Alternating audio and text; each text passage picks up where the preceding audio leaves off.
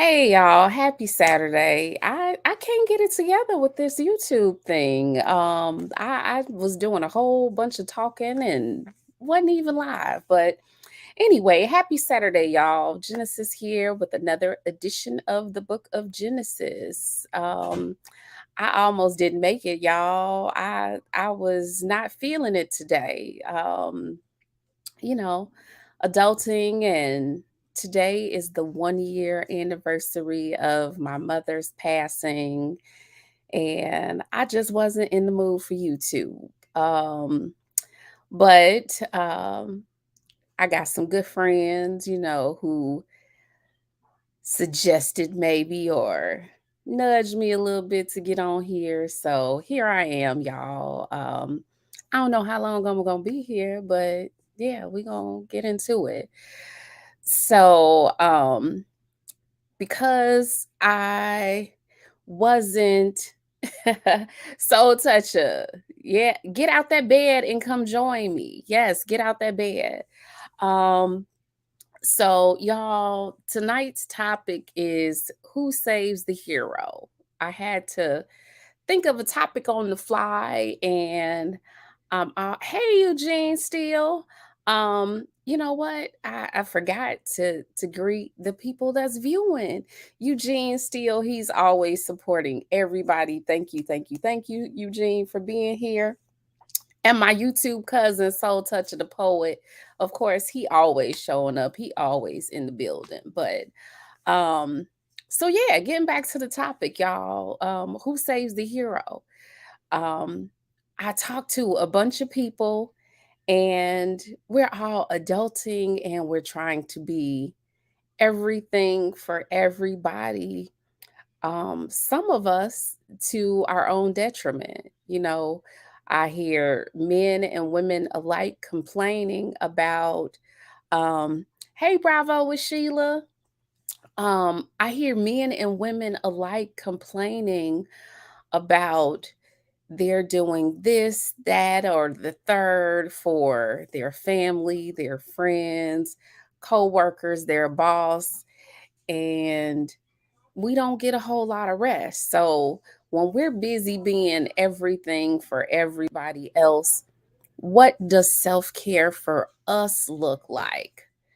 Uh-oh, y'all, my internet cousin then got out the bed and he is about to join the stream. Always a pleasure for me to welcome Soul Toucher the Poet. What's going on, my internet cousin? Hey, cousin, how you doing? I'm here. I'm good. I'm good. All right, all right. How you been? How's your week been? My week was pretty good. Had to get some cortisone shots in my knees the other day. Oh, Uh, geez. then I possibly got to get some shots in my back next week. So I'm here, Uh-oh. Look like this age is catching up with us, huh? man. Oh man. So I know from us talking earlier in the week that you were traveling, Yes. uh, of course, doing daddy duty, and we Yes. talking about heroes tonight. Yes. Doing daddy duty and trying to be there for your kid. Mm-hmm. But so yeah. Okay, Eugene Steele made a comment and said, Anton once said that before you help everybody else, you have to care for yourself first. Facts. Facts. Absolutely. Facts. Absolutely. But do we always do that? Most Like, people don't. I'm talking because I wasn't really in the mood for YouTube today. I was like, okay, I have to come up with a topic on the fly, and everybody I'm talking to, we're all busy running around. I got to do this for this person, I got to do that for that person over there, and we run ourselves ragged. Mm-hmm. Um there's only so many hours in a day, and it seems that many of us, I know myself, I need a few more hours in the day if that were possible. I'm Oh like, I, man. I don't even know how much sleep I get Hmm. normally. And where do we go? Where do the heroes go for rest or restoration? What does that look like? How do we find that? And even more important, all those people that we are there for, are they there for us in the same way? Mm, What does reciprocity look like, Because from what I'm hearing, most of us aren't getting back what we're putting out, that's true. which is unfortunate. Like, we're tired. I know I am. Like, this week has been a heck of a week. And, we out in these YouTube streets. I can't keep up. I cannot. I'm like, Oh okay, man. I'm trying to keep up with all of the content creators, schedules so that I'm showing my support. Hmm. I got mommy duty, I got adulting, I got work. I'm like, what do we do? Sometimes you got to slam that hammer down and just take that time out for yourself. And say And no. my famous thing to people is get a prescription of fuck it pills. And A prescription of fucking pills. I yes, like that. I like yes. that. I mean, because and I talk to a lot of people, and it's mostly women who are overextending themselves for other people, making sure everybody else is okay, whether it's family, friends, children, or whatever. And they often say that if I don't do it, it's not going to get done. But my thing is, like Hey, Eugene Sahel. said, like Eugene quoted Anton, if you're not taking care of yourself, how can you effectively take care of other people? And we really need to understand that and take that to heart. I a long time ago, I said to myself, I have to check out, because if I'm always doing for other people, I will Mhm. never do for me, never have the time to do for me, and that reciprocity is not going to be there. Right, right. Well, that's what I'm learning. And I'm not a people pleaser at all.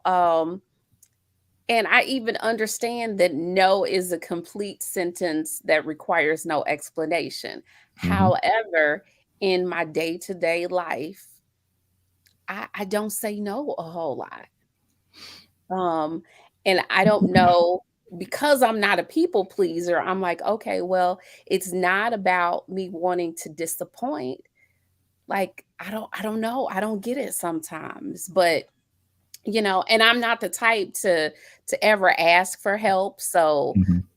if I have something that needs to be done, I try to figure it out, on my own. If I'm asking for something, then it's usually when, you know, I'm at the end of the rope, Right.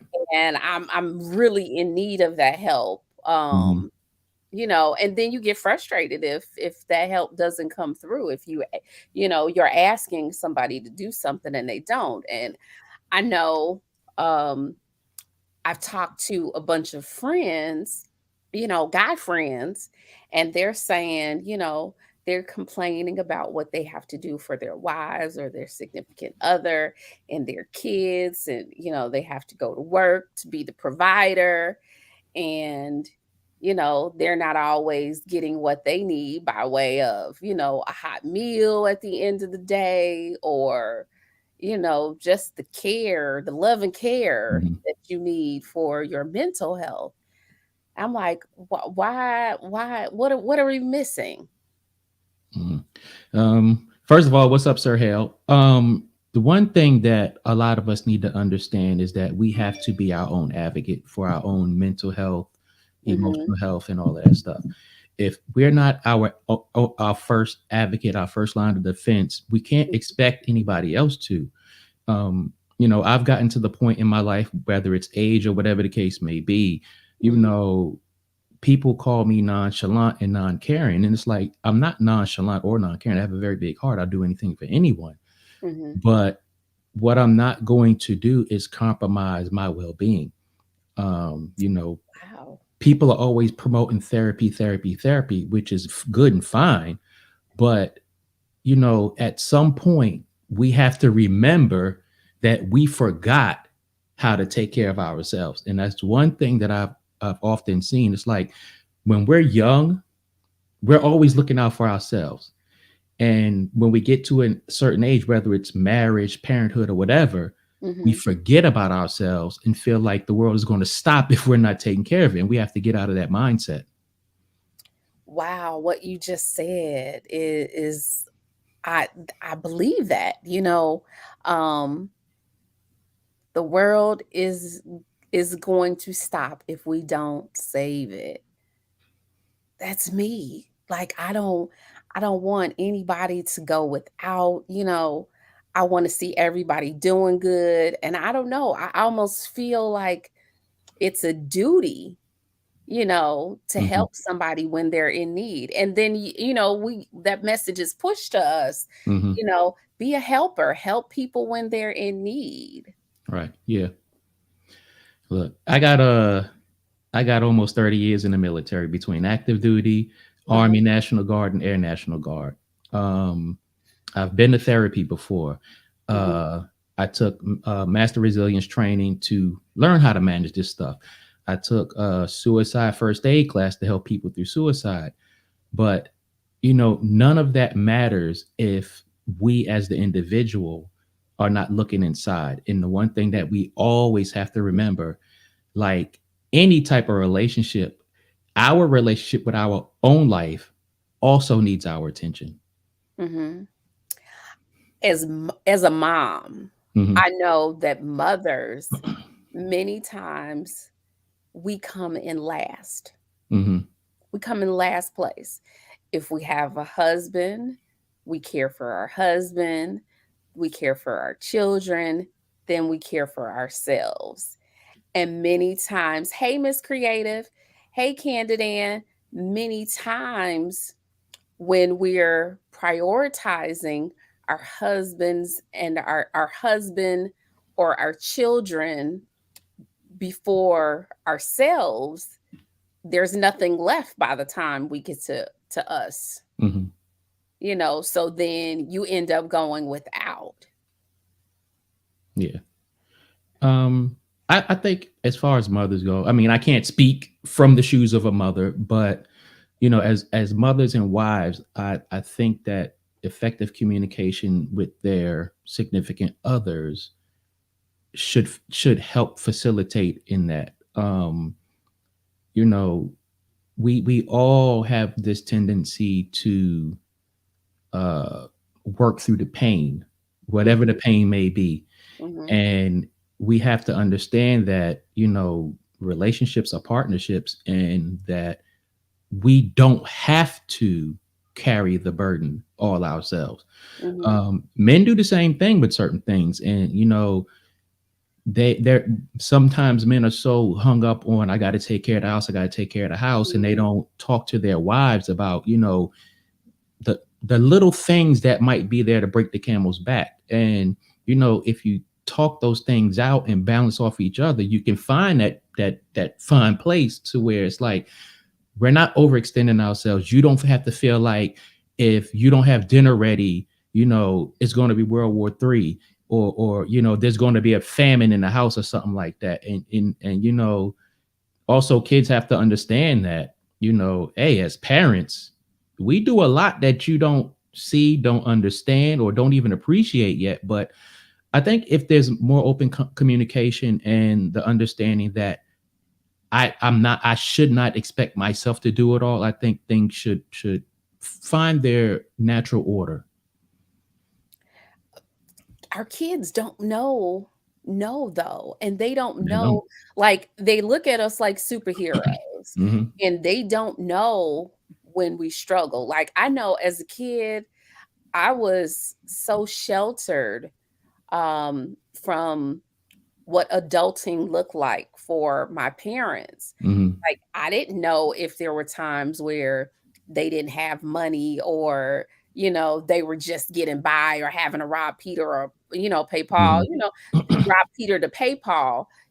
As kids, we think, money grows on trees. When we need, they're just going to go out in the yard and pluck something off and make Hmm. it happen. And most parents do that. Mhm. We don't share the tough times with our kids for, where we're keeping them in a child's place. Mhm. Um, and then as adults, in relationships, I hear men and women complaining about being burned out. Mhm. Yeah. So, are we having the conversation with each other, or we just doing what we have to do to get by? I think for the most part, we're doing what we had to do to get by. It's funny that you mentioned the sheltered part, and you wasn't privy to what your parents had to do. Yeah. Um, on the flip side, I wasn't sheltered. Um, I saw the struggle. I was cursed at with the struggle, but still I thought money grew on trees because it wasn't explained to me in that way. It was, as a kid, you go to the store, you see the next shiny thing. Hey, mommy, can I get this? And next thing, put Mhm. that goddamn thing down if I beat you, all of that stuff. No, what was the thing we hear? When we get in this store, You better not ask for don't nothing ask for nothing because you ain't getting and nothing. don't touch nothing. Don't right, But but you're not talked to, and you don't understand why or what that means. And as a parent, I'm pretty sure, deep down they felt some kind of way for saying that to us. But at the same time, it was like was a better way to say that. Um, I never said that to my children, in that manner. Like, look, I don't have the money for that right now. Um, recently I took my 17-year-old out because I'm gonna give him the car that I have, and I Mhm. was taking him out, letting him drive, getting oil changes and this, that, and the other. And I sat in the Hey, passenger seat. Charles. I gave him the debit card. Hey, bring that up. Mhm. And I said, you see how fast $300 can go? And his eyes was like that. And I was like, see, this is a lesson in life to where, you can't do it all. Money doesn't grow on trees. So, I mean, those conversations got to be had. But at the end of the day, we have to stop putting ourselves in positions to where we burn ourselves out for the sake of trying to save the world. Yeah, I don't know. I don't know. And when we're in relationships, though, aren't we trying to save, you know, men? Mm, We hear about men, being Captain Save them. that's a sticky one right there. Some do it by choice. Some do it by situation. Some do it by force. I mean, uh, as men, if we're honest with ourselves and we find women that accept that honesty, then I think that should lessen that issue. Um, but we have to understand that although we want to impress a woman, Mhm. we should not do that to our detriment.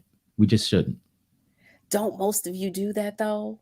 Like Most if you most of them do that. I you don't do said that. them, make sure you excluded yourself from that. Not But most well men do that. Like because if yeah. they're out, if they're taking ladies out on dates, they try to, take them to a nice restaurant, and then, they're spending however much Mm, on, dinner and drinks, maybe a movie or something like that.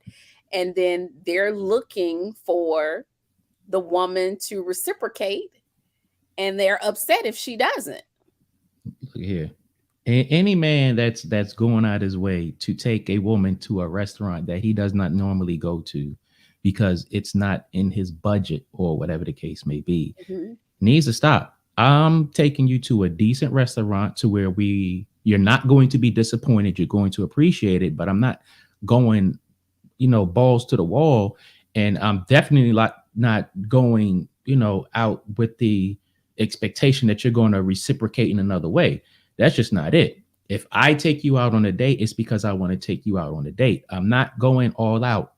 If we are together like that, Mhm. every once in a while we'll do something special, but it's not going to be a habit. I mean, because again, I have other things to take care of. I have, children that may need something no matter how old they are. um And that's just how I look at it. That's interesting. That's interesting because I don't see that happening with men. Like, if you're in a bar, then they're going to buy drinks or, as they say, buy the bar. They're gonna try and buy the Mm. bar. Um, and then, if a woman doesn't buy him a drink in return, then he gets upset.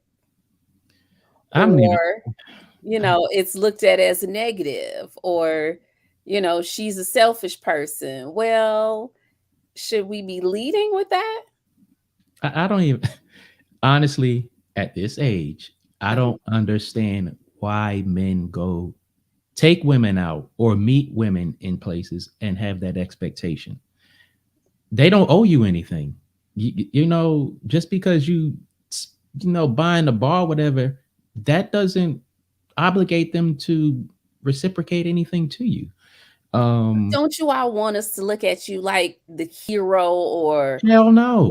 not the savior as in, higher power savior, but Not me. Not me. really? And I honestly, and people may throw flags on the field, but it's taken me a good while to get to the point to where it's like that's not even in my brain. If you go out with me, or I take you out, or whatever, or I meet Mhm. you out, okay, cool. If you want to talk to me afterwards, okay, cool. Um, but I think it's the mentality of the man, and where his head is at, what Mhm. his influences are.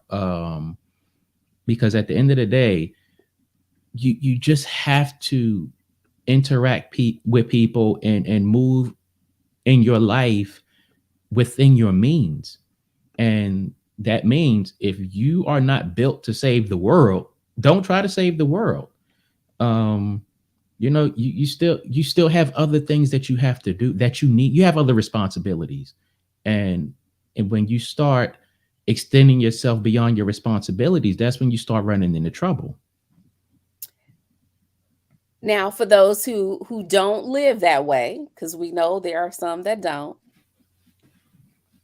say a guy has been dating a woman, and he's not going by the thought, hey Robbie, he's not going by the thought that, I should take care of my priorities first, because we know a lot of us don't. We're Right.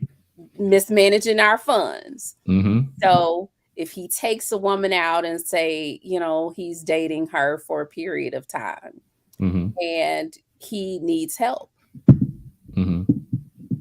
should he be able to go to that woman that he's been dating for help? That depends on the nature of their situation. I mean, I'm not gonna call it a relationship. That depends on the nature of the situation. If this has been a short term thing, uh, not necessarily. But if whatever they are building within each other, if it's a reciprocating type of situation, then maybe. Mhm. Um, I've often heard, what's up, Robbie? I've often heard that a man should never ask a woman for money or anything. Um, What?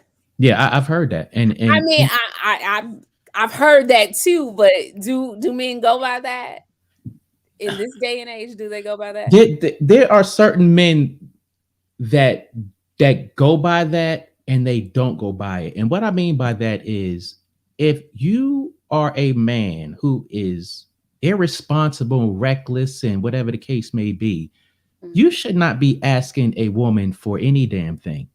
No woman. I Not don't give even it. if he's been spending money on her. No, hell no. Because it's like that's like a credit card situation.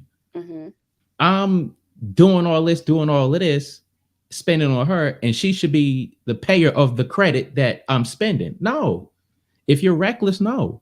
Now, if you are responsible and something happens and it's like, hey, I need such and such because of this, that, and other, then okay. But then again, that depends on the nature of the relationship. But as a man, you should be able, for the most part, to self sustain yourself and need little help because you are managing your priorities. And you should not expect for a woman to have to bail you out if you are being reckless and irresponsible. Interesting thought. Now, I'm about to go here. Go there. If a man is supposed to be doing that in this day and age, there are many men who believe that a woman should be paying half. Under what circumstances, I have to ask? Any circumstances, if they're in a situation where they're just cohabitating together, and even in some marriages. You know what? Whatever works for that marriage. I don't know. I look at it like this. I have my own house. I have my own cars. I pay my own whatever. Mm-hmm. If a woman comes into my life, into my situation, I'm not expecting her to pay half. Uh-oh. I'm expecting her to contribute to the betterment of our lives. Because the one thing and I know there's many men out there, one thing that we do not want to do is put ourselves in a situation to where if things go left, she leaves, we are dependent on whatever she brought to the table. I'm not putting myself in that type of situation. So if you come into mine, I'm not going to say, oh, you have to pay half. No, you contribute. Whatever that looks like, whatever we agree to, I'm not expecting you to pay half so that I can be like, okay, you're paying half, and now I'm dependent on that half. And if things go left, now I'm sitting there in a messed up position because a lot of people who do that, well, not a lot, some people who do that, well, you got to pay half, they take that as now I got extra money to go do extra Mhm. things. And now again, you're dependent on that half to cover everything else because you went out and said, "Oh, I got extra money now." Is that why they're asking for half?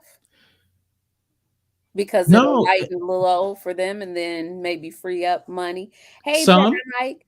for some they do that. For some, it's the principle of it all. Hey, if you're going to be here, we're going to do half life, whatever the case may be. But again, that Mhm. depends on how they discuss their relationship. I mean, but for me, I'm not expecting you to come in and pay half. I'm just not expecting that. Okay. All right. Say that a little louder for the people in the back that Mm. didn't hear, because I don't think that people are living like that. No, they're not. They're not. And there's men out there, like you said, the Captain Savings. There's men out there who feel that they got to do it all to keep that woman happy, and it's like, why are you putting yourself through that? Because now you're forcing yourself into a situation to where the world is on your shoulders, and if things go left, she's gotten used to the lifestyle that you've given her that you can't even maintain. Okay. Okay. Now, in the traditional sense, Mhm. where the man is the provider, where the man is the provider, then isn't isn't he sort of being quote unquote the superhero? If he's taking care and doing everything for the family. That traditional sense thing is that always bothers me to a degree. Um, I mean, because we're talking, if you're talking traditional sense in 2022, what does that even look like? Um, because it looked I don't different. know. It looked That's the different in 96. It looked different in 86, 76, 46, 36. It looked different then. Um, it was expected for the man to be all of that. But things got expensive. marriage got expensive, family got expensive, gas got expensive, utilities got expensive. And, I think men need to take it into consideration that whatever your salary is, you need to get you down a whiteboard or pen and paper and map out what you think that's going to look like to see if you can afford to do that.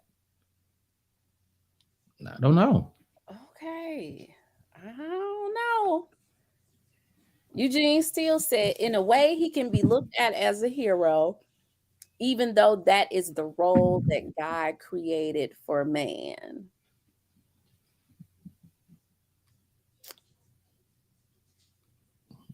Yeah, he can be looked at as a That, hero.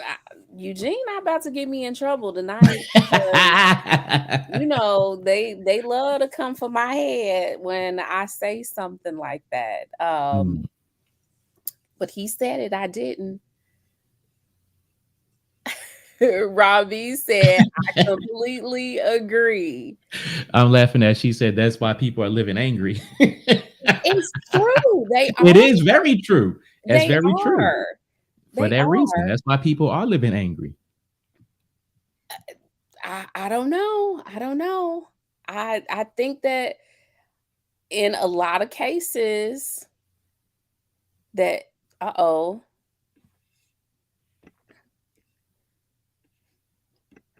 Robbie said women also have to lessen the pressure for material things. Yeah. And men stop needing to pressure themselves into thinking that women require such material things. Now, okay, this is I'm about to go here too. So, say that whatever it is that she's expecting from the man is what she is accustomed to. And maybe what she's accustomed to may not be the same for him. And he's feeling the pressure because he's trying to keep up with whatever lifestyle she has been accustomed to. That's where those conversations come in. That's exactly where them conversations come in. Because, you know, as a wife, Hmm. we should have had all those conversations ironed out ahead of time. And if you're accustomed to the certain lifestyle that either I'm not going to sacrifice my well-being for, or I just Hmm. can't afford, if that's what you require, then you need to go somewhere else. And I do not have a problem saying no. I just don't. I'm not Okay. extending myself for anyone and not getting anything in return, or not being able to sustain a comfortable lifestyle, so to speak. Okay. Robbie says, then why not pick a man that can afford what she is accustomed to? I don't know. That too. Uh-oh, Jedi Mike said either you die a hero or you live long enough to see yourself become the villain. Mm, ouch.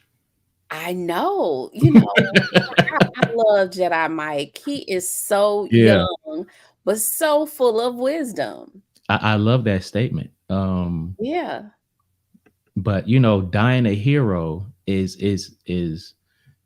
that's a strong statement. You either die a hero or live long enough to see yourself become the villain. And you know, the way I'm gonna respond to that is you don't want to die a hero in vain, or live long enough to be a villain in vain. And what I mean by that is, as you were opening up with, we go out of our way to take care of other people and do all these things, and it puts all this added mental, physical, emotional pressure on us. Mhm. And we've extended ourselves to where everybody is okay, but you know we 6 feet under, and everybody's saying, oh, that was a good person, they took care of everything, they did this, they was always there, you died at hero. And it's like, was it worth it? And then if you stand on your principles and you be responsible with everything, people look at you crazy like you're the villain because, oh, you're not doing this, you're not doing that, and you only think about yourself. And it's like, yeah, because at the end of the day, who else is going to take care of me the way I want to be taken care of? Nobody but me. So if I got to live long enough to be the villain in that aspect, then so be it. Well, before I ask my next question, welcome to the show, Sir Hale Speaks. Sir Hale, Hi, everybody. It's me, Lady Hell. I'm Oh, what's it's under. going Lady on? Hale. Hey, I'm, Lady Hale. hi, I'm under Sir Hell's speaks avatar, but Uh he huh. is in. He's right next to me, and we have been listening to the conversation. And thank you so much for having us, Yes, you're very welcome. Of course, anytime, always, always. Sir Hell. Can you say something? You gotta say something too, cause you next to me. What's up, y'all? Yeah, I'm actually in the car driving now, y'all. Just hey, what's up, Genesis? What up, Soul Toucher? What's up? What's Hey. up? So, what y'all think about tonight's topic about who saves the hero? Are men and women attempting to be heroes in their relationships or marriages or with their children and overextending themselves? I think in some instances, yes, and and then in some instances, no. In No. some instances, when I say yes, is because a lot of times, especially, and I'm going to speak from a marital perspective, when Mhm. it comes to husbands and wives, Mhm. they they seem to try to compensate or overcompensate for things that maybe they didn't do in the past Mhm. because they wasn't necessarily in a position to do, and now maybe later on or something like that, they try to compensate for times past. And then you have some everything is it goes to extreme, like extreme modes.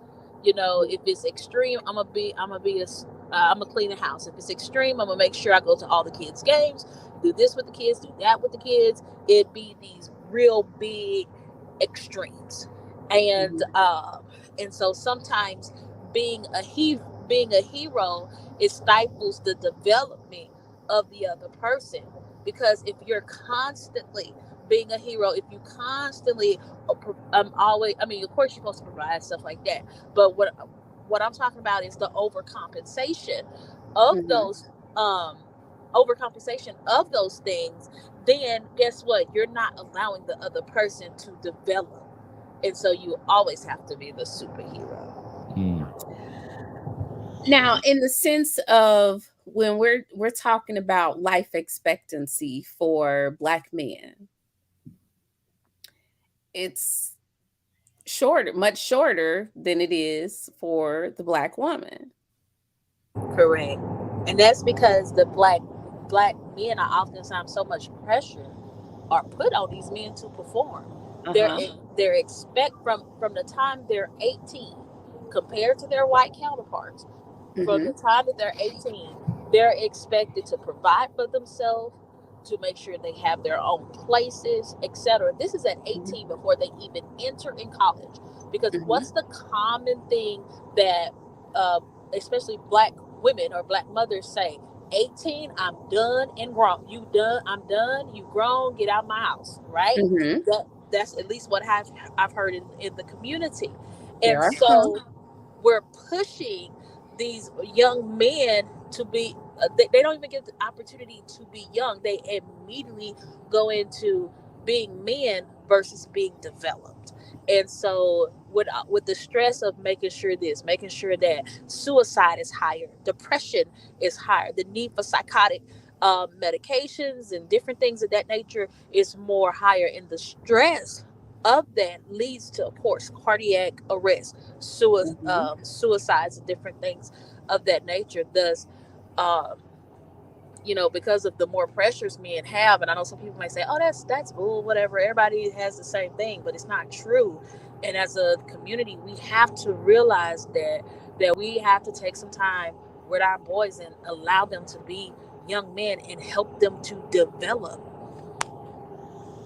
So now, when we're in relationships or marriages, is it our duty as girlfriends or wives to lighten the load for the man in our lives?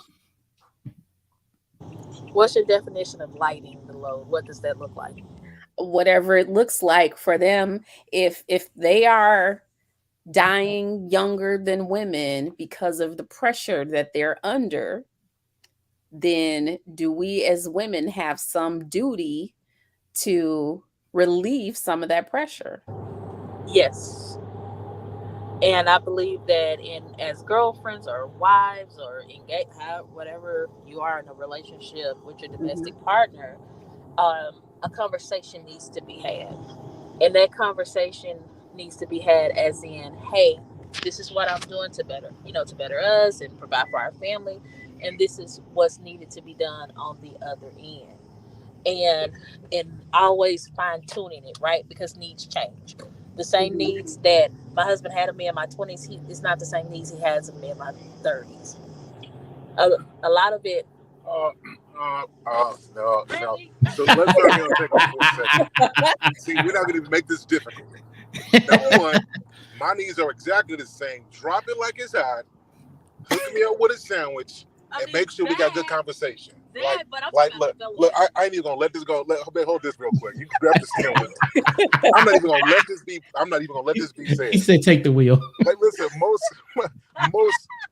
men are pretty much the same, and the need to be a lot of the stress. A lot of times, for real men, it ain't that men want women to pay the bills and do hard stuff.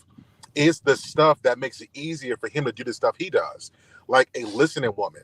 That Mhm. I don't think a lot of women understand how deep that goes for him to be heard and to be understood, because that comes off as a form of respect, Mhm. right? Consistent sex is an important thing, and not just somebody laying there on their back, just like get it over, but somebody who's active.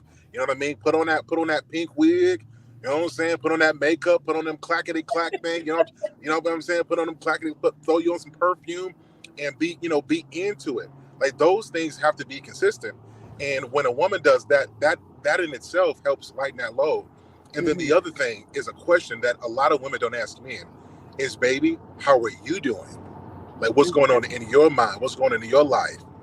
Those kind of things help to alleviate a level of pressure that makes a man keep on doing what he does. Because when he loves you, he wants to do everything for you anyway, right? Mhm. But those things make a difference, and that's how women can lighten the load. I bet. Give me the steering wheel. Okay. Oh man, So, lightening the load for the man is not necessarily financial. not It's at all. removing the stresses in other areas. Yeah, I agree with what the Hales are saying, and also to add on to that, that man also needs to be vocal in what his limits are. Mhm. The woman cannot always be held accountable for lightening the load if he's ho hum in the situation. So it's all about communication at the end of the day. But then are we communicating with each other That's if the problem. if No, a men lot are of them are not. complaining about the women in their lives and women are complaining about the men in their lives, then are we communicating those needs? Stop communicating and talk to each. I mean, stop complaining to other people and talk to each other. We got a new guest Facts. joining us, the wonderful, The the world traveler. awesome Talk Williams in the building. I love that you say my name correctly, Genesis. I could give you a hug. If I could get $1 for all the times people say Tack Williams. I used to Right. say tack. I used to say tack until you corrected Don't me. bring up So old stuff. Don't bring up old stuff. It's part of this relationship thing. People bring up Oh old stuff. man. I'm in the I'm past. I'm in appreciating the you past. for what you get right. We in Okay. a relationship. So guess what? I'm Yeah. looking for everything that you get right, and I'm gonna big up that. All right. All right now. That's what's up. Yeah, what's going on though? I want to say hello to the panel, What's up? What's everybody in up? the chat. Hello, sir. This was the first time I heard Sir Hale and his wife referred to as the Hales. The hells. I had to do it, man. I had to do it. Yeah, that's cool. Bro, what is your name again? What is your name? Who, That's on the me? panel. Soul Toucher, the poet. Soul Toucher the Poet. Okay, got you. Yeah. So come on, Genesis. What's up? What did I miss? I know you got the hot topic. We talking about who saved the hero. Who's the Yeah, hero? who saves the hero? A lot of us are being hero for the people in our lives, our significant others, our children, our friends, relatives, co-workers, the Sure. boss, to the point that many of us are overextending ourselves. Yeah, So, how do we get rest or restoration when we are exhausted? absolutely. I was in different relationships. Mhm. I was in one relationship where I was kind of the hero Mhm. because when she would have issues, especially financially, I would jump in. Okay. Mhm. I would even allow my bills to go unpaid so that she would be okay. Mhm. And the reason for that was I knew I could get back onto my situation before she could probably straighten out her situation Mhm. because her finances, she wasn't good with finances. Let me tell you, she was fine, beautiful, the body, all that. Looked good, Mhm. fixing breakfast with rarely nothing on, all of that. But when it came to them dollar, that dollar sign and them decimal points, Mhm. a wreck, a wreck. So a lot of times I would take the hit for her. And we used to talk about that after the relationship was over, Mhm. you know. So what I learned was if you don't take care of you, you cannot really take care of others. Hey, Sally It's Sam. such a cliche when people say, I'm doing it for my kids, I'm Mhm. doing it for my husband, I'm Mhm. doing it for my wife, I'm doing it for the community. If you don't take care of you, you ain't gonna be able to do it for none of that. And that's why even in the wild kingdom, the king lion, he eats first. And then the mother and the kids, I guess they get the rest of it. Because if he don't get fed, he can't go out and really make it happen for them. So you gotta, it's a strange thing about relationships and human beings. Mhm. The people that will do a lot of harm inadvertently, not the deliberate, intentional, just inadvertently, are the people who say I love you and give you a kiss at night.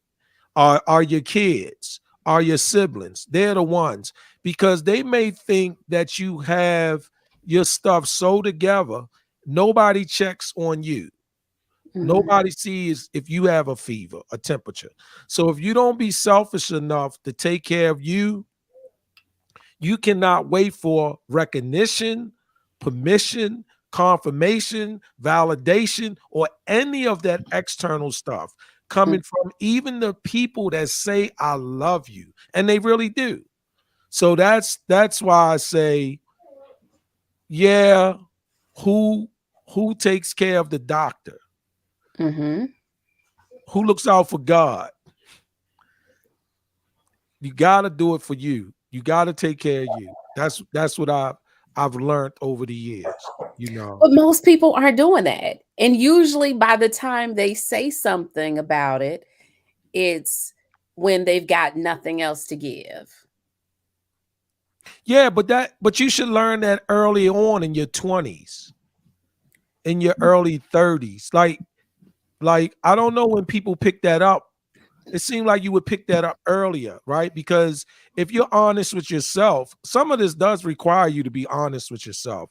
Like you know the difference between you being overextended and the other people making you overextended.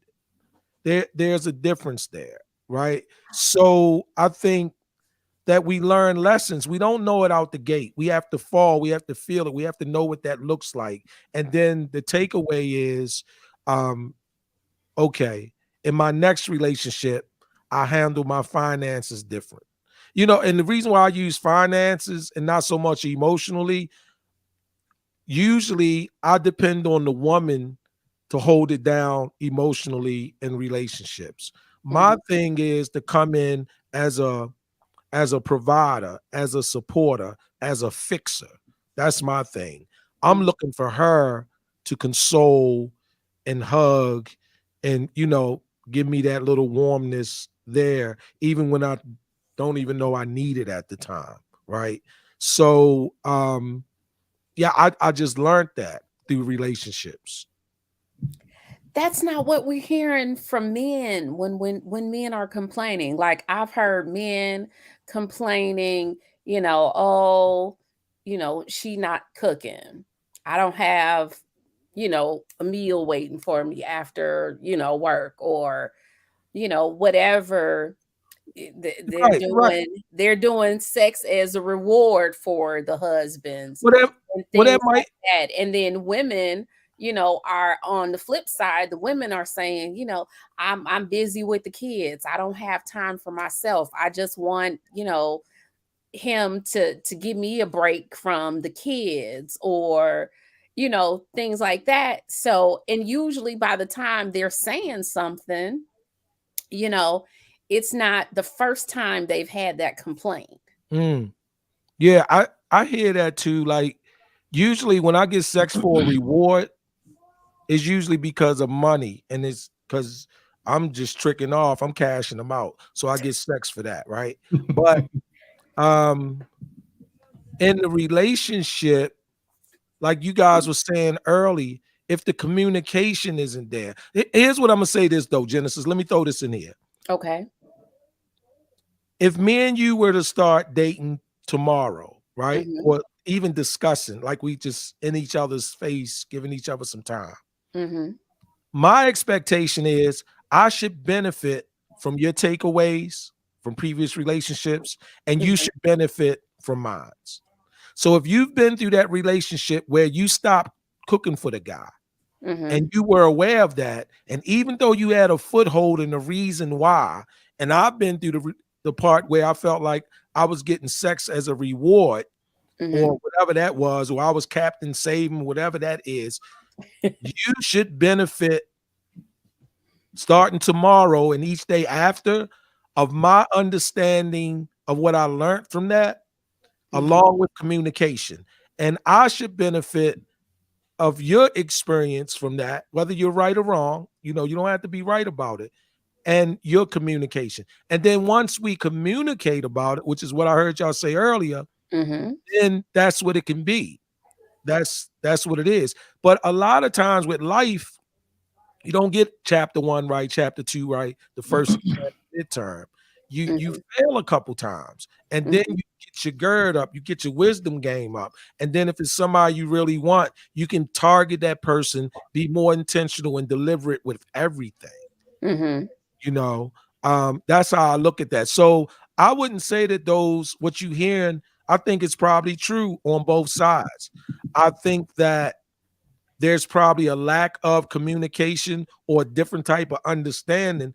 I've been in relationships where that's how I won her over, doing things, and she never cooked. I took her out. We ate. We whatever. Why would I expect her to start cooking 3 months into the relationship? Unless something has changed or morphed in our relationship where it makes sense for her to cook and she makes an effort to cook, like that. In other words, if she doesn't say, hey baby, in her own words, hey baby, look, we really in a relationship now, we don't have to go out and waste money. See, I like that when a woman says we don't have to go out and waste money on eating out, when she knows good and well I'm the only one paying for it every time. I love that because she's being thoughtful. And she might be like, hey, I want you to try something my grandmother showed me. or my mother showed me, or my girlfriend showed me, or something I got off of YouTube. We're going to try that. Let's just have fun with that. See, that's the part where, to me, that woman that cares about not only the man, but the relationship, she Mhm. will do things like that without my requesting it, without me saying, I just can't afford it no more. We can't afford whatever like that. That's, to me, where women come in. That's a woman to me. That's how I look at that. So, But when we're busy, like we're busy adulting and life is happening, you know, do we have time to think all these things through the way you're expressing them?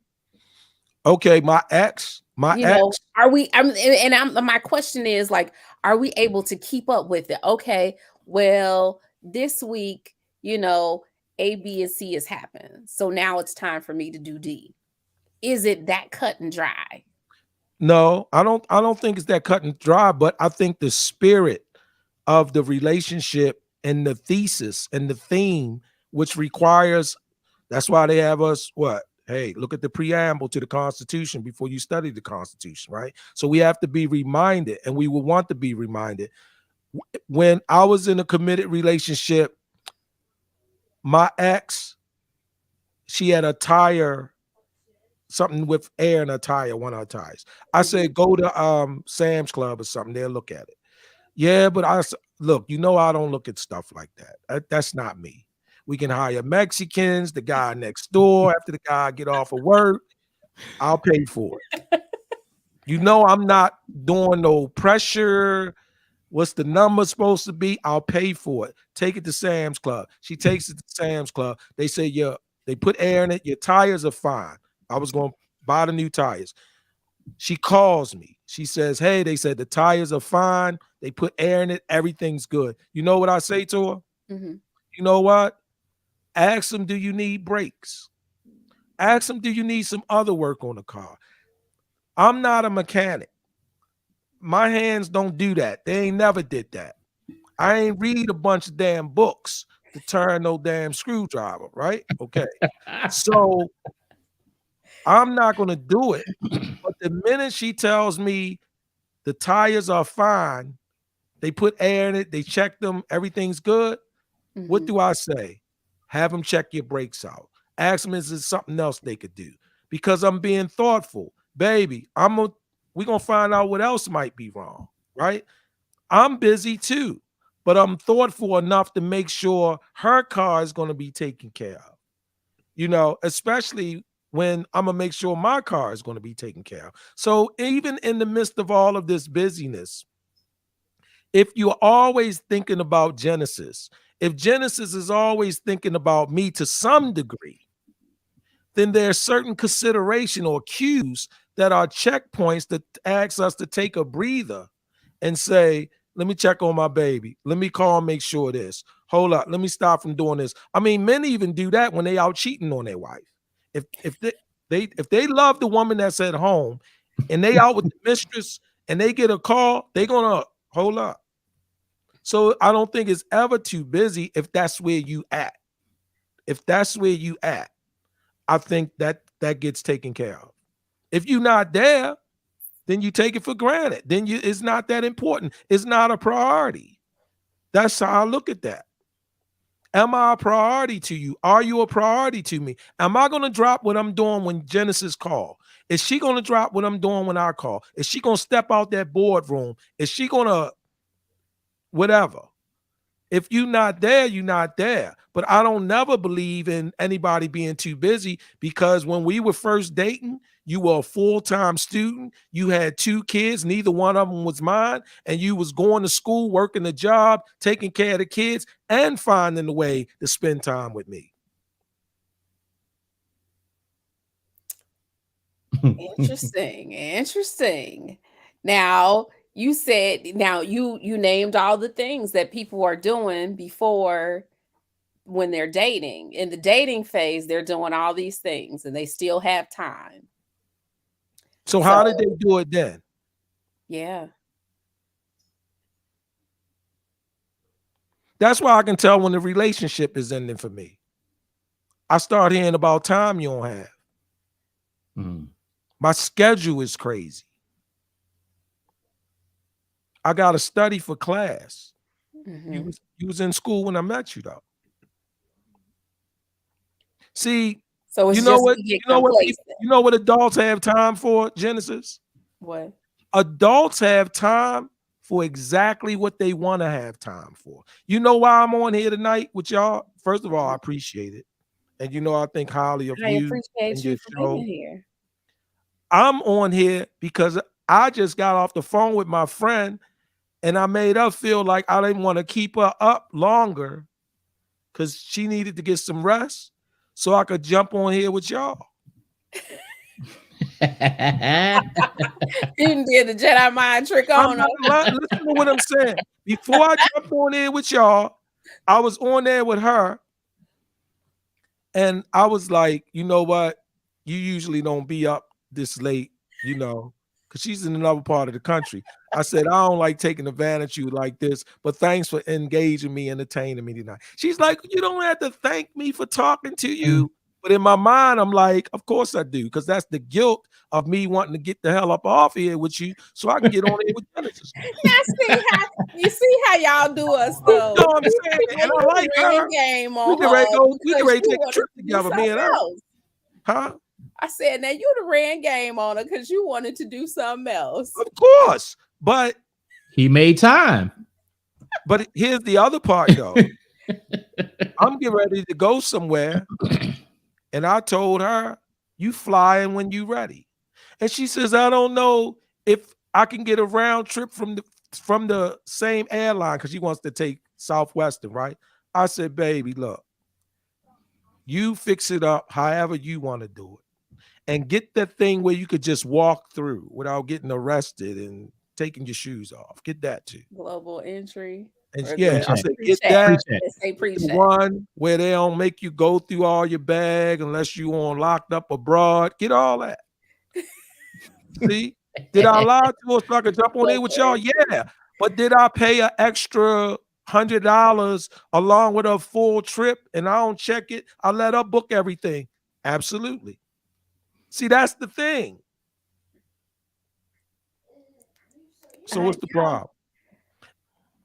So as soon as this relationship start dwindling, she tell me that price, I'm gonna be like, babe, you need to check Greyhound. You can't trust these guys the way we used to. Sally Sale said, talk to him, talk. I'm just telling you what it is. That's facts, though.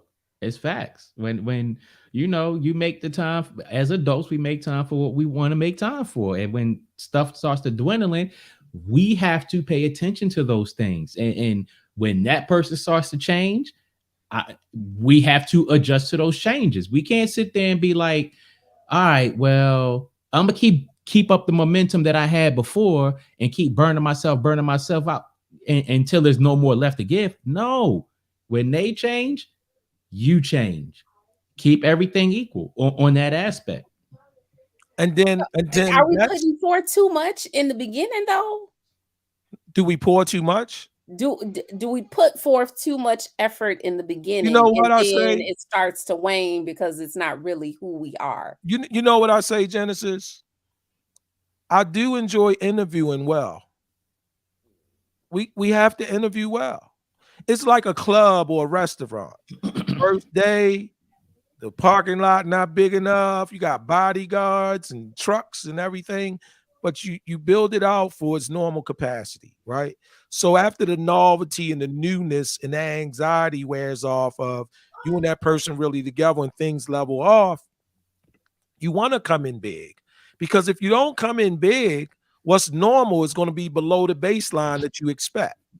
So you come in big, then it settles down, baseline. It's like taking the cake out the oven, room temperature, let it settle down, and then you should be off and running. Now, the part that we got to do, though, is communicate. And what I've experienced over my relationships, because I've never been married, is that women, I will say this, women are more apt to confront the issue than I have been. I don't want to speak for men, than I have been.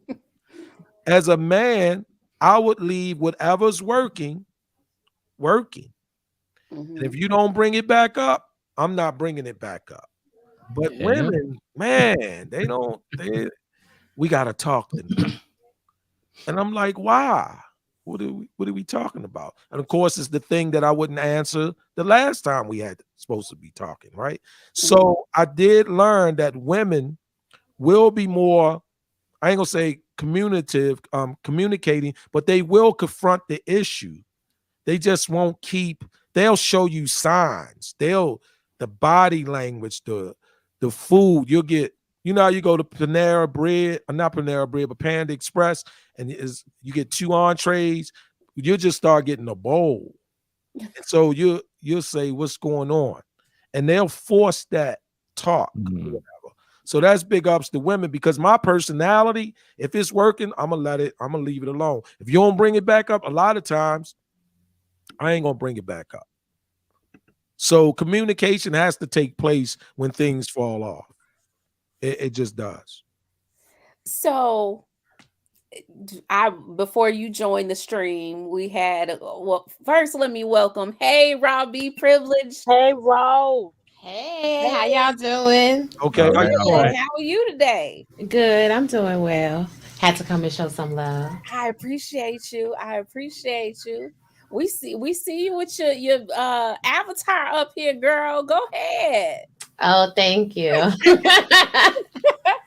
So, Todd, if let me did you hear the question that we talked about earlier? I don't know what point you started listening. No, When I was talking about the life expectancy for men is much shorter than it is for women. yeah, it's usually about 3 to 5 years, close to the 5 years or something. And I was asking the question if it is shorter for the men. And we talked about, some of the reasons why it is possibly shorter. Do we as women have a duty to lighten the load for those men in our lives? Well, let me answer it. Let me dance for a minute in my answer, okay? Okay. So my dance is this. I think that in a committed relationship, because I've never been married, but I've been in exclusive relationships where I didn't cheat for a long time, right? In those types of relationships, I think that we should want to lighten the load both ways, Okay. because the load is different. My lightening the load for my woman is different than her lightening the load for me. I Okay. think that should happen with being ignorant to mortality or lifespan. Now, when we talk about the ages, which they vary, because right now I think everybody's losing in terms of the age of mortality. It's just dialing back. Whereas though Hmm. before it was going up, it's like a pendulum swing. But let me say this. Here's what I don't know, because I don't like to do, I know it is absolute. Here's the truth. Here's nothing but the truth. And you can't handle the truth. That's not me. Here's what Okay. I'll say. I don't know that genetically, historically, going all the way back before social media, skyscrapers, telephones, TVs, World War II, World War One, slavery, the government, Romans, and all of that. If that is a natural propensity for the lifespan of people, or have women and men's relationship been such that it's been weighing heavy on man as we know it, Homo sapiens or whatever, just as a generic hereditary thing. I'm not aware of that. I'm completely ignorant to that. Now, if you're asking me what do I think anecdotally or viscerally, right? Hmm. What's my gut? What do I think from where I sit? Ultimately, I would say yes. Why? Because, like I said before, there's no time in the relationship that we shouldn't be lightening the load for us. And if you're with a woman who's so detached or disconnected from how heavy the load can get, then maybe we need to communicate some more. Maybe you need to show her, hey babe, here's where we at. And it's just not like that anymore. This is what's going on. Here's my situation. You go to the doctor. That's the advantage. Like I say, I said this. I know I'm gonna shut up, Genesis, in a second. But that's why I always say when it comes to married people, they Mhm. have such the advantage because typically people that are married, people are going to go to the doctor. People that are married, they're going to be looking out for each other. People that are married, they're going to move different when it comes to things that can attribute to your mortality. People that are single or in committed relationships, they can still kind of be on the island when it comes to insurance, checkups, and different things like that. So that's why I say, like I said, that should happen anyway by default. And I don't have enough information about it just needs to happen so that the guy won't die quicker. Because I don't know how long people have been dying, men have been dying as soon as women. If we date it back before vital statistics and all this other stuff was Mm. available for us to either look up or just read. Okay. So, hey, Miss Raw B, what you got for us tonight? Oh my God, you guys have been talking about so much good stuff. Yes. First of all, the 50-50 thing, I completely agree with Soul Touch. A lot of these men are out of control, they're out of pocket. Like, if you cannot take care of a family, then you don't need a family. Because, I was in Angry Man's chat earlier, he made an excellent point. You're giving a woman the keys to leave you because you forcing her in a position where she has to make the end. She has to bring money to the table. And men do become dependent upon that. And then when the woman leaves, they become upset because she leaves with all of her assets and then they have to pay child support. So they really get out of control and attitudey. But, Mhm. it's about people making responsible choices from the beginning, from the onset, and actually having conversations and digging deeper into one another's personalities. But when it comes to men living longer because of wives, it's true. It's true because, like Tag said, we'll keep bringing up the question. You done hurt your arm, you got a bruise on your arm. You ain't did nothing about it, but it's 3 weeks later, the bruise is still there. Well, That's have you gone to the doctor? That could be a blood condition. You understand what I'm saying? We're gonna make you drink that smoothie. Oh, I hate it. It's so gritty. It's pulp. But no, drink the smoothie because you need to. You know what I'm saying? Stuff like that. true. So there's benefit to both sides. But again, I just simply think nowadays people don't really want relationships. They want hookups. It's hookups that turn into situationships that turn into long-term relationships, marriage, children, or whatever. But it's never really a courting or a getting to know you. Mhm. Now, I know that you can relate because you're a mother, and I haven't met one yet that doesn't. So, well, maybe you might be the first. I don't know. As mothers, when we have a significant other or a husband, we usually prioritize and we come in last. That's By true. the time we get to ourselves, there's nothing else to give. Yeah, that's true. And men needs to understand that women need to replenish. Like, men do bring a lot to the table, but I don't think they really see nor respect everything that women bring. There's a lot of times men cut the grass short. Cutting the grass is the easy part. Come in this house, especially if you have a big house and no maid. Clean this whole house. Make sure dinner's on the stove by 5, 6 o'clock. Keep these kids in check. Do the laundry too. That's a lot. And then, God Mhm. forbid, if you have a job or you're creating a business, that's just added stress. You really don't have no time. And then it's like, well, why aren't you smiling? Because I'm tired. Why you don't want to give me Mhm. that? Because I'm tired. I'm going to bed. You got some women, they put so much into their family. They sit on the bed at nighttime waiting for you. They didn't took a shower, got all freshened up, smelling all good, lingerie on. You go take your shower, you come back, she sleep. She tired. Absolutely. Absolutely.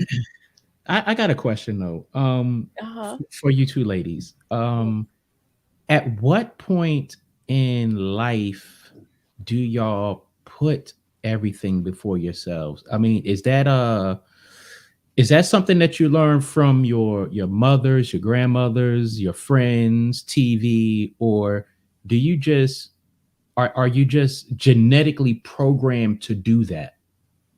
I was Go I ahead, Jen. I don't know if it's genetics or if it's conditioning because that's what we're told. You got to be a good wife, you got to be a good mother. Well, what does that look like? Being a good wife is taking care of all of his needs.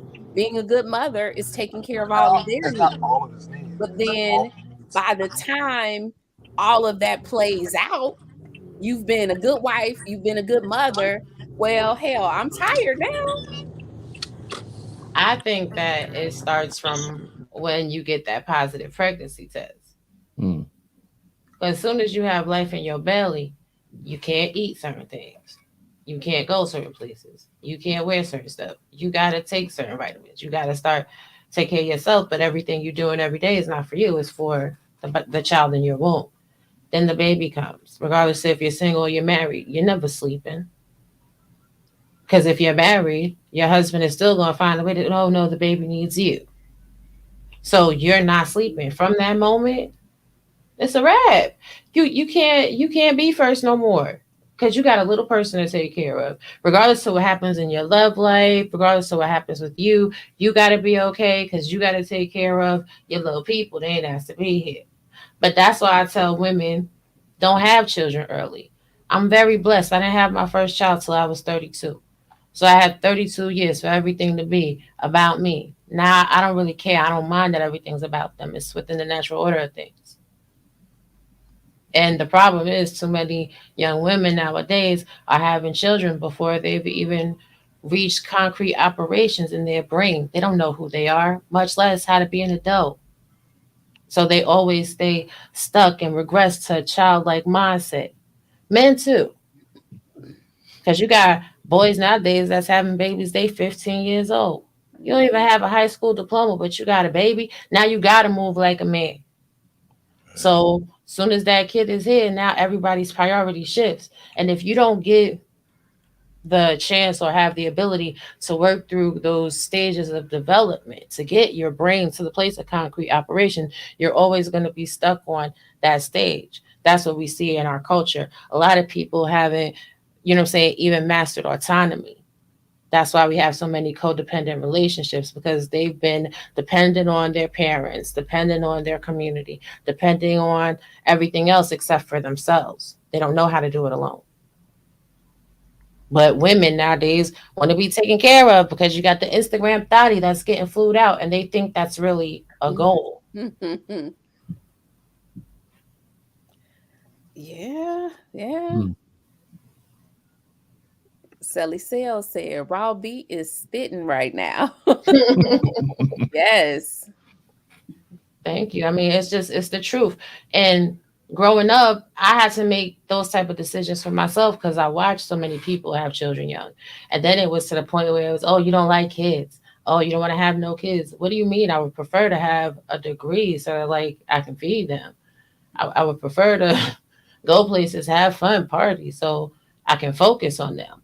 And then when I had children, everybody's whole perception, their whole energy shifted. So that's another thing too. Our society puts too much pressure on girls to have babies young. Oh, if you have babies later in life, you've hit a wall. You're not worthy. You're not going to be chosen. Come on, man. Why can't people just be? Yeah, yeah. I was one of those young mothers, even though I had a husband, I still felt the pains of being a young mother. You know, it did grow me up really quick because I didn't have a choice. Hmm. because you got to be a good mother. So Right. then it's no longer about you. It's now about the kid. And because I had a husband, then it was about the husband and the kid. Right. And they don't talk about that part, for some women where you get into a point where you got to choose between your husband or your kids. Because we have those relationships that get so toxic and crazy. It's like, well, do we stay together as a family unit and make it work? Mhm. Or do I put my children in a better place for their psychology, for their mental status? There's a lot of Can I people say holding on to something? nothing. Hmm. Yes, Lady Hale. Um, because when it comes to, picking, right? Mhm. Naturally, we're taught, or from a Bible perspective. If I know everybody don't follow the Bible and everything, but for me, Mhm. your husband is always supposed to be first. And I know some people Mhm. will argue with me and say, "Oh no, your kids, when you have your Nope. kids, that's your priority. That's your number one thing, right?" But we have seen how that's caused a lot of dysfunction in our families, because if True. when we put the children before them, not that we don't love our kids, but when you put your children before the person who brought help you bring these children into the world and provide. I'm not talking about toxic people, because I understand that that's a whole different that's a whole different thing. But a lot of times relationships get toxic because we place our children out of the natural order of your husband, your children, and then the rest of the rest of your family. And Mhm. at the end of the day, we have to really get perspectives in order, because yeah, that man gonna feel a certain way. You ain't giving him no attention. Okay, he gonna look to Susie or whoever else, whoever Mhm. gonna give him the attention that you once give him, right? And like you said, naturally a man is gonna say, "Hey, I know you need to spend some time with the kid and the baby and all that when we have the babies." I was a young mother as well. I had Ernest and Sir Hill and I had our first child when I was 21. He was 19 years old. Mhm. And again, that whole overcompensation and undercompensation and all that stuff, we did experience that, and we had to really get that in order, because everybody has their space, and a lot of people, they are oh, it's all about you or your child. Yeah, because many of us is raised by single parents and everything. But when you're married and you're in a relationship and somebody's there with you with that child, everybody has their place, and you have to put people. You have to put your children in the proper place. Otherwise, it will get toxic. I mean, that's true to an extent, but you also have to teach your children. So the time that you spend together when you're in that type of marriage and you're raising your children together should be together as a family. I agree. And most times in most marriages, it's the mother is doing all the heavy lifting and the fathers are not. That was not my story. I'm glad it wasn't, but I mean, we're talking in generalities and we're talking about the masses. The masses of marriages are where women are doing the heavy lifting and the men aren't really dialed in with the kids. The men aren't going to the parent teacher conferences. The men aren't going to the doctor's appointments. The men are not really staying up with the children when the children are sick. So that's when you need to have balance. Men have to do their part in raising children in order for women to do their part as far as giving them attention. I understand. So, Robbie, you think that women aren't doing because the men aren't doing. Is that what you're saying? Men aren't leaving room for women to do. Men Okay. aren't providing that security. A lot of men are very ego driven and they want to be the king of the world, king of the castle, king of this, king, king, king.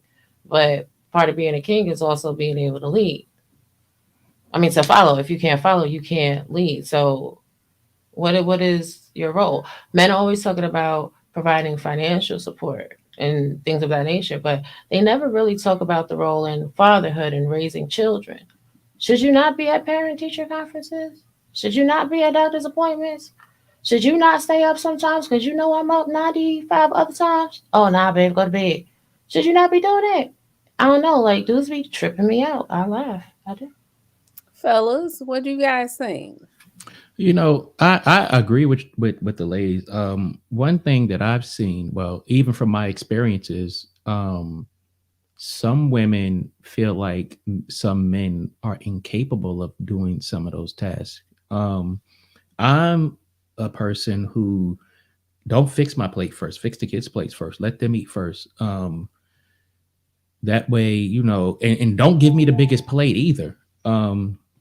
You As don't want a far big piece of chicken either. No, I don't want the biggest piece of chicken. Because just for me, it's like you work all day, I work all day. The kids is home before me, or whatever the case may be. Feed them. I'll eat. Um, and when it comes to staying up at night with the sick baby, this, that, and the other, I never ever had a problem doing that. And in fact, you carried the baby for 6, 7, 8, 9, 10 months, or whatever the case may be.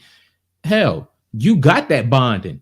I don't have a problem getting up at 2 o'clock in the morning so I can get that bond. I don't mind it. I don't mind going to doctor's appointments. But some women are not used to that type of stuff, and some women don't understand men who are eager to do that. So it does go both ways.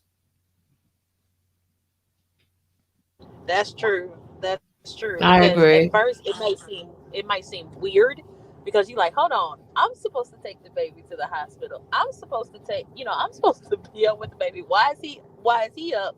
Because a lot of us, that's what we have always seen, and that what we have always been tradition. We always was just taught. Basically, we see what we do, right? And I know for me, when my husband was like, "No, I got him, babe. I'm gonna go make the bottles." I wasn't used to seeing that. And then me personally, I had to back a little bit. And sometimes some of us as women, we gotta back a little bit and let that man do that. Uh-oh, you cut out a little bit. That's when it was getting good. You said we as women have to back a little bit, then you cut out. Okay, I think So she's I'll jump in until she comes back. right. Yeah. So like a lot of it is, first of all, let me agree with what Rob B said. And when I say agree, I mean I look at bell curve, right? I look at standard deviation, normal distribution. So 68% of that, overwhelmingly a majority, the default is the woman, the woman, the woman, the woman. I know that for me, there were there were situations where I was available for that. A lot of times the men may not be available Once, for that. It kind might of, be but once with we the pass a certain thing, it start working right. Uh-oh. The castle Mars. it may be a situation where Because it's we a have schedule. we have For full me, most of the bars. time, I've never been I locked don't. into We have I I had don't think they know that they're unmuted. Mute them and Yeah, mute them again if you can, it's Genesis. nope, you can't. It's doing something weird. That's probably because they're at a bad signal area. Yeah. Yeah. So, yeah, no, I was saying for me, I was able to do those things because I oh was my always God. readily available to do it. Yeah. So I wasn't locked in where I was like at a job and couldn't leave, or um, my schedule wouldn't allow for me to whatever. So I had the advantage of that most of the time. I think a lot of times it's like I can remember getting a call um, 100 years ago. My daughter was a shorty and she was with her aunt at the mall, and they said she fell and hit her mouth. So you know me, is she bleeding? Right? Like, no, she not bleeding. Okay, did her teeth fall out? You know, and Mhm. this, that, and that. And okay, well, her aunt said, well, I'm gonna take her to the hospital, whatever. Okay, call me when y'all get there, and then I go, meetings, different things like that. I did participate in that, but I could. But I knew some guys, even my brothers, they couldn't get to that stuff like that. Now, when I say they couldn't get to it, I don't mean they weren't in the position to make a decision to or not to, but they were working. They might have been on a construction site. They might have been, it's different things like that. But I do agree that by default, that lifting is mainly, as I've seen it, done by women. And I've been to PTA meetings, especially in the hood, because that's where I come up at. And you look around, and it's like you and one other dad there, and there's 18 mothers. Mm-hmm. And the principal is or the teachers, they're extra thanking you for being there, like you're doing something special when it's supposed to be normal, right? Mm-hmm. So yeah, I won't be able to deny that. But like I said, the life that I lived as a shorty and as a younger adult, I was just always available for stuff like that too. I will say that. And to add to what you were saying, Top, the one thing that I don't get with a lot of dudes, men or whatever you want to call them, that have established jobs, I don't understand why they say, "Well, I can't because I gotta go to work. I got this, I got that." When I know for me, I got sick in vacation time, and it's nothing to be like, "Hey, I can't come into work," or "Hey, I need to be off on such and such day." I don't understand why men leave women to carry that heavy load as if they're the king of the castle, so to speak, and like that's not their child as well. Usually when a mother gets ready to go back to work after having that child, she has to get back on her feet. So it's like that conversation. That's a conversation that should not be had. It should be just a given from my understanding and from my experience. But we all know there's a lot of people out there who too young mentally and figuratively to comprehend that. Yeah, but I guess my question would be, does that become the game breaker in most marriages or committed relationships? If I think about both of my kids' moms, I don't think when we went our separate ways, that was one of the reasons in either relationship. So I don't know if that's the game breaker, that's a deal breaker, or that's what starts the process or whatever. It may in some relationships, but it wasn't for me. We it was different reasons. I cannot even recall like my homeboys or my brothers or anybody telling me where they got a divorce or they ended a relationship was because they couldn't be there for their child. That might have See, been part of it, but I just don't remember that being the thing up front. right, because it's never the thing that presents as the most obvious cause of a Mhm. problem, but it is most assuredly a basis for reason. I mean, people oftentimes have little resentments, and little resentments turn everything else into a whole nightmare. Oh, you didn't put your sock on the floor, but if you were doing other things with the sock on the floor, it even matter. And that's the point with relationships today. Mhm. People don't communicate at all, and they just hold on to situations until the light being on in the bathroom or a sock on the floor becomes the bomb, and everything's done. And of course nobody's going to tell you, well, we had struggles and we had resentments and it built up for years, and it was just her brush on the counter that did it for me. You understand what I'm saying? Like, Yeah, absolutely. Yeah. And Mhm. I was saying that to Soul Toucher earlier when I was asking the question, he was saying it was about communication. And I said, well, are we communicating that? Because we have women that are complaining to other women and men complaining to other men. We're talking to everybody but the person that we need to be talking to. And in many cases, they're not having that conversation at all with the person that they need to be talking to. but see, this is the thing. Sometimes you'll have the conversation with the person you need to be talking to, and are they mature enough to have the honest conversation? Because oftentimes when you have conversations like that, people have a tendency to feel like there are fingers being pointed, In attack mode. Yeah. instead of just saying, okay, well, I can see, and if this, then what I'm saying, that's not what people do. Oh, well, you say, and I never, Yeah. and you. Yeah. So People will that's shut down and deflect. Yeah, definitely. Yeah, so that's the breakdown of communication. We've never been taught how to, or we haven't built up a good enough foundation before we get to certain places and relationships to be able to understand one another. Yeah, Yeah. I think that that's, yeah, definitely that. I think that a lot of times we go too far deep in already, and then we're confronted with, we need that. We need to be able to do that, and we're beyond the point of finding out that we couldn't even really do that. We couldn't really communicate. We couldn't really be honest. There was always something out there, but now we're in. It's kids, it's bills. You on my credit. We just got a house together, and now I find out you're not a good communicator. Or now I find out that when we need to discuss the hard things, it's like we're in so far. So I think a lot of times that's where people find themselves in relationships, maybe not with a house or something, but they do everything, and then it's like this person really don't have this particular skill set, or it's all defensive. It's all this, it's blame, it's this person isn't accountable. They're not accountable. They're not responsible.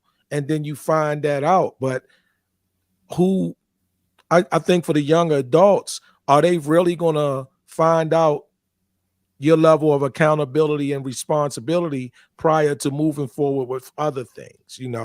Um, like Raw B, when she says she had her first kid at 32, that sounds to me so orchestrated and planned. Like that age makes sense, right? Like that makes sense. But a lot of kids is 15, it's 18, and then young adults is 21 and is 22, and they're on their second child. And Mhm. so, they're not even friends with the father and all of this stuff. It's just people are so young, they're so immature, and they're so far in. And if that happens, I'm not going to say they don't get it right for that situation, but a lot of times it's not until the next relationship that they show up with the wisdom or the takeaways of that one, if the trauma isn't so bad. Mhm. Not To to add on to, men- go ahead, go ahead. Not to mention the grandmas that be in the club. Well, not even the grandmas, but the moms and daughters that be in the clubs together. And then now they grandmas, you 40 and you got three grandkids. I mean, God bless the women that do. But my my mother didn't have me till she was 26. Therefore, she wasn't a grandmother until she was 62. I couldn't see not living up to that measure. You know what I'm saying? Like I just Yeah, that's that's something. apologies for cutting you off though, so Session. Oh no, you good. To add on to what y'all was saying, I think people need to stop having the fairy tale conversation with a fairy tale mentality. I mean, honeymoon conversation with a honeymoon mentality. Um, because people tend to have certain conversations, but they don't have them seriously. We can talk about, yeah, my credit is this, my bills is this, my this, and I could do this and I could do that, but it's not, once you start having these conversations in the honeymoon phase, you need to really start having these conversations in the honeymoon phase. You need to be able to express, what your skill sets are, where you're strong at, where what you're working on, in order to come together like that, especially if kids are going to come into the equation. You need to be able to say, hey, if this is the route that we're going to take, this is what we as a unit need to do, so that you as the woman, you're not overextending yourself and feeling like the man is not there, and the man too, hey, you know that conversation needs to be had. And that's something that I've learned over life. Yeah, but so I just I think the challenge a lot of times is the age. Hmm. It's like a lot of these kids or young adults, they just get in so deep. And so where do they hear that message early? Where do they get that opportunity to slow down? It's like I come up in the neighborhood, you know, little guys, little girls, a lot of them didn't know who their father was. So Hmm. you don't have a man's presence, right? Their mom going through different men, and they see that. So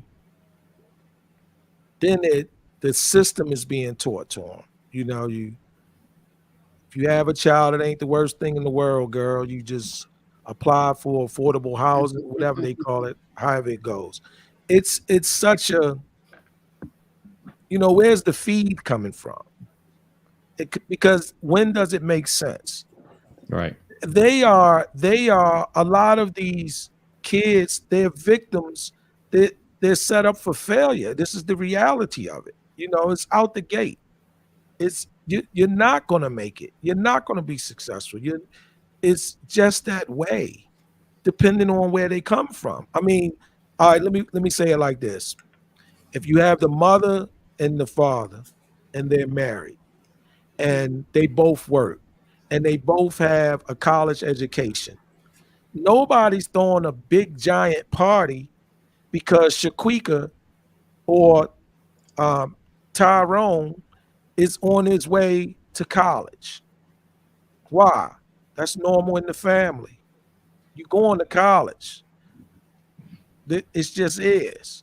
Somebody talks about something, they say, "Well, she'll be gone to school next year. He'll be gone to school." So they might do a little something on your way out, but we're not printing T-shirts like somebody died and pouring wine and liquor and lighting candles because you're going to college, right? But a lot of these kids, they come from that, you know, and think about the ones that they're not going to college. There are other situations. They're joining gangs and they're whatever, however that goes. And so then they wind up with these kids. And then that's why I say in many of these cases, a lot of what we're saying, while it's all true, a lot of it doesn't have a chance to become life or real for them until they get the second iteration of a committed relationship or a husband. Because depending on where they come from, and I'm not talking about everybody. Thurgood Marshall, the first black man sit on the Supreme Court justice. He come out the rough ghettos of West Baltimore City, but the rest of West Baltimore City didn't. So I'm not talking about the aberrations or the extremes or means on the other ends.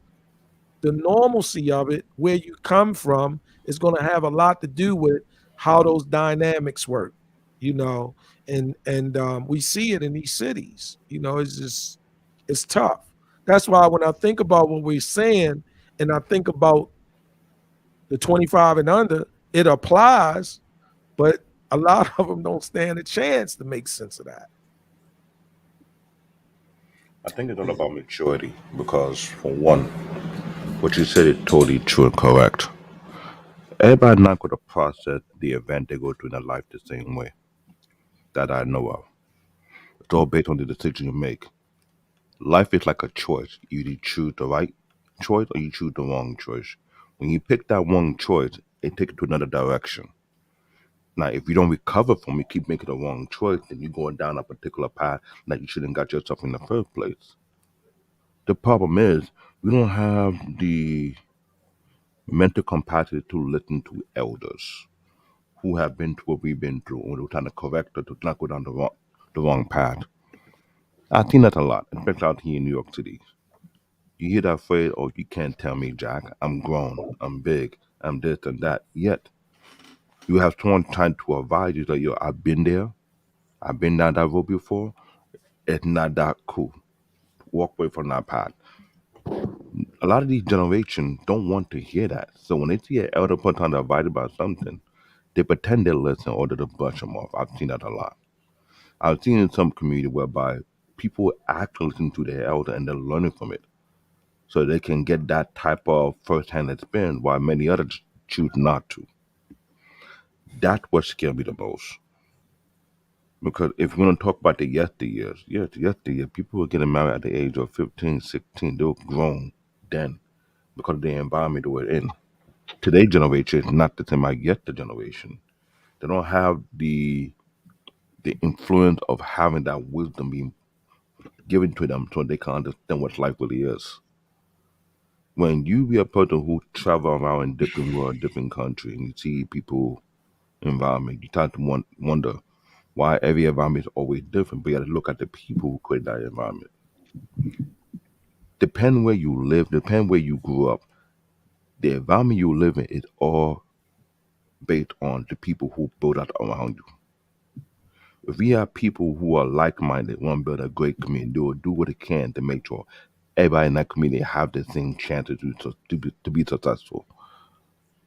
If you go in an environment whereby everybody's all individuals, everybody out for themselves, then you out there in the shark pool. You got to figure it out on your own. If you figure it out, great. If you don't, it's whatever. That seems like what's going on in today's society, no matter where you go to. There's some area they want to help you to be successful, and there's some area they don't really care. They throw out in deep blue sea. See, you figure out on your own. When it comes to childbearing, that's when we have this problem. People want to chastise or correct you or be like, oh, well, it's your own problem. I've seen people get kicked out of home because they got pregnant too early because they go sent to go to school, not to get a boyfriend or girlfriend. While others just, no, it's okay, I'll cover for you. They take over for the baby, let the girl go to school, do what you got to do. And I've seen different side of it. But as I watch every environment, I always know there's a pro and a con to everything. In some environment, they make it no big deal, but that same person keep on popping out more kids. It's no big deal, do the same thing, and they use that to gain the system. Well, I'll be from New York. She know how we see it out here. There's some people who literally on purpose teach their kid the gain the system to have multiple kids, along they can get money from it and make it a lifestyle. I'm not even here about people who have multiple generations using the system. They want to get out from where they, and I find that weird. But that's what goes on in other areas. They don't teach that. They give it that taboo. Like you are sent to go to school. You have kids before you even finish high school. You put a shame on our name. Some people are put in that type of fear.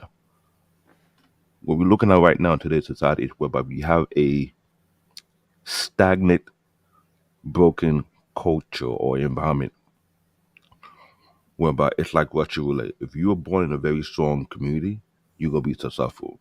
And if you're born in a very weak community, it's only a chance if you have a strong will to be successful. That's how it looked like because I would say I didn't have it either, even though I came from a family who were put to be wealthy from both sides of the family, but they're bloodthirsty. I'm sharing that from my African perspective. When you come from an African family and you're coming for a royal bloodline, you would think that you're good. No, it's not always good. There's sometimes you have people who are just grimy. They don't want the younger one to be successful. They want to eat them out and maintain that status quo so no one can take their throne. Like, really? In some cases, that's not the case. I know that no matter where you are, if you're born in the poor region and you're born in a rich region, I see it. There's no difference in both sides. I've been around people who are wealthy and rich. Most of my uncles were multi-millionaires. They lived a lifestyle. But were they happy? No. One wasn't happy, one was happy. One was better, was okay. They want to have three wives, but still better, they want to have two wives, but they were happy. I saw both sides. You know how confused I am? An American kid who was born in America, but both parents from Africa, living in the motherland for 7 years. We see things that you cannot even comprehend, and you still feel like you're lost for 7 years. You're trying to process all that information, and at the same time, you feel like you're out of place, no matter how much time you try to fit in, but you still feel like you're out of place. You know how hard that is? 7 years, and to keep on reminding me where I came from, never let it go. Yo, that was a mental warfare for me. I had to really digest and understand their environment, why people think the way they think, why they have an issue against foreigners, especially people from the UK or in America. I had to figure out why there's a cultural war between different people, even though you're from the same clan or you're from the same country. I had to figure out a lot of things because it wasn't like the US. US, everybody mind their own business in New York City. Everybody go about their own business. Over there, it was all about tribal, religion, not the moment I left the Now, country, the moment I left the country, I kicked the ground because I understand that society. And I compare with this society. And like, what is the difference? What is the similarity? It's all based on the environment of people build for themselves. But now let me ask you this question: since you were the product of a polygamous uh, marriage, then in the sense of a superhero, as we're talking about it, whether it's the husband or the male or the female, because there's multiple wives in that sense and just one man that is responsible, then is it different in your culture because it's kind of a group effort?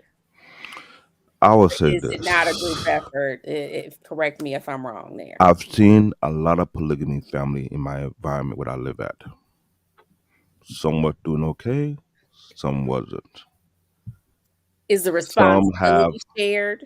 hmm? Is the responsibility shared? Like, does each wife Oh, only take care of her own children? I know they all have responsibility for the one husband. I'm saying those who live together under one roof, responsibility are shared out all across the board. Who Okay. responsible for this? Who responsible for that? The polygamy affair whereby the wife live in her own house, the other wife live in her own house, and the husband can choose where we want to stay at. It's not so. So it's all about who gain more time with the man. Okay. And I've seen both sides. When I say I'm confused, that's why I'm adamant against that because it doesn't make any sense. And you know, the one that live under the one roof, I've seen the part whereby everybody get along, and I see the part whereby it's like an internal war. Mm. Who will get favored the most? So to me, I never liked the idea of it. It's only by God grace if you find the one that all get along very well, and they truly get along very well. Then that's the very great thing. That's very, very rare. Okay. Then, God forbid, the man was about to die or delete himself, or he get deleted. And all of a sudden, you wonder if they were really getting along together or they pretend to get along together. That's when you realize the dynamic of that family. In some case, they get along together. In other case, this is mine. This is mine. You were number two. You were number. It happens to the point whereby I scratch my head. What was the point in getting that type of contract in the first place? We gained Wow. there because of the wealth, the rich, the resource, the access. Like, what is it all about? Because these men that were engaged in this type of relationship, they were mighty big men. They were ruling a particular region. Mm-hmm. When I say generational wealth, that being passed down by 5, 6, 7, 10, 15 generations. And Mm. they keep that wealth piled up on top of each other. So when they want to take over, who get a cut? That's what was going on. The only time I saw one that the family get together very, very well, one of my uncles who got deleted by armed robbery. When I was a young kid, I watched his two wives get along so well that I thought it was a joke. I put my uncle to the side. Are they both your wife? He said, yeah. Are they always like that? He said, yeah. They never argue. No, they act like sisters. They act like sisters. Mm-hmm. You gonna tell that American kid that you able to have two wives living in the household together and they get along very well without no. No, you say cap. But I couldn't take. Wouldn't cap you. I was like, man, that's a lie. Wow. But it happened in rare cases whereby it blew my mind. In other cases, you could see the tension in the air without even going there. You could look at it like, okay, Mm. take a butter knife. Don't even try to cut it. It might bite you in the finger. That's how bad it is. The Mm. Wow. high school I went to, the man with a big great man who had three wives, he got deleted before he married the fourth one. And the remaining three was happy that never happened because you know why? If the fourth one come, what do I They get? had to split with the more Mm. parties. So the other three somehow had to make some kind of mutual agreement how they go work this thing out. all for the sake of their kid, because this one got 4, this one got 3, this one got 5. And based on your share, you got to break that between 4 kids, between 5 kids, between 6, whatever. It never looked good. So what I say, those type of lifestyle is meant for the ruling class and the 1%er, because they have the resource for that. But me, I will never want it. Even if I got the resource, hell no. Because for one, I'll need a lifetime supply of Advil, because there'll be nothing but headache. I need the hair club for men, because it might drive me bald headed. And I need a lifetime supply of Viagra. Oh, geez. He It done may went sound, all the way left. no, it may sound comical, but man, you juggling between multiple wives. Hello, make sure you got your doctor on speed dial in case something wrong with your body. They can check on you quickly. Because Let's if get you spend one Lawrence night, no, listen to GTV this, take the in joke. here. You spend night with this one, she enjoyed, you broke down. The other two cannot enjoy it. Who do you blame? The one who get the last ride. That lead to a fight. Now, how long it take you to recuperate? It depends if they can wait for you. Now, there are scandals whereby some women cannot wait no more. They'll hide a little toy on the side, which they're trying to hide from the husband, because the husband find out you and your kid are out of my house now. These men don't play around with that. But Mm-hmm. lately, somebody informed me, oh, that we ain't signing. They found out a lot of these women were having kids out of wedlock, and these big wealthy men never knew about it. Wow. There's the reason why. You are trying to juggle more than one woman. You can't satisfy them all. That's why I say lifetime supply of Viagra. Hello. You're human. You're not Superman. You're not the We are Incredible Hulk. superheroes. All of us are superheroes. Cap. We gotta welcome our next superhero You came to from Capitron. the You're not a panel. Decepticon. You're not an Autobot. You're a Capitron. Hell no. Get out of here. Not Capitron. Our next superhero, welcome to Nah. the panel, That's Mr. Lawrence Capitron. More than meet the GTV. eye. Hell no. Hey, Oh, Lawrence GTV. hey, how you doing? You doing all right, Miss Genesis? I am doing wonderful. That's good. How's everybody else doing? I hope y'all doing fine. I'm just Doing trying to good, enjoy doing this good, doing weekend one good. day at a time. Yeah, I was just just on YouTube, and I seen you was live, and I figure I stop and help you get that the watch hour time. So Absolutely. I you know, appreciate you for being here. Thank hey, you. you're welcome. You're welcome. Hey, thanks for Hey, having me. Black Man Unfiltered. Huh? I was Oh, speaking. I Black see. I Man see. Unfiltered just entered the chat. Um, So you a superhero? who me? Yes, you. I seen the thumbnail. It says, "Can you save the superhero?" What is? Who I don't want to saves the assume. What does that superhero? mean? Who saves the superhero? A lot of us are, adulting, and we have significant others, we have children, we volunteering at the church, and many of us are overextending ourselves. So who helps us? Who saves us when we get to that point? Um, you want Or my honest? do You or want do my we honest get self? opinion? You want my Yeah, honest I opinion? want your honest opinion. See, me, I'm gonna always go back to with anything I do. I try to go back to like where it started. I think it started. Who saves the superhero? I would say that the superhero was developed Mm-hmm. a few decades ago. That's where I think the incubation started of the superhero, and we are in what's the modern day. And when I say that, think about it like this: 30, 40 years ago, people had more children, right? Mm-hmm. It was normal to have 3 to 9 children, right?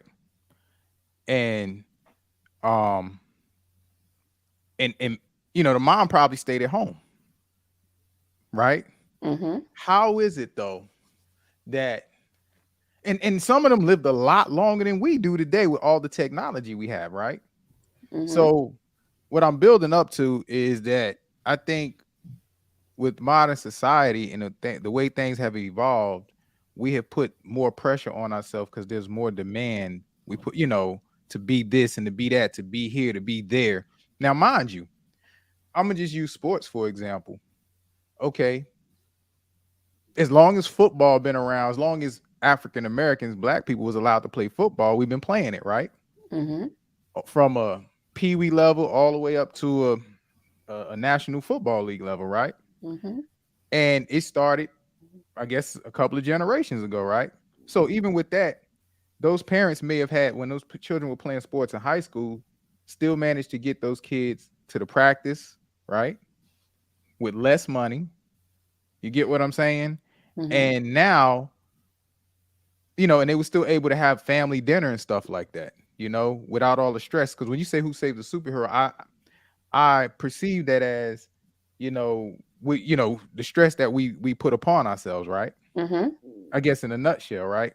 So I'm saying all that to say this, that we put a lot of stress on ourselves. It's stuff that we acquired, I would say voluntarily and involuntarily, joining a bunch of groups and having all these functions to attend. We put a bunch of demand on ourselves. That makes sense? That we don't have to, but I think we have these outside influences that we think we have to cater to, you know, um, is this birthday, that birthday, this event, this trip here. Got to do this at church. Got to do that, and we could simplify life. If we just start subtracting some of those things. So I think the superhero started back then. I think if we start deleting some stuff in our life, we can come back to the superhero could be saved. To answer your question, I don't know.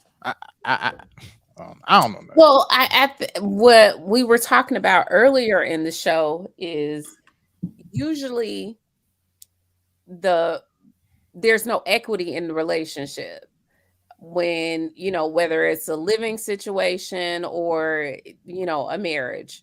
Mhm. One person is usually carrying most of the load. Mhm. And by the time they speak up, it's it's when they're at the end of their rope. You want I me mean, to? Okay, the load. When you use the term the load, right? mhm. When I think of a load, I think of you talking about just financial load, right? Or just No, I'm saying everything. I'm going to use the example a mother, a wife and mother. Mhm. She's got responsibility to her husband. She's got responsibility to her children. Mhm. In many cases, these women are working outside the home. Mhm. She may be, involved in some sort of ministry at church, you know, friends, relatives, you know, she's getting pulled in a million directions. You hear what I just said? How we put these obligations on ourselves, whether voluntarily or involuntarily. We have these outside events, whether putting our kids in all these sports things and stuff like that, or all the, all this stuff. And even added that to the mix yet. I Yeah. mean, So, just the husband, the kids, work, and if you have, a church life, those things. but Sometimes those things can be enough where a woman is, exhausted by is the your pastor time is she your meets pastor the on here now? demands of those different things. Your pastor on here now? No, this is not a Any saved show. I any gotta church see my pastor at any church. church members in the comments or anything right now? No. All right. Well, okay. I don't want them, because they'll be like, oh, who's that guy? But you want my opinion? Sometimes you Absolutely. got to tell the church, listen, man, I'm human. We understand the spirit and all that stuff, but if you're stressed, you're stressed. I agree. You can attend on Sundays, but all that extra, I had an aunt uncle like I got another aunt uncle like that, but I had one aunt and uncle like that. Now I got my other uncle died, his wife's still alive, but my other uncle, my aunt's the same way. Like, she's at ushering on Wednesday, Bible study Sunday, then stuff throughout the week, but she still managed to go home and cook and stuff like that for my uncle. But at the same time, you You gotta tell them church folks no. Like, this is my body. But you want me to get a little deep and tell the truth? When you do what I found, what I've come to found is when you start doing that, whenever you try to implement change and people have been used to you being one way for so long, I don't, a lot of Christians don't want to hear this, but folk might turn on you at the church house. You know what I'm saying? Like, start acting funny towards you, just because you want to have time for yourself. God's still gonna be there. He's still gonna go on. You asked me. I might be wrong. There are no wrong answers Facts. here. There are no wrong answers here. He said, trusting in his holy word. He never failed me yet. Yeah, them folks, whatever it is that you're doing in that church, like that they need, it's gonna get done. And not just church, just anything. Like I said, all the other events and functions and stuff outside of church. It's like I said, anything, not just church. I don't want to just target church, but since you mentioned church life, I guess that's your thing that's occupying a lot of your time. It might, for somebody else, it might be martial arts or something, you know what I mean, that they do all the time. So I'm not just targeting that, but you mentioned church, so I'm assuming that's probably your thing that's kind of consuming a lot of time. I am a believer, but I was just actually just giving a hypothetical situation. But I have heard of situations where it's just, it's not, they got to take care of their elderly parents, and, a cousin need help moving on the weekend. It's just, basic things, working, taking care of their husband and their children, and, maybe volunteering at church, on Sundays or something like that. By the time you've juggled work, you've juggled, oh, hey, the Chester cat. By the time you've juggled, your family, work, and kids, you got to help with homework, you got to get them to practices,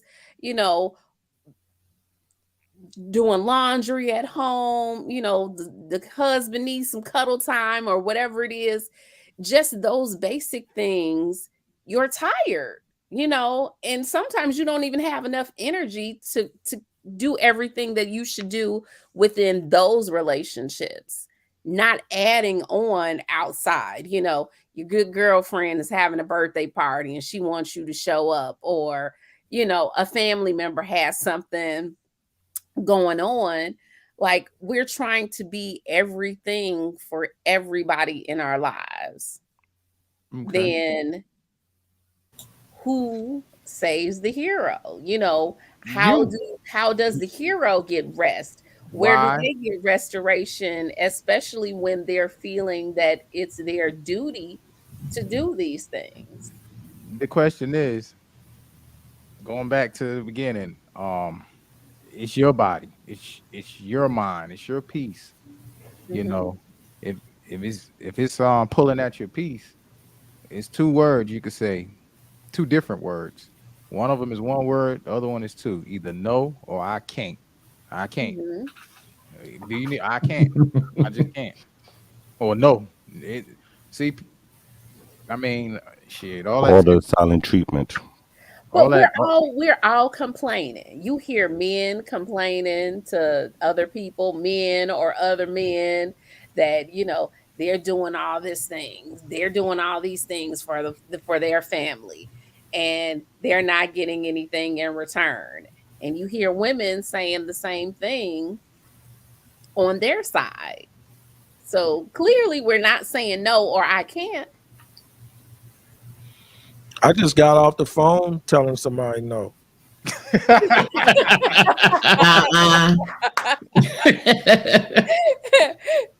And he's so cavalier when he said it. I just said I'm saying, like, I agree with the brother said, Launch TV. I agree with the brother said. Like, there's a book out called Learn to Say No. And it's really it's not even aimed at strangers. It's aimed at the people in your circle and your family. And if you don't learn to say, that's what we were saying before. It You gotta look out for yourself in order for you to be effective for everyone else. And people aren't putting that in the equation. I don't mean the other people. I mean as individuals. We have to put that in the equation. Like women. As a man, I don't understand how the woman's body evolves, how it changes. I don't understand that. I don't know why it might pain you to have sex, to have intercourse. I don't I'm dumb, I'm ignorant. Okay. So you have to take care of you at the expense of sometimes denying me and me becoming frustrated. But part of your strategy might be, baby, go to the hospital with me.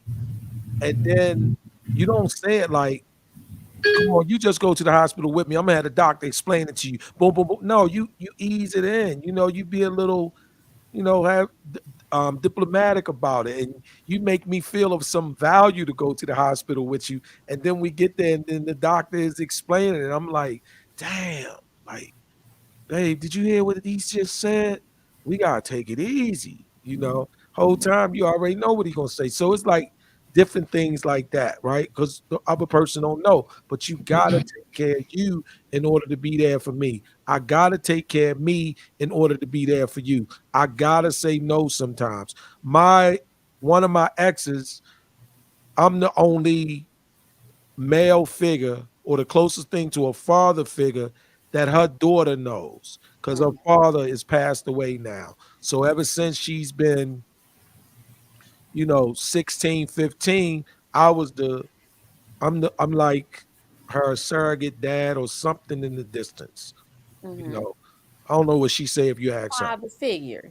Yeah. So if she needs something, I help out. She's having an event. She wants me to be the photographer. I'm like, no, I'm not being a photographer. Um, we'll pay for one. We'll find a photographer, right? And she's Mm-hmm. like, but I want you to take the pictures. I can't take the pictures. So she's texting me. She's on the phone while I was off with you guys. And I'm Mm-hmm. like, nah, I'm not doing that. So she's texting me. I thought you came back so you could take the pictures and come to my event.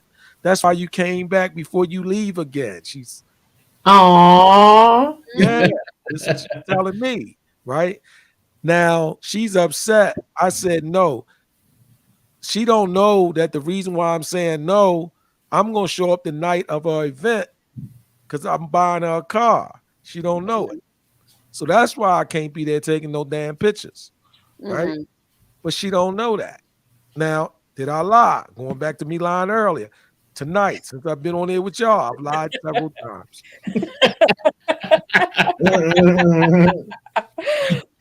I'm a liar. I did. But I gotta take care of me so I can be there for her. But what Exactly. about Yeah. those times? It's not always that cut and dry, though. It I is. know. What about those times when you can't say no? You can say no. Okay, What is say preventing you from saying no? you worked a full day at work. You had to do some overtime for whatever reason. You get home. You tired as all get out. Get home. Wife ain't feeling well. Kids still need help with the homework. They ain't had dinner. They got to get bathed before they go to bed. You don't get to say no now. That's different. That's an extreme situation. As a It's, father and a grandfather, I sometimes give it's that a look. juggling act. I'm like, Sometimes daily adulting is the juggling act. It Because it's is. always, you get thrown, you never know when you're going to get thrown a curveball. Right, like the other morning, I'm getting ready to get the kids ready to go to school, and my daughter decided she wanted to throw up on the carpet. Curveball. Curveball. What do you do? And what? Now your whole day's You ruined. can't say no. I trust me, mean, those are situations where you just can't say no. But I mean, like just this past, what was it, Wednesday? Um, my youngest son texts me, "Hey, Dad, I gotta, you were gonna be able to come to my track meet, and I had a doctor's appointment in the morning. I had to go to DC to work. His track meet was in Odessa, Delaware. And I left work and took that 2 hours to the other side of the damn planet and made it just in time for his track meet. So I could have said no, but it wasn't too much for me to be like, you know what, I'm gonna make it. Now he had some other stuff going on. I'm like, son, I can't make that. I mean, I just can't. And he understood. So, I mean, there are situations where you can say no, but if your child throw up in the back seat of the car, you can't check out. If hubby is at home or on the side of the bed and you got to feed the kids, you can't say no. Hopefully you have some children at the age where they can, all right, mom, we'll throw something in the microwave, leftovers in the microwave. That way you can go take care of dad. I mean, there's situations, but at the end of the day, time management, life management is key. But okay, let's use Robbie's example. She's up, ready to start the day. She's got a curveball. Kid threw up in the car. Well, now you can't take this kid to school because you take her to school and she throwing up, then they're going to send her right back home. So now you got to figure out what's happening with the kid. You got to see if a doctor's appointment is necessary. You still got to work. If she's an adult student, she might have assignments that are due from school. She's a content creator, so she got a show scheduled that night, and then you still got to get some sleep because you got to get up to do it all over again the next day, if possible. If the kid ain't out of school for a couple days because, she got a bug or something, you can't send her to school. Now, one thing can throw you off, but it's put you in this cycle that's days long.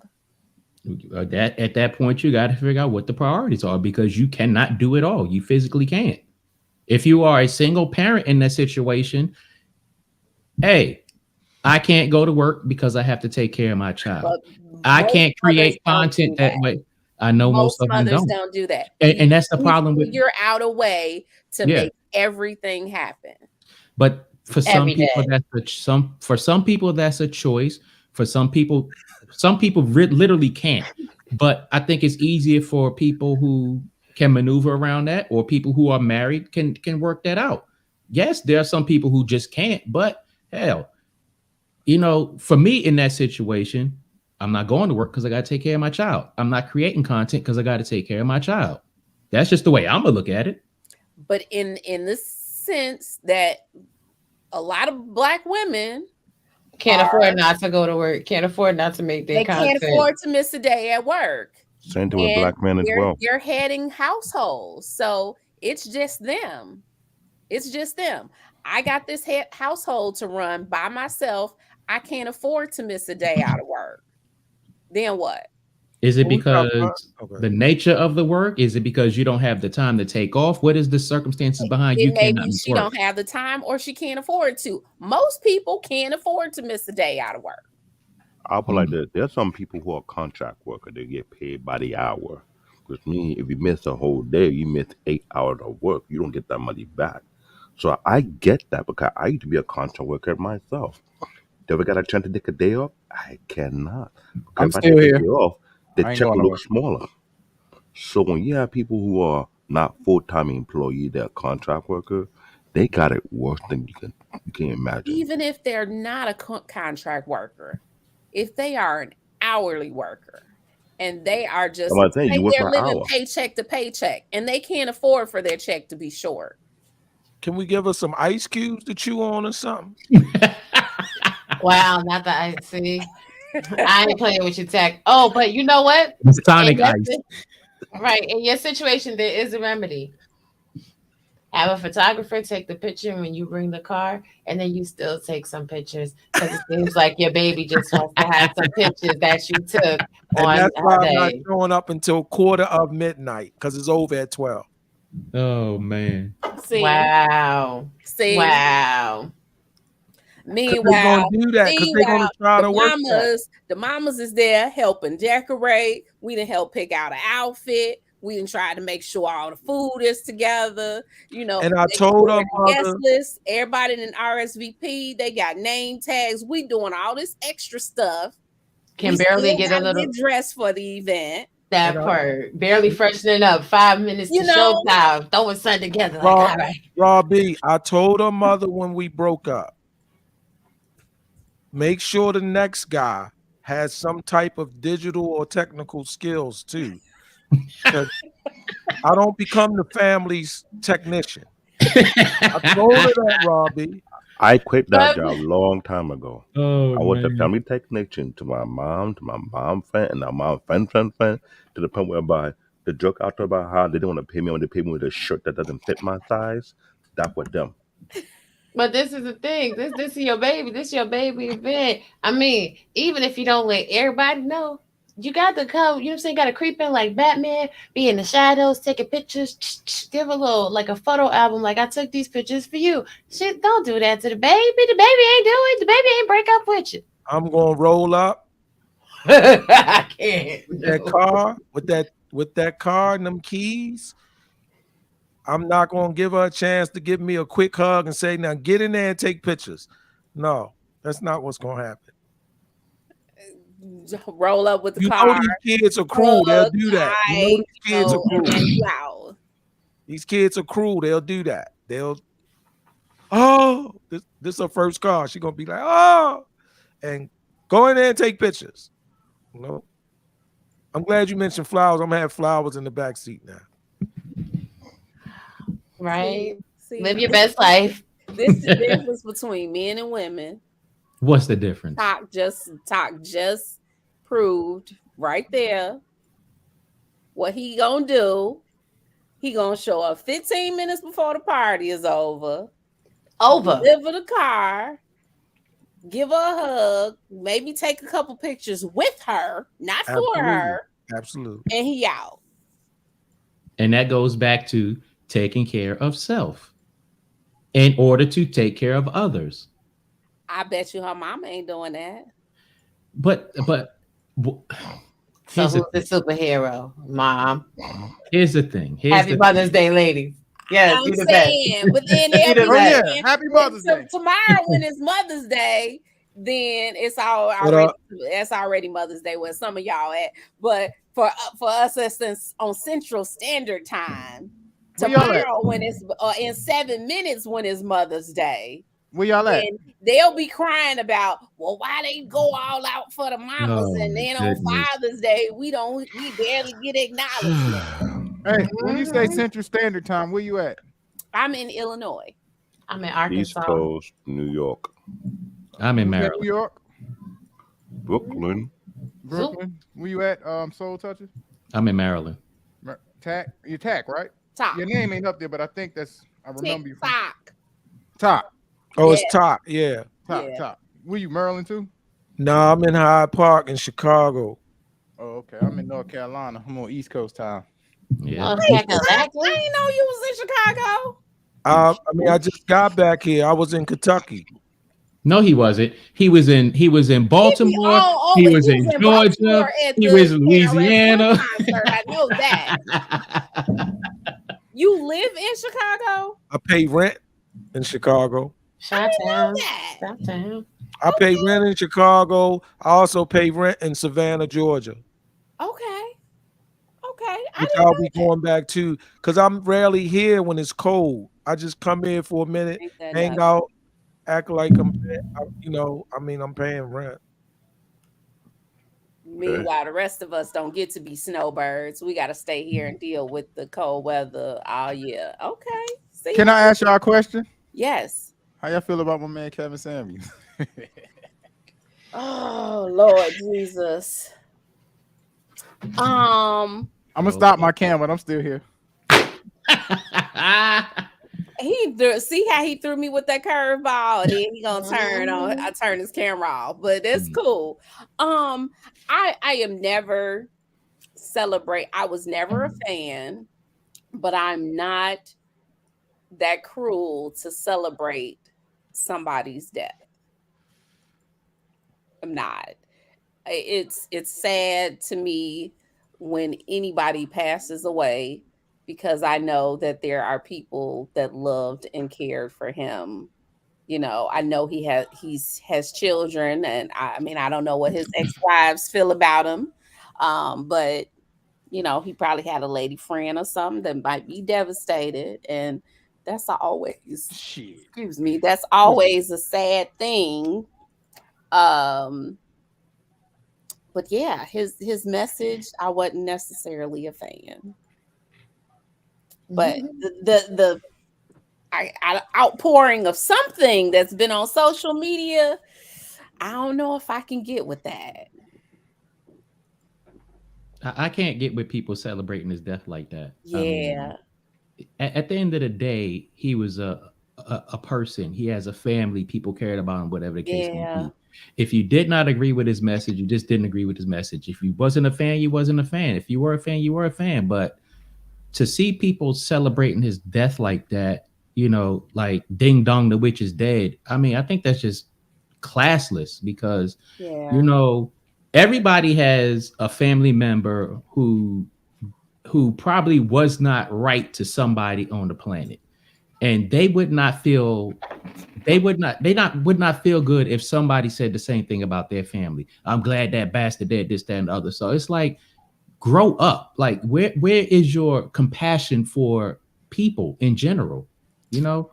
He doesn't deserve any compassion. He told black women they were going to die alone with their cats and their dogs. He said black women were nothing. So, you got to take the social media and just prove him right. You know what I'm saying? You Mm. got to go on ahead and let his legacy live on, I guess. It's so pedantic. I can't stand these. Let me shut up. listen, I have no, heard no, no, no, no, no. I Talk. have Go ahead. heard Go ahead. men Go ahead, Raw. I have heard men celebrating that he passed away. And I was just like, "Oh my God." One Mm. one guy, he said, now we can go back to getting along because his divisive ASS is dead. What stopped people from getting along in the first place? I don't know. I don't Susu know. shirts. No, The what sister had happened is I think this. that they just don't like. I mean, I've seen some, like, because I wasn't a fan, I didn't really, follow his stuff. I wasn't a subscriber. Um, I saw a video clip that somebody posted where he was talking to a guy, and the guy was, I forget what age, but 20 something. And he was asking the guy how tall he was. How same thing he did with the ladies. He was asking the guy how tall he was, how much money he made. No, how tall he was, how much he weighed, how much money he made, and then if he had a big, you dig. Hmm. And none of the answers to the questions were what Kevin Samuels felt they should have been. But when he was asking him how much he weighed, and the guy was kind of like, hesitating before he said it. And he was like, to what? You know, and he said, I think he said like 285 or something. He was like, oh, so you a fat fucker, huh? I was just like, wow. Can I Um, can I say something? Go ahead. Um, if Kevin is wrong, who's right? I'm just curious. I'm just curious. Who's right? What you mean who's right? I asked. No, I said if Kevin is wrong. I ain't saying he's right or wrong. I'm saying if he's wrong, right? According to the people, who's right? I'm just curious. I'm just curious. Who y'all think is right? I think people need to mind their own business and let people be. If you want to be fat, be fat. If you want to be skinny, be skinny. If you want to go to the gym 10 times a week, go ahead. Live your best life. Eat only salad and drink water if that makes you happy. But if you want a cheeseburger, a dang on strawberry milkshake, and some french fries, go in and let have. Live your best life and pick people that mirror the life that you live so that you can go on happily ever after in your pure fitness or your fat chocolate cotton candy glory. Like, what is all of this pressure that people have to try to tell everybody else to have a cookie cutter archetype of a relationship that they have, but meanwhile, they ain't happy and they ain't winning? It's really childish. Why is everybody focused on everything else except for their damn selves? That's why we ain't winning, because we too busy with our nose in everybody else's business, but don't got no business together of our own. Can I also add so do y'all hate the women that say call guys broke on like social media or call them short? Do y'all chastise the women and say, "Hey sis, don't say that. That's not right. That's still a man." I'm just saying, do women say that to other women when they hear that? I'm just curious. Put it in I, context. I don't think they do. My issue Wait. wasn't Why you necessarily. think they don't say that to other women? I'm just curious. Why you think a lot of women don't check other women that are publicly disgracing a man? I'm just curious. Why you think a woman with, if it's a guy in Walmart and it's a woman, you a broke nigga, this, that, and third, women will stand around and listen to that girl talk to him like that. But if a man was talking to that woman, the woman would expect the other men that are standing around to come to her defense. Am I correct? So why Yeah. women don't check other women? Hold I'm on, curious. let me go Okay. back. That's a little bit of supposition on your part, because we don't know what is happening privately. Because we don't see it publicly doesn't mean that it isn't happening privately.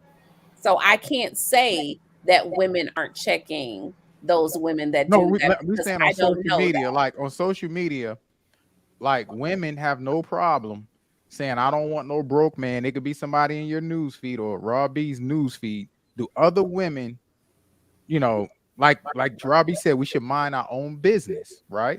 Do Mhm. Rob B or just any woman tell that woman that's saying that, girl, why don't you mind your own business? But you get what I'm saying? I'm If just she's curious. saying that she doesn't want a broke man, Like, no, just make it that's her post in right to general. say that. If Kevin Samuels were saying to women who were trying to date him, I don't want you because you're overweight, or I feel you're overweight. Okay, no pushback from me.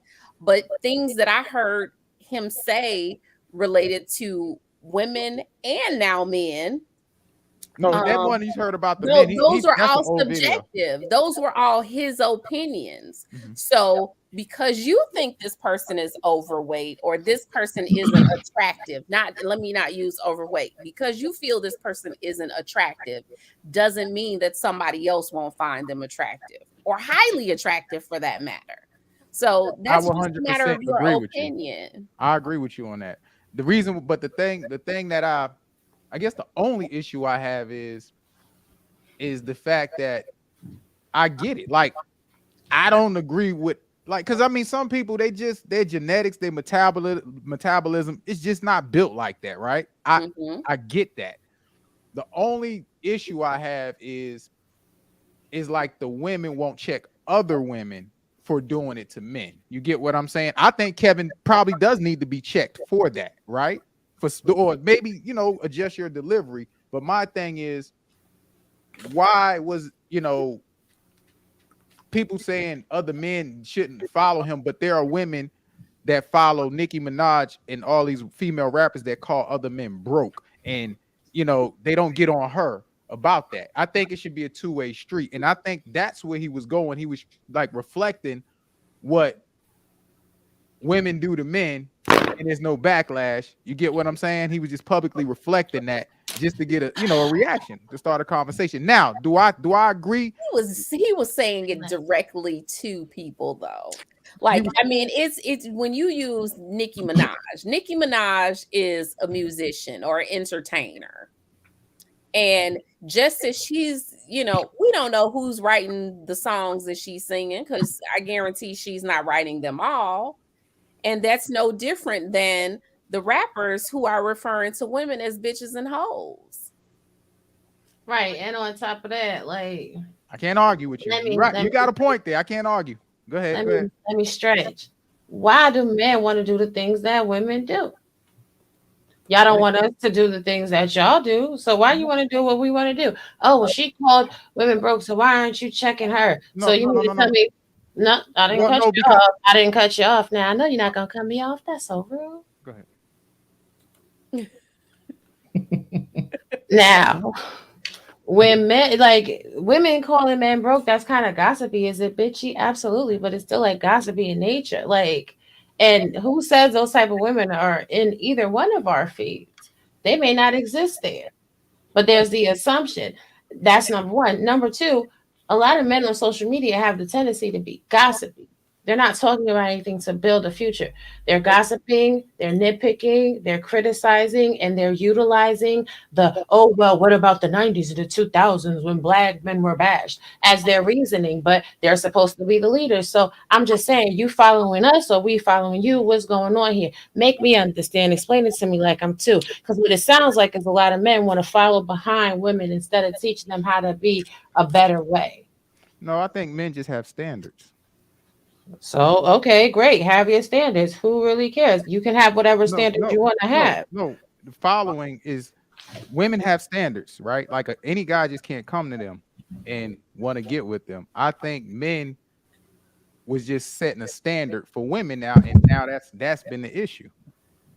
What was now the let's issue? It's go back not. though. Well, if they're saying they don't want a broke man, technically, should a man be broke? If a man is supposed to No, be no, priest, he's not. protector, and I, provider, then if he broke, he can't I agree. possibly I be a agree. provider. I agree. But I think And okay, go ahead. what it gives is bitter vibes because the women that men nowadays deem unworthy, unlovable, and yes, I can state this because somebody actually put that in the comments of my video, but we'll get to that at another point in time. When men are saying these things to women that are chosen, have been chosen, and are doing better than them financially, it's like a boost to their ego to say, well, I don't want you.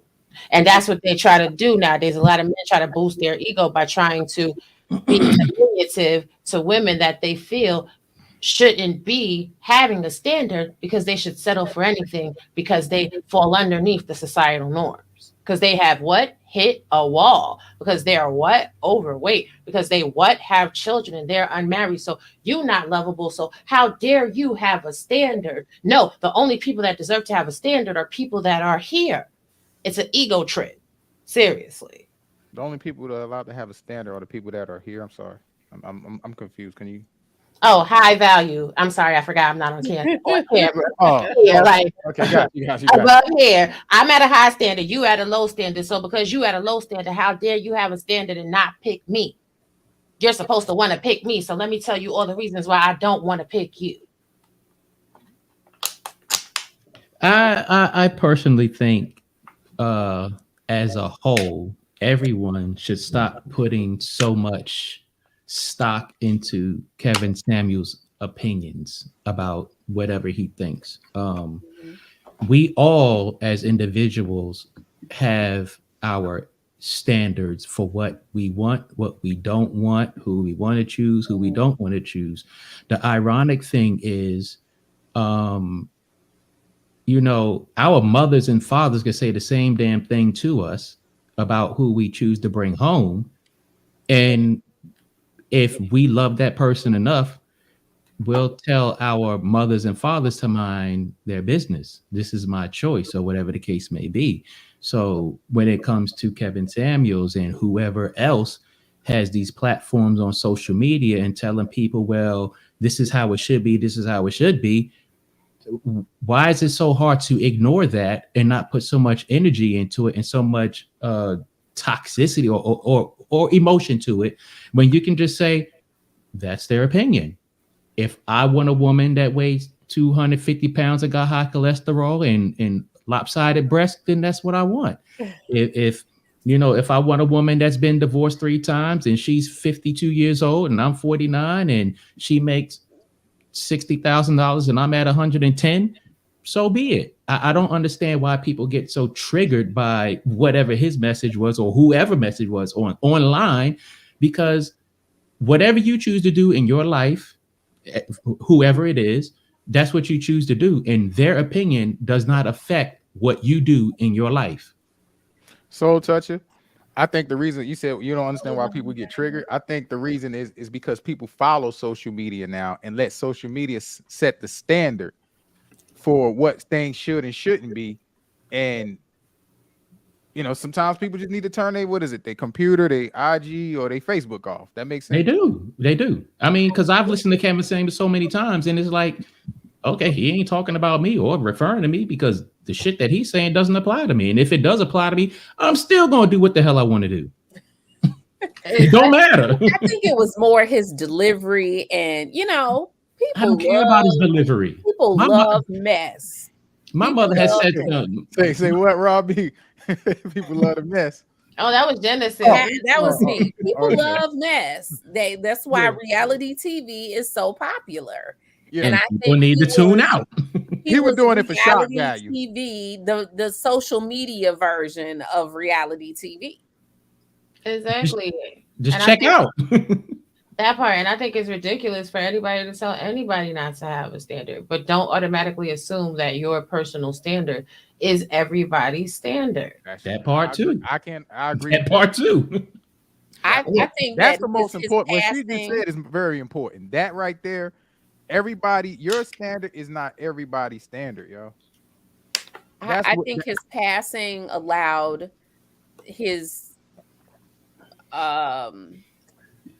naysayers to have their haha moment, because he was saying to women, they would die alone, or whether he was talking about people's weight, like, okay, at the end of the day, you weren't overweight and you died alone, or that's a whole other story about what he was doing. Inappropriate situation. Yeah, what he was doing. But, I think it gave them an opportunity to have their, haha moment, and they're taking advantage of it. I mean, I think it's in poor taste, because he's still somebody's father, somebody's son, somebody's relative, and it's just question. It lacks class. What Do you think he was doing that like if he was with a woman one-on-one, like on a date, he would really be like that towards the woman, or he was doing it for shock value for the, because like you said, messed up. Yeah, I think it was. I don't know. I saw a video that was supposedly his last live video, and the woman that he was with was in the room, and he was kind of like shooing her to wherever she was gonna Wait a be. minute. It was where? She say that again? She was in the room when on his last live. But in the room. I didn't see that at the end of it or the beginning. His last live video. I guess it was live the day before. Yeah, was it at the day before he passed? And Genesis told you she don't watch. She don't know if it's in the beginning or the end. Watch the whole video. Let us. I don't know. I don't know where it is in there. I think it was at the beginning. I think it was at the beginning, because he was saying to her that he was trying to protect her so that she wouldn't be in the camera, and I guess he was trying to make sure that she didn't come over to where he was or whatever. But Von Bryant got the timestamp 34:41. Is it the one? 34:41. Hey, what's his name? Ron Bryant. Is it the one that said the party of one? Is that it? Oh my God, I can't take it. It's so funny. I don't know. So go ahead, Miss Genesis. What happened? All I know is in his last live video. Now, of course, I don't know nothing about nothing. All I hear is what they talking about in the street. But supposedly, he didn't even know this woman. Like, they had met and hooked up, and she came to his place, and he did his live, and she was kind of in the way, but he was like shooing her out the way. And the way he was talking to her, I thought was like a little inappropriate or disrespectful. I don't know what. It was kind of like, girl, get on where you getting and sit down somewhere, because I'm about to get on here. I'm trying to make sure you ain't in this camera. And I was just like, okay, I don't know how to feel about it, but it was what it was. And supposedly he was with this woman, spent the night with him, and they were in the midst of whatever they were doing. And I'm He fell sorry, on I top can't of her. even get it out. He fell on top of her. So it was like And on he was Color on Purple. top, It was like on Color Purple. Heidi Dot on top of me. That he was on top, and that, this is the person who called the, paramedics or whatever, and it was what it was. And she's the person who identified him as KS to the authorities when they got there. My personal opinion, I think she killed him. Right. As Lady Hale said, allegedly. I think I she wasn't killed him. there. I don't know what happened. At the end of the day, I don't agree with people celebrating his death. I Feel how don't you either. feel how you feel about his message, his delivery, whatever the case may be. I'm fine with that, but I just think it's Right. poor taste to celebrate his death. That's it. It is poor taste to celebrate his death, and y'all Yeah. know she was a nurse. Cardiac arrest. You know it can cause a cardiac arrest allegedly if you put like a small amount of air in somebody's system. That could cause an air embolus, which mimics cardiac arrest. I don't know. The whole thing seems sketchy to me. I can't wait for the autopsy report. I want to see how many people on this platform going to turn into CSI YouTube. They're gonna have all the.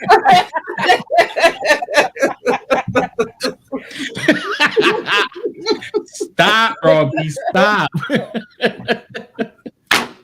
That's funny.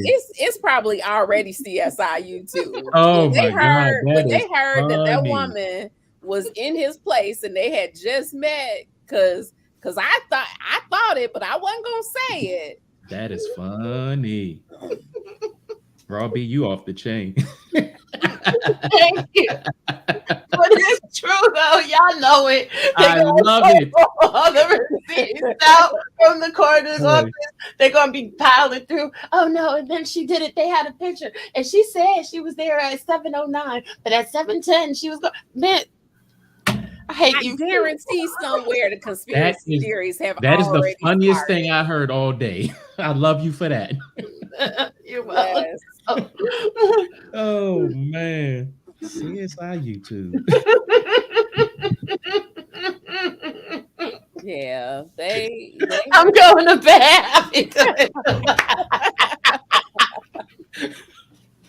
Oh man, she got me in tears over here. Yeah. So Lawrence G, you asked us. You didn't tell us what you felt. He stepped away. Oh my. He ran away. You know he going to watch that video. He had He was looking at the that's what he doing. He's looking at the video. Oh man. That's the lead detective right there. Lawrence go ahead. Hey. You watching that video? Y'all right. CSI YouTube right there. There Hold it on, is. I'll be back. I'm gonna be back. I want to stay on because I want you to, at least get your time. You know what I'm saying? Yeah. No, pause the video and tell us how you feel about his passing away. That video ain't going nowhere. They ain't gonna take it down. They trying to get over 1 million people. I don't know how to do all that screen sharing stuff. How I do that? No, just pause it. Just pause it. No, I'm just gonna watch that part. Y'all go ahead. I'm here. I'm still here. I'm coming back. We gonna still have that same question when you come back, Lauren. I got it right there. I'm about Did you to hear bring the it back. question? Huh? Did you hear the question? I turned my volume down on my computer mic. I posed your same question to you. The same question you asked us about what we felt. We want to know your thoughts. Can I come back? And can I answer when I come back? Absolutely. All right, I'll be back. I'm coming back. Hold on. Oh, he got to come back with the CSI. Oh my goodness. Oh my goodness. Oh my goodness. That is too funny. That was funny. He is a fan. He ain't playing no games. He said he finna get all the things. Oh man, that is too. How Genesis gonna fall off the live? I'm like, how did I get off my own stream? I just said that. Yeah. Listen. I thought you went to go watch the video too. No, no, I saw the video already. Oh man. You know they put everything on there. Who needs the news when you got social media? Right. Look, Von Bryant told, oh Lord, what did I just start? Yeah. Oh man. Hey. So now y'all know, y'all familiar with the video too. So is the lady who he was with, is that the Melanie King lady? I didn't Or see the is video. Melanie King supposed to be his boo thing and he was just with some random?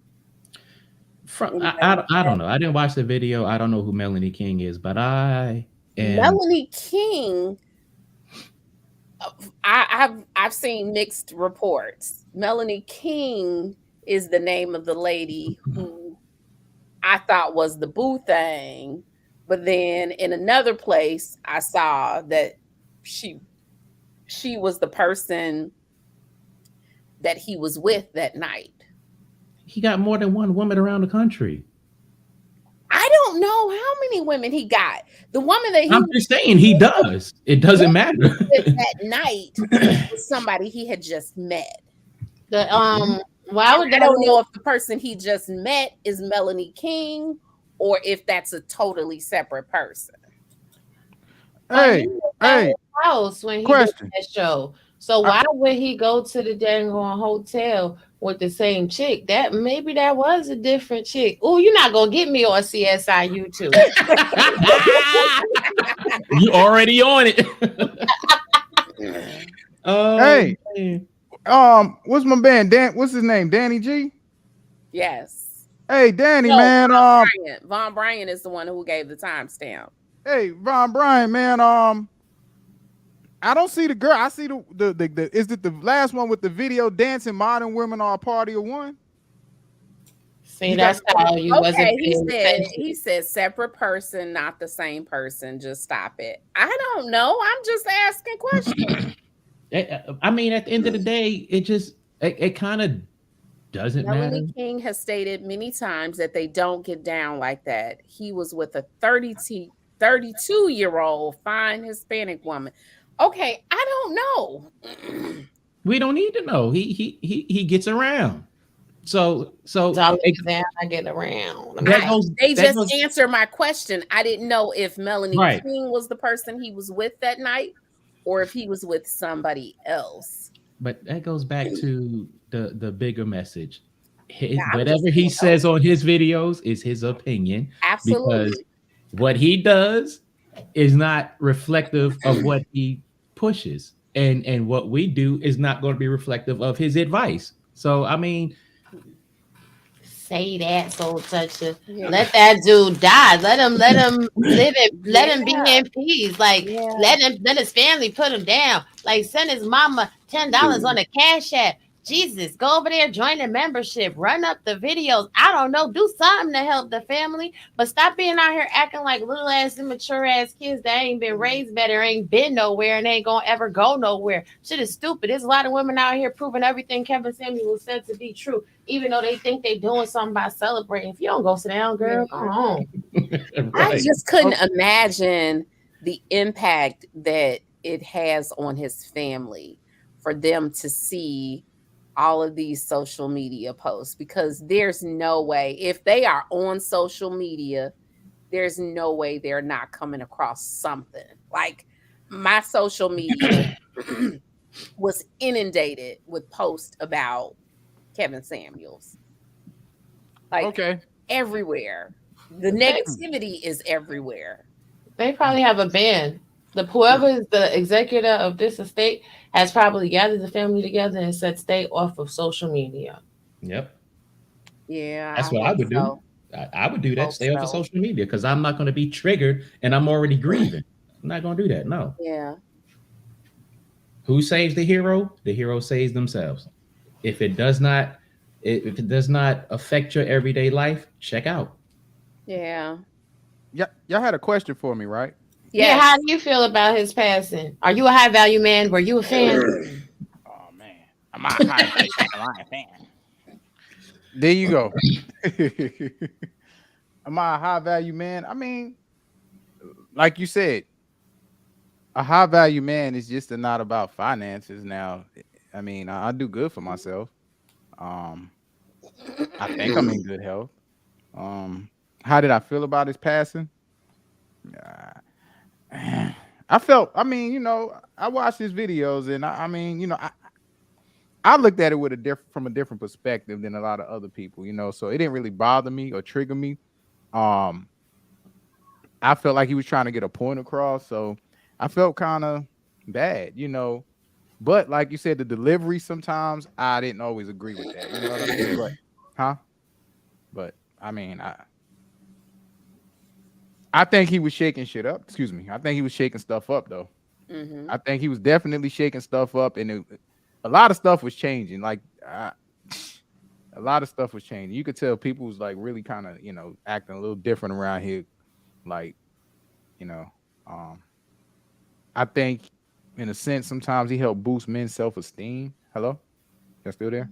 Mhm. Yeah, we still here. I think a lot of men that didn't have no self esteem found it suddenly.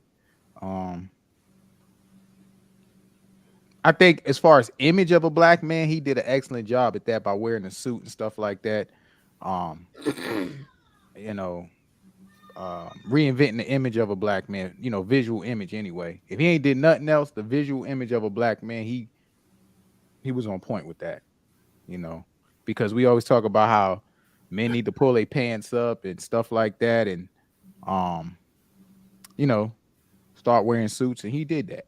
He did that. So yeah, I felt kind of bad, but not like, I didn't think he was going to die like this. I thought it was going to be, I thought he was going to get hit on some type of scandal, like, sex scandal or something. Like they was going to come at him that way. But they sent the female at him, but she did him in. I think she did him in personally.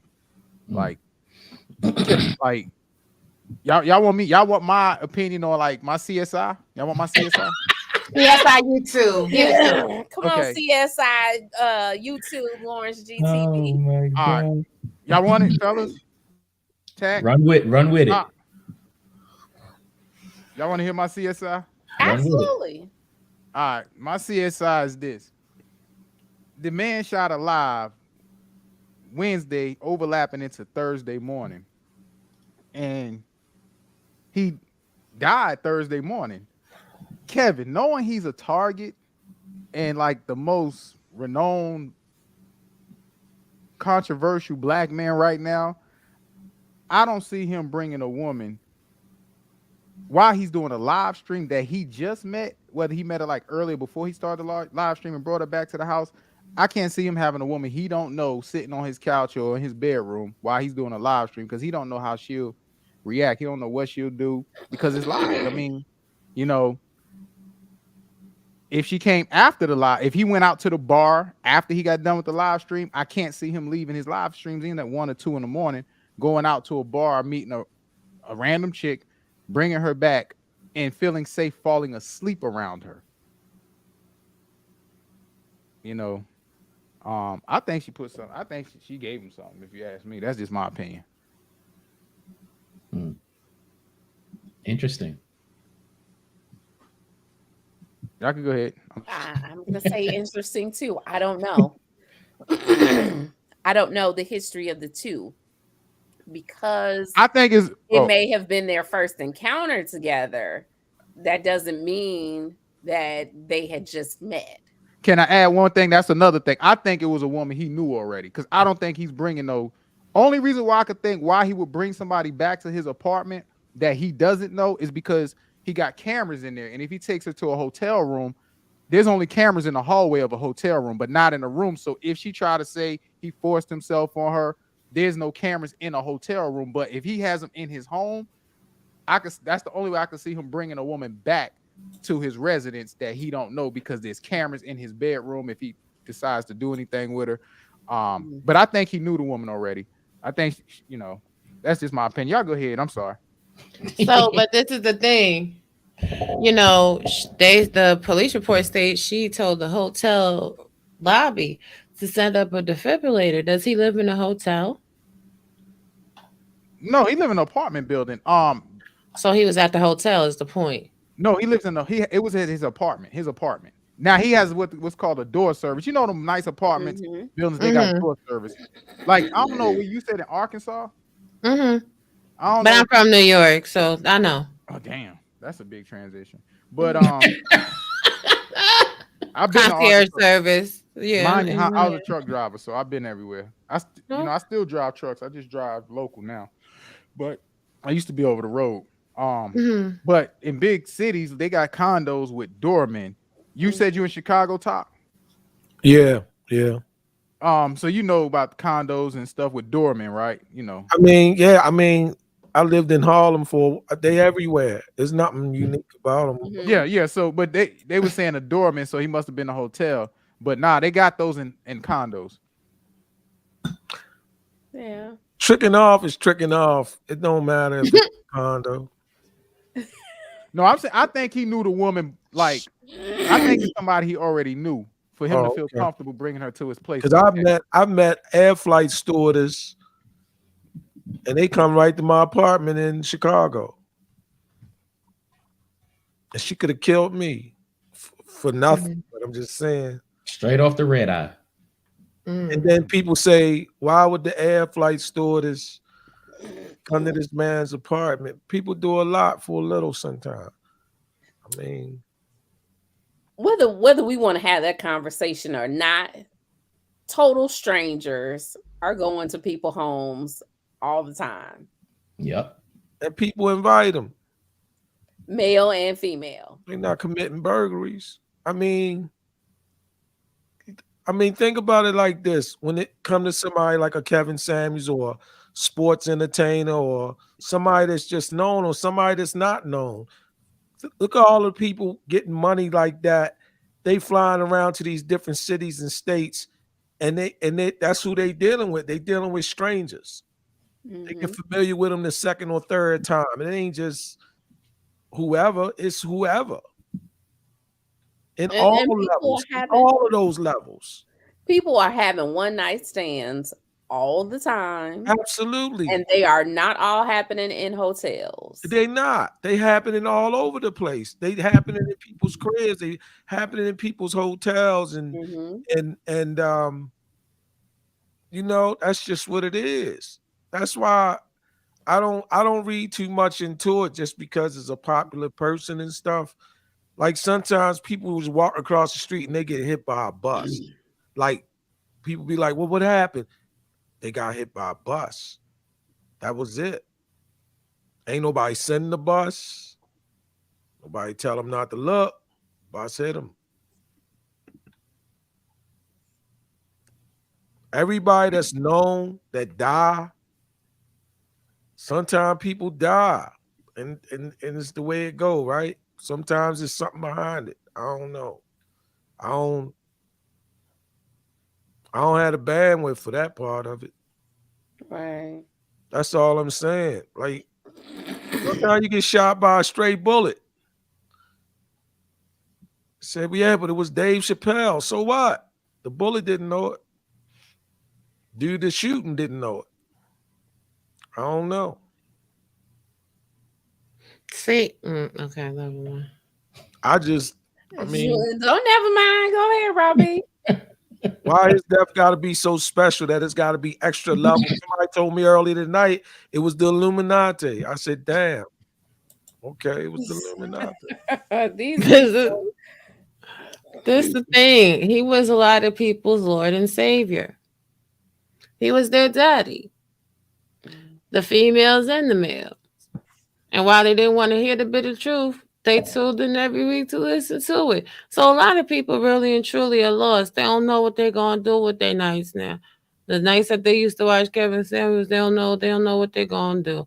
They fighting to have a reason to go on. That must be what it is. The people that are celebrating, I mean, hell, that's the last time they can fight with that enemy. Now they have to find a new target. Why not target each other? I mean, it's a mindset that speaks to insanity, really. I need a lot of people on social media to get a life. Like, do you not have family? Were you this invested when your family member died? Did you show up to the wake and the funeral? Did you send a wreath of flowers? Was you giving condolences? Was you crying? Was you if your enemy died in real life, somebody you couldn't stand all their life, did you go and throw in the D's nuts so they could have you could have the last joke on them into eternity? Did you piss on their grave? None of that. So social media got people really messed up. They're very delusional, and everybody just wants their voice to be heard. And it's like, Yeah. shut up, eat a donut, go to sleep. But don't come on here opening your mouth and removing all doubt for the world that you're a fool. A lot of people just look super foolish. I can't. Yeah. Well, Robbie, wait till about 8 days when people start spotting them at the mall and say, Stop. "Oh, that's Matt.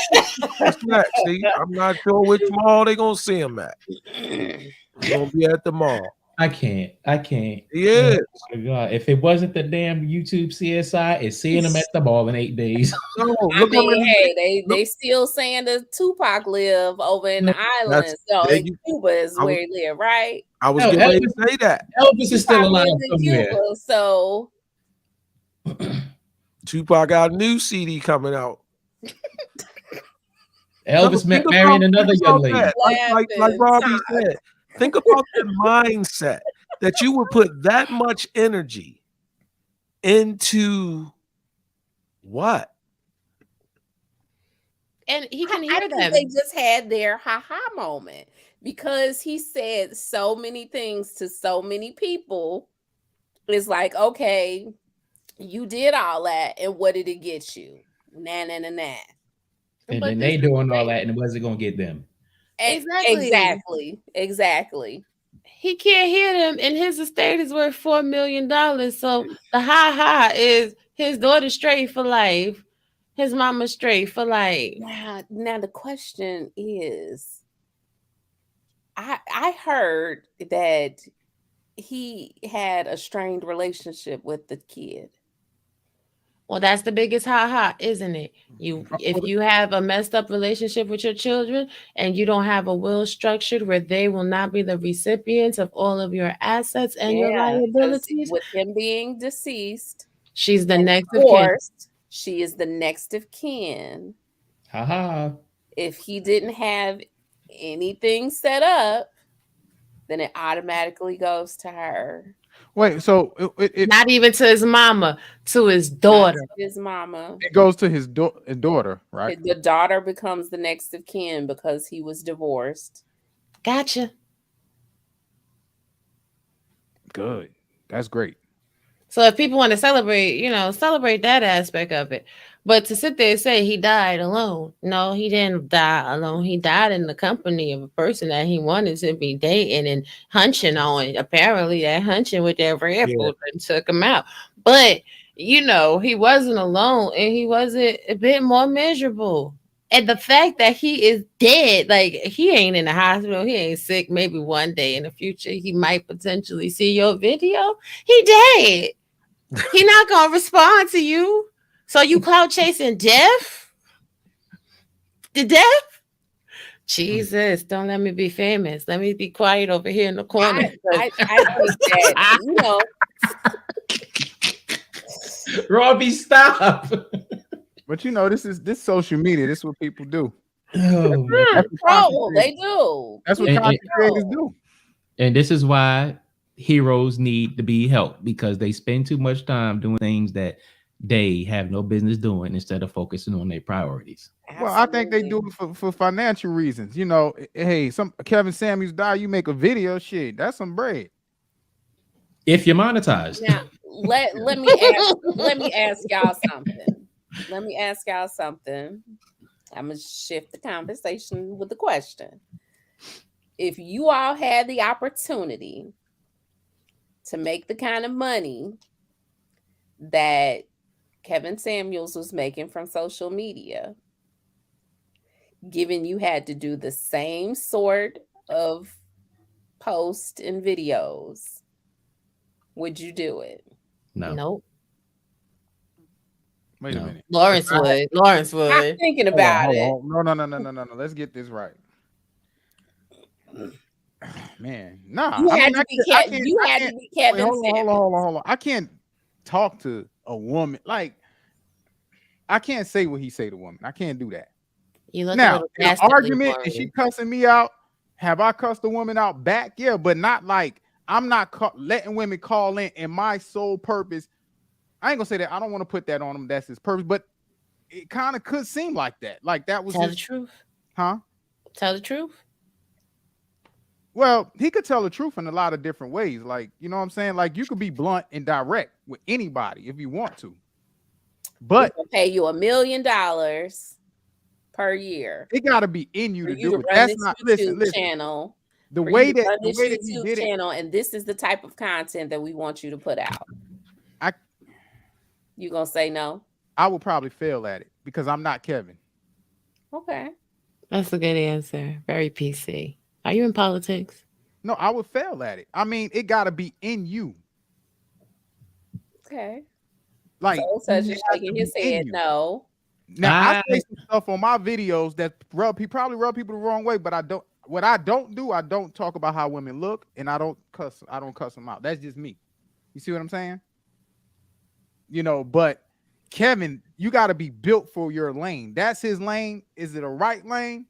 It depends. It's subjective. It depends on who's the listener. You know what I'm saying? Who's receiving that information, whether it's right or wrong. You know what I mean? Now, like I said, I will fail at it. I will fail terribly at it. They would want their $1 million. I wouldn't fulfill the contract. Let's just put it like that. Man, whether I was built for it or not, I do not have the tolerance, the mental capacity, the mental agility to do that day in and day out. I don't like arguing with people now. I don't like saying the same thing over and over to people now. I don't like talking to people who I don't like repeating myself to people who are not living up to their potential. So no, I just, no, I'm not doing it. No, hell no. That's too much stress on my body. Like, come on now. No, hell no. Can we type in the comments? Uh-huh. How do I do it? Because I'm trying to respond. Oh, you have to do it. You would have to do it from your phone. You can't do it from stream. Because he was asking me, was I still looking for it? But nah, I wasn't looking for it still, man. Why? You found it? Hey, Mandrell. What up, Mandrell? Huh? Hey, where's Mandrell? Mandrell, what's up? Hey, Mandrell. Hey, Clue. So, Todd, you don't want an answer. So you saying that, are you giving me the same, let's say I was able to do it and then they offered the contract. Is that what you're saying? Mm-hmm. Okay, so I probably would do it. If that was me, I would probably do it. Like, I will do, let me say this about my life. Every way that I earn money, like every single dime that I earn, if I tell you how I earn the money, you're going to hear passion and excitement in my voice. I don't do anything to earn money that I'm not passionate or have some excitement or draw about. And the reason why I don't do that is because for decades, I've been unsupervised. There's no wife, there's no supervisor, there's no any of that. And when you're living like that, you have to be mindful that because you're living a life where you're not supervised, you're not worried about being 15 minutes late for work and a grown ass person going to call you into a real room and tell you how 3 minutes late don't seem big, but it's really important to this company, right? And all of that. So that's why I only do stuff that I enjoy or have some excitement or pull to. Okay, that's how I earn every dime I get. You could probably see stories about what I do on my YouTube video, on my YouTube channel.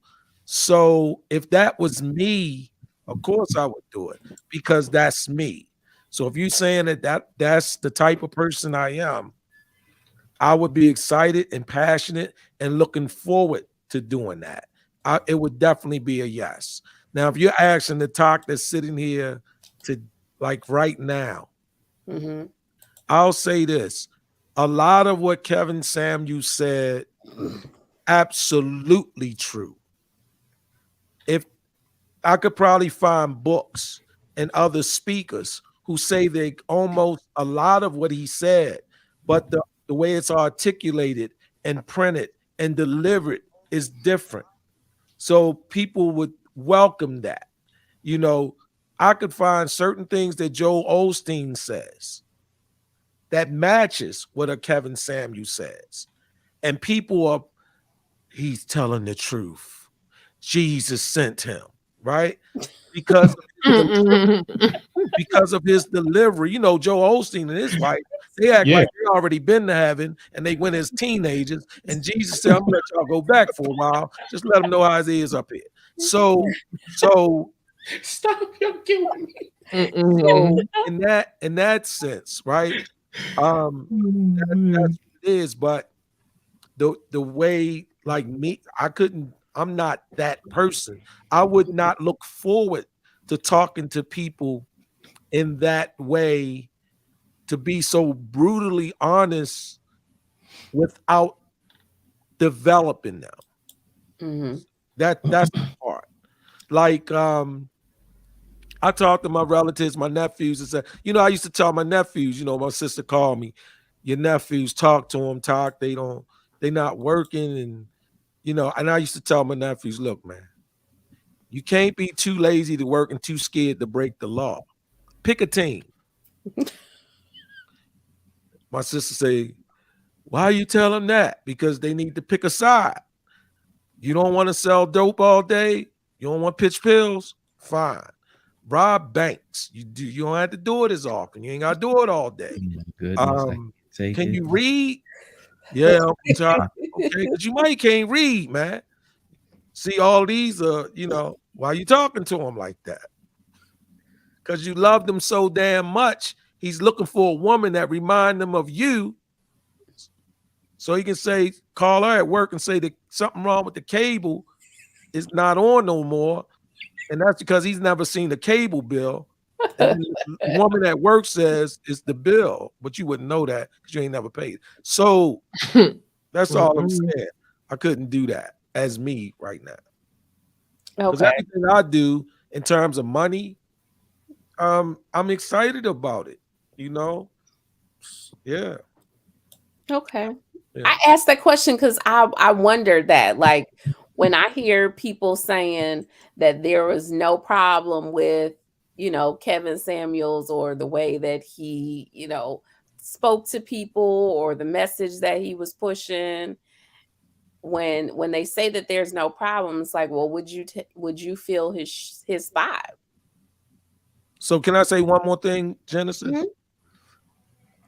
I don't have the biggest issue, which I don't know, just from observing Kevin Samuels. For me, there's no development of the muscle after it's been torn down. So it's like a diet, right? You know, or a workout or whatever. I don't use workout because I don't work out. Like when I want to lose weight, I just get on Atkins because I don't want to go to the gym. I don't want to breathe and sweat. So I need a diet where I can just get up twice when I get up in the morning, get up from using the bathroom, but I can still lose weight. So I'll do Atkins, right? But that lack of development takes away from the emphasis and the brutalness of the truth in that sense. You know, that's what it is. Because can I ask this? I'm opposed this, not ask it, but I'm just add this to what I'm saying, then I'll be quiet. When I look at I never looked at those statistics before. He had me feeling special. I earn over 100,000. I don't earn a technical $100,000 a year. I earn over $100,000 a year. Like easily when you see it is that, right? I didn't know only 10% or close to 10% even earned 100,000 a year. So that means the reality of it is if we put 100 names on a spreadsheet and they're all men, and the woman steps in, regardless of what she makes, she steps in and say, I want a guy making six figures. We have to delete Excel spreadsheet 90 names, not according to Kevin Samuels, according to socialsecurity.gov and statistic and Pew Institute. Now, if we're going to say these conspiracy theorists, they all lying, Todd. Well, go get your statistics and put them up, right? Because we know the one you're going to get going to be the truth. But I'm just saying these resources that are readily available, accredited and whatever, because the person that's saying Social Security line, they check theirs at Social Security. It's amazing to me. But anyway, if they are saying that 10% is making 100, then we got to take 90 their spreadsheet. So now you got 10 men standing there. Forget Kevin Samuels, 10 men on that sheet. Mhm. You say how tall they got to be, Rob B. Rob B, I'm just using you as example. You married. How tall they got to be, Rob B? Rob B say 6 feet. So now we got to take the people starting with Todd because he's on that last 10%. He gone. He deleted. And everybody else. So now there's not even 10 names on there. Then you got to say, can he have any babies' mothers? If so, how many? Robbie might say 3. Some Robbie homegirl might say 1. So now it's only 6 names on there. And then it goes on. Does he have to have the big D, right? Or the big P? Well, more names disappear. I know I'm gonna disappear because I ain't got it. That's why I'm interested in what satisfies the woman. I had that conversation. Look, we can do the gadgets, the motorcycle ride down the middle of your stomach. Yeah. Damn motorcycle You know, ride the down the motorcycle, middle they of got your one. stomach. And the Harley Davidson joint is like a motorcycle coming down the middle. So now I can't. you done took everybody gone. And then they say, well, you got one person we can hook you up with. I didn't know that. I didn't know you could just filter through these requirements and wind up being alone. I'm telling you, put aside what Kevin Samuel said Uh-huh. and look at the resources or these places these numbers come from. And then you can say, well, that's accredited, it's not as whatever. And it's amazing to me. I think that part. But without development, that's the part I don't like. Without a plan. Don't go around and slay people. Don't be Buffy the Slayer, right? Develop them or point them somewhere and whatever. I don't know. But maybe that wasn't his point. So I'm not holding him responsible. I'm just saying why that's the part that's missing for me. Okay. Yeah. The part for me is that they want these type of dudes, but their history, their track record, never in their entire ever loving whole life have they ever came close to somebody making 6 figures. But then you want one. Never to the men, never have they ever had a baddie. They ain't never been with a baddie. But that is their standard. How is that your standard? What you been with? That's your standard. That's what you've been pulling. Now, if you want to change that what you've been pulling, you might have to change you. And that's the point. A lot of people real lazy, real lazy. They got attitude problems. Well, I'm not. Okay, sis. You're gonna be alone. Well, I have a standard and she needs to be like this. Oh, how's that working for you? You still lonely? You hitting up that sock? All right, sir. Do you? I don't know. People are weird. Yes, I'm they trying to are be weird. happy. Yeah. They are weird. And that's why I say you're gonna live your life regardless of what he say, what anybody else say. So date within your means. Yeah. I think it was all subjective, and that's why I can't celebrate with the other people because he was just speaking what he felt. That was his opinion, which he's entitled to. So who am I to say, oh, it's good that he gone? No.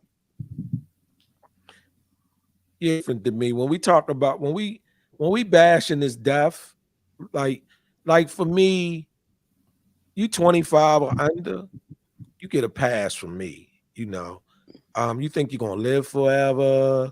You don't understand mortality. You don't understand the dynamics of life. It's like it's you get a pass. It's like kids acting weird in the classroom or something like that. You 35, 40, 45, and you've never seen death. You don't never have to look far, right? In other words, unsuccessful people that didn't stand up to who they were or who they said they were, such as your uncle, your daddy, your sister, your mama. So it ain't like you got to look far. And so, you learn not to just trash on people. Like I told my sister years ago, a few years ago, certain family members, like when I die, don't give them the mic.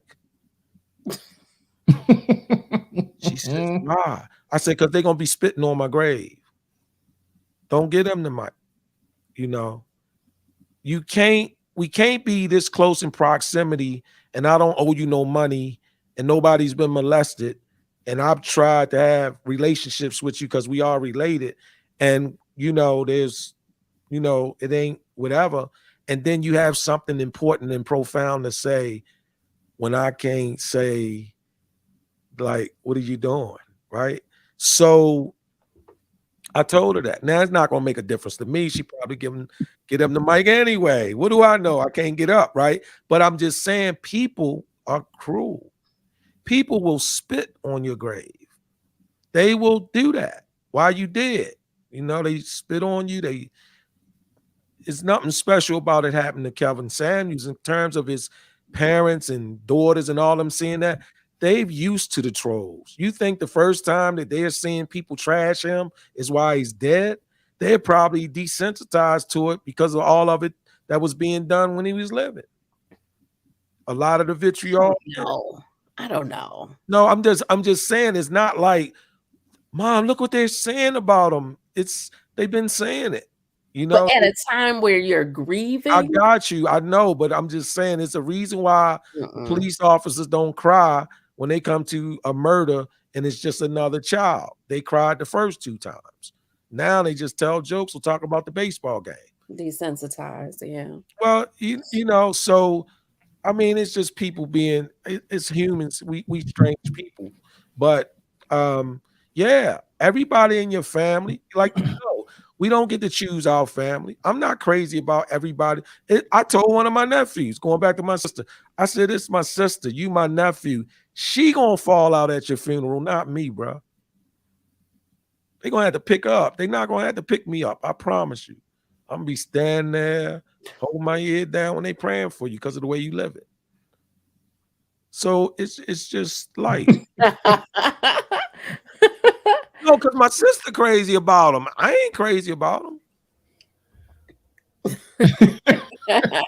The Clue Channel. Listen, Oh my I'm a God. believer, but some days I ain't saved. So Oh I my might goodness. say something worse. Mm, I'm trying to My, turn over a new leaf. So pray for you, girl. mm. amen. My thing is this: how many people that was talking smack about Kevin Samuels dying alone died today, but ain't nobody talking about him because don't nobody know him. Oh, did I say that? Say that again. Ouch. How many people that was talking about Kevin Samuels dying alone and were celebrating his death woke up this morning, but they wasn't living, and we ain't talking about him because we don't know. Oh, Don't even know I'm just saying real quick, a lot of people don't think about They what it is don't. they doing, right, They and what they don't. fixated on. You fixated on somebody whose whole family don't know you. He ain't know you. His mama don't know you. His daughter don't know you. Hell, most of his fans don't know you, and his fans ain't going to actually watch whatever you saying. They just gonna look at the title. Point in case. That video I did when I was coming at people for celebrating his death, I just put the title "Celebrating the Departure of Kevin Samuels." One of his followers came in my comments talking crazy, gang banging on the keyboard. So I had to play him. I'm like, yeah, I know you ain't watched this video because if you watch this video, you wouldn't be making this commentary. And everything the clown was saying, I'm like, oh yeah, but I'm married with kids, so yes, I'm unlovable. I must be. Oh yes, blah blah. You know what I'm saying? Just how I do sarcastic shooting back. But it's just the point, like, and nobody's really paying attention. So everybody's spending all of this energy and people gonna go off a title and say whatever they want to say. So all they have is to fight. That's why they stay angry. That's how they live every day. You're living to be angry. God bless you. I don't know. And that's why they can't get shit done at home.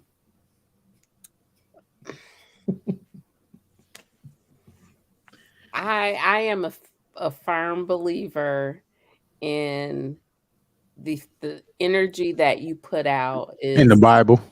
is what's returned to you. The energy you put out is what's returned to you. I second you. I'm I with was you. about to say the same thing. Go ahead. No. Go ahead, Lawrence. Go Nah, ahead. you good, bro. You good. Go ahead. No, I could say that I remember as a shorty when I did go to school, because it was done after the 7th grade. I couldn't take it no more.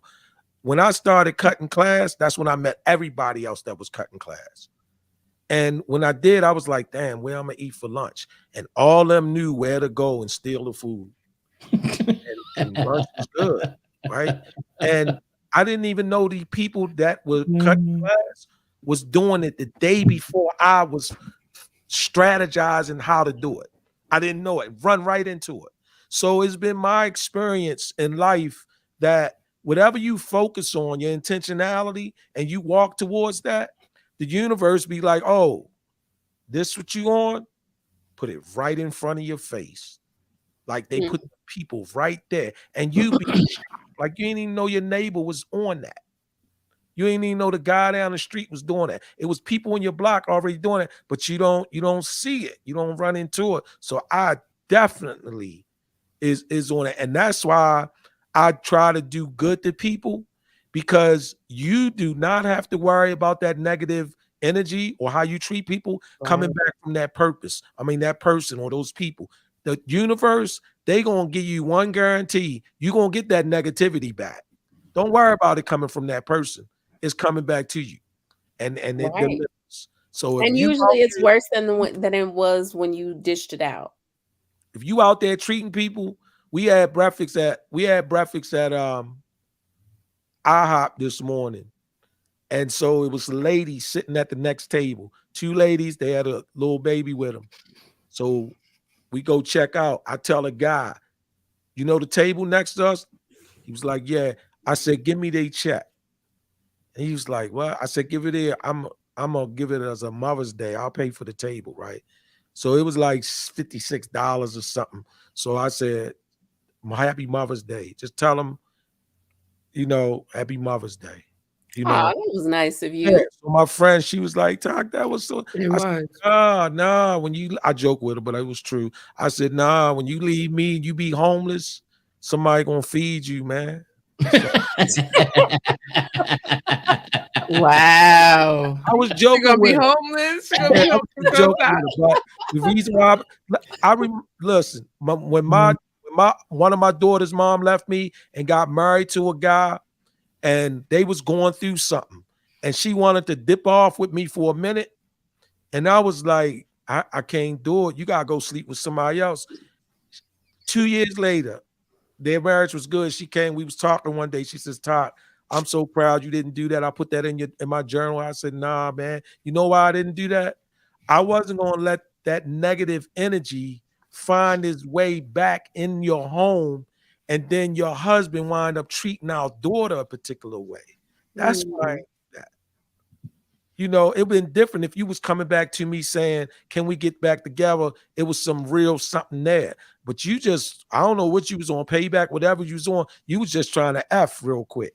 I'm not doing that, and she in arm's way. And she was like, how do you connect all that? Because it's real. Yeah. You gentlemen have been very entertaining on today. They have. They have. And to think, I did not want to come on YouTube today. Oh, I did. I'm glad you did. Yeah, I'm I glad was you did I was too. not going to be here. I had talked myself into not showing up, which is why I didn't have a flyer up with a thumbnail and all that, because I wasn't gonna be here. And Sir Hale texted me. It was like, "You going live tonight?" I'm like, yeah, And then I had talked myself out of it again. And then Kendra Dan texted me and asked me if I was going. I'm like, okay, well, now I get it. I hear the message. Like, okay, let me go on YouTube. But yeah, it has been entertaining, and you all have lifted my spirits. It's late. You sure you're gonna make it to church tomorrow? I am going to make it to church tomorrow. I am. I surely am, because I'm not going to church until late. Amen. You going to second service? I'm actually going to the third service. You must go to one of them big churches. All the mothers. Thank you. Happy Thank Mother's you. Day to y'all. Yeah, happy Mother's Day. I am going to the third service. Yeah, because I am. Right. I'm going to live stream church. That's what I was finna say. I'm gonna be watching Now, online. you know, everybody go to church at what they call them. Is it CME members? Church, Mother's Day, and Easter. Christmas, Mother's Day, Easter. Yeah. Christmas. You know what I'm trying to say. Look, All right, y'all y'all. can't get the words together. Yes, Christmas, ma'am. Yes, ma'am. Mother's Day, and Easter. Y'all ain't CME members? Nope. Everybody that don't go to church come on those days. See, Hey, what I'm happened was check I need out. a church home in Arkansas. I'm about to check out, but I'm gonna leave my camera on so it can still run, so you can get your stuff. I'm be checked out in a minute. Yeah. We've been here 3.5 hours. I'm gonna switch the camera because let me see here. Put it on Ah, here. Lauren, she looks so dastardly. You look like you're up to no good right now. Yeah, I'm a who said that? Robbie. Oh, yeah, man, I gotta. So what I'm gonna do? I'm gonna just leave this camera on with the computer until sort of. Hey, we got on the watch hours. We here. Yeah, we got it. Yeah, you could Thank just you. take I your camera appreciate down you, here. Lorenzo. Robbie, what part of Arkansas are you in? Little Rock. Oh, okay. Ain't banging on the street. No, stop. I'm just playing. I love Rock's pretty cool. I've never. Well, I've been to Arkansas. Actually, my daddy people from Arkansas. I hate down south. I hate Arkansas. My oldest son stay in Russellville. Exactly. I hate it. My daddy's people are from West Helena, and never been there. Whatever is next to it. But it ain't it for me. Magnolia. I can't remember. I don't remember the name of the town that's next to. I know West Helena because most of them are there. That was the first time as a kid, when I went to visit, that was the first time that I had fresh chicken. Like literally, I saw it in the yard, and then it was on the table, and I couldn't eat it. I was like, "No, I need my stuff a little processed because I ain't gonna be able to do it." Oh my god! I just watched this chicken eat a piece of gum off the floor. I'm not literally in the yard, and the whole process. I'm like, "No, I need styrofoam and plastic because this is too much." But I had butter beans for the first time, and I loved it. And I'm not a bean eater, but down south they put some magic in the pot. You finna eat them beans and like them. They're gonna make it. I did eat them beans and I liked them. But that's what they put in the pot. They give you that look when they cooking it. They give you that look when they cooking it, like you gonna eat these beans. Now, whatever they flavored the beans with, I didn't eat that because I'm quite sure that it was in the yard at some point too. That chicken, the pig, something from the pig. Like, no, y'all That's can funny. have that. Robbie, what part of New York you out of? Harlem. Oh yeah, okay. Polo Grounds 127 St. Nick, you know what I'm saying? Yeah, I used to live on 143rd and Lenox. My people from around there too. All right. New York in the house. I used to run up the Willies. Yeah. Okay. Listen, I used to go to school downtown too. Like I'm actually all over the city. Like Okay. most of the time I was in Harlem, but then my mother also moved us up to the Hudson Valley. And then Oh, I went to school in the Catskills. so y'all had money. Huh? Y'all No, had we're money. poor. Mm-mm, poor, poor. No, we're poor. Right.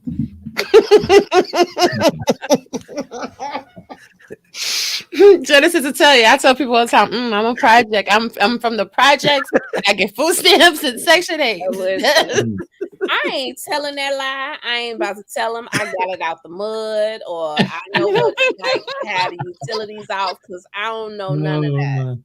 And I ain't trying to know it. Now, I know what, robbing Peter to pay Paul because that first marriage, we ain't had no money. And yeah, it was what it was. But growing up, I don't have a hard luck story. And I'm glad I don't. Like, Absolutely. some people, like, they wear it like it's a badge of honor, and because you went through it, like you got to have your kids have that same experience. No, I don't want my children to know poverty. Mm. Sorry, I just don't. Exactly. Well, you know Like what? you're not validated unless you have this rags to riches story. No, I'll pass. It's because they look at everybody the same. That's why I just be like, yep, I'm on all the public assistance because they swear I am. Because I'm not a size 0 and I'm brown skin or light skin or red skin, yellow, whatever color that I want to be for the given day. I just got to be a project chick. Okay, cool beans. I mean, Yeah. but you heard what Tax said. He know what it is, what it gives Oh, ain't Hudson no question. Valley. You don't leave Catskill. Harlem and move to those places. Hmm? Nah. Mm-mm. Mm. Yes, of course you do. My mother said I couldn't live in the city past a certain age. She said my attitude was deplorable, and if I would have stayed, I would have turned to the bad side. It is true. That's probably true. Like Oh, It man. is. I lived in Chicago. I was born in Chicago, lived there till I was 15. And the first taste that I got of public school, I lost my damn mind. Mm. Mm-hmm. And my mother would take me to school every morning. I would literally go in the front door and out the side door. And that was it.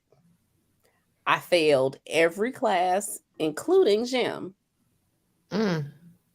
because I was having a good time. Like Talk said, you find those people, Mm. All you man. gotta do is look When I went out the side door, I found everybody else that wasn't right going to there. school. That's We right. had one girl's house where I don't know where the dad was, but the mama was deceased, and she had an older sister, and the older sister was her legal guardian and was raising her.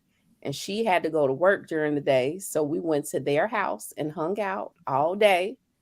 And then we would run back to school before school let out.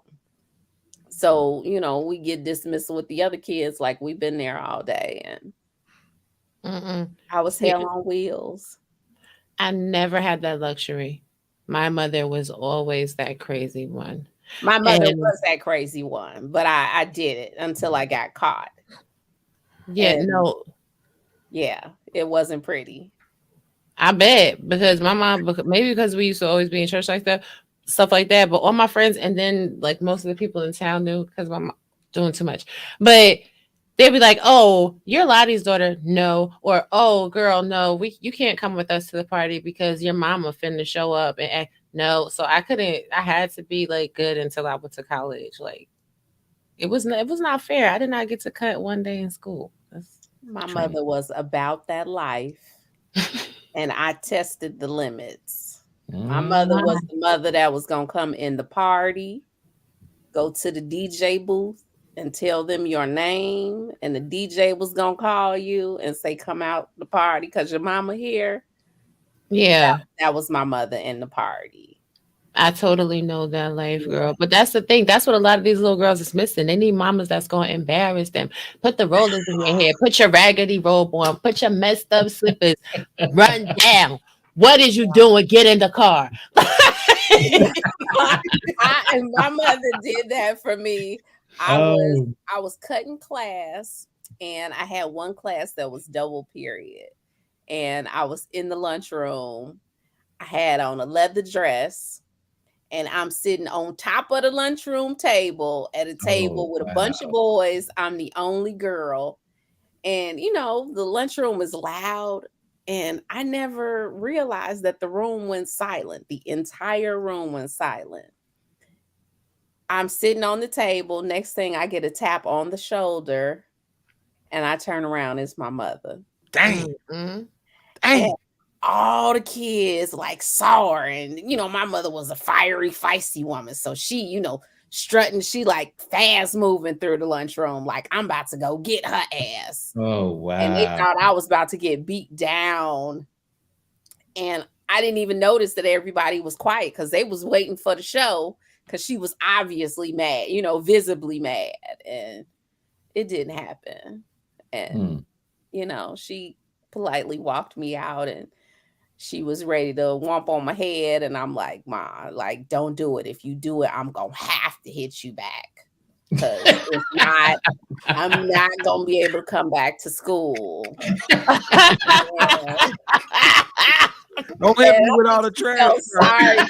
She felt sorry for me. So she didn't beat my head in. And Oh my goodness. yeah.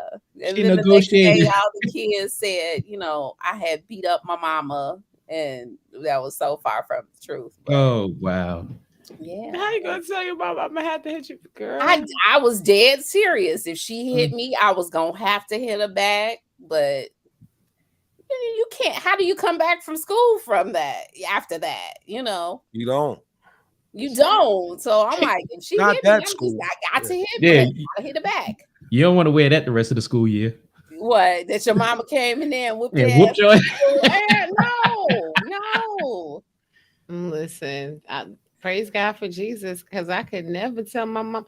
Listen, my mother, I'm 5'11". I've been 5'11" probably since I was 15 years old. My mother is 5'6 3/4". When I tell you, she has ran down on me plenty of times and straight yoked my black behind up, and I'm just like, ooh, I know it was the blood.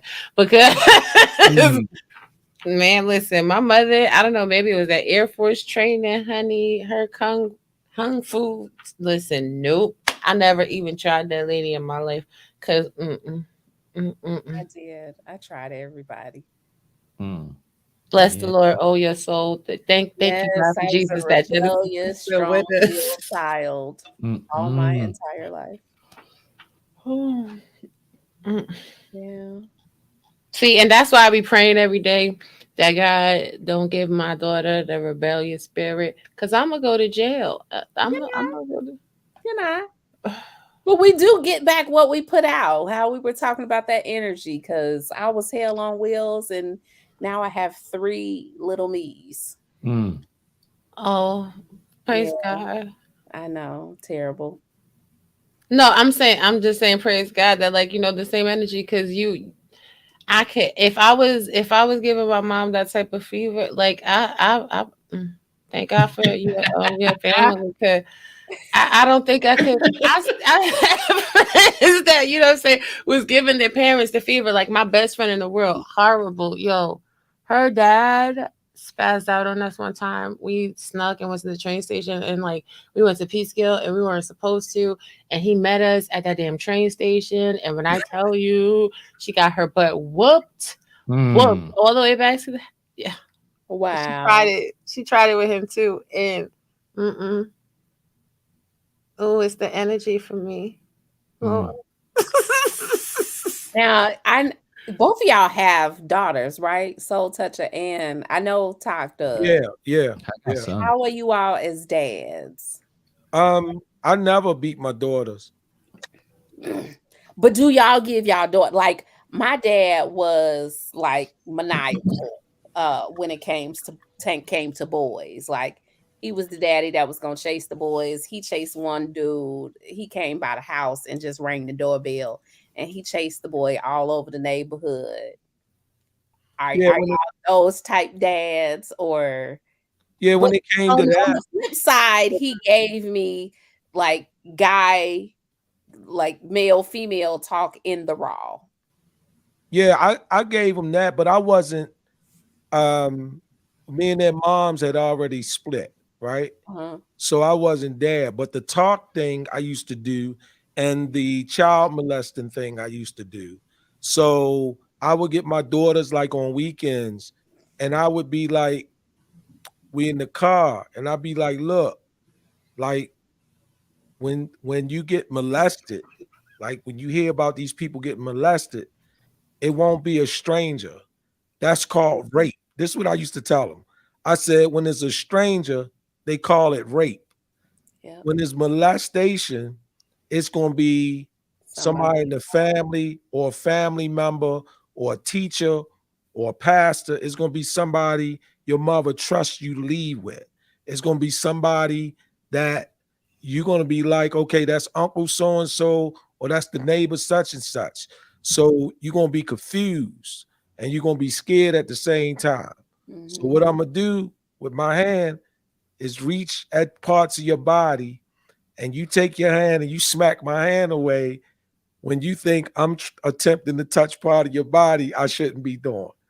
And so that's what I used to do. And I did it for years till they was about, like I did it for about 4 years between maybe then when they was like 7 and 11, something like that, right?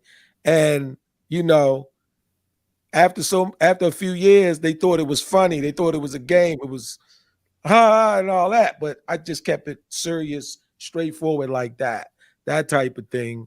And like I say, that's the disadvantage of not the marriage and staying together.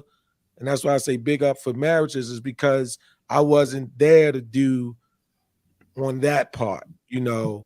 Yeah, did I hear about it? Did I meet them with all of yeah, but all that was after the fact when they got older, you know. So mine's was just giving my daughters the game. Like when my one daughter, she got transferred in the middle of her high school year to another school. I said, look, you cute. Them girls, they gonna be upset with you because you're gonna get attention. You knew. I said, what you gotta do is if you get into it, you gotta get into it with the main girl. You can't fight 3 other girls in the process of fighting the main one because they're gonna put you out to school. So whoever's sending the girls at you, you just gotta be willing to take that ass whipping and roll up on the main one that they follow. And you ain't gonna have no more fights there. And she texts me one day and say, Daddy, I'm suspended. But I smacked the hell out of her, you know, and all that. So that was pretty much it for me because I was in the street. You know, that's what it was. So I was just giving them what I knew, giving them what I knew. Because I was in the street. There was no college. There was no going to the fucking army. There was the street. Wow. And how'd you get out the street? I know that's a whole other Oh, that was conversation, easy. but Yeah, they got a process to get you out. okay. This is why you don't judge a book by its cover. You look at Tuck and you think he's a nerd.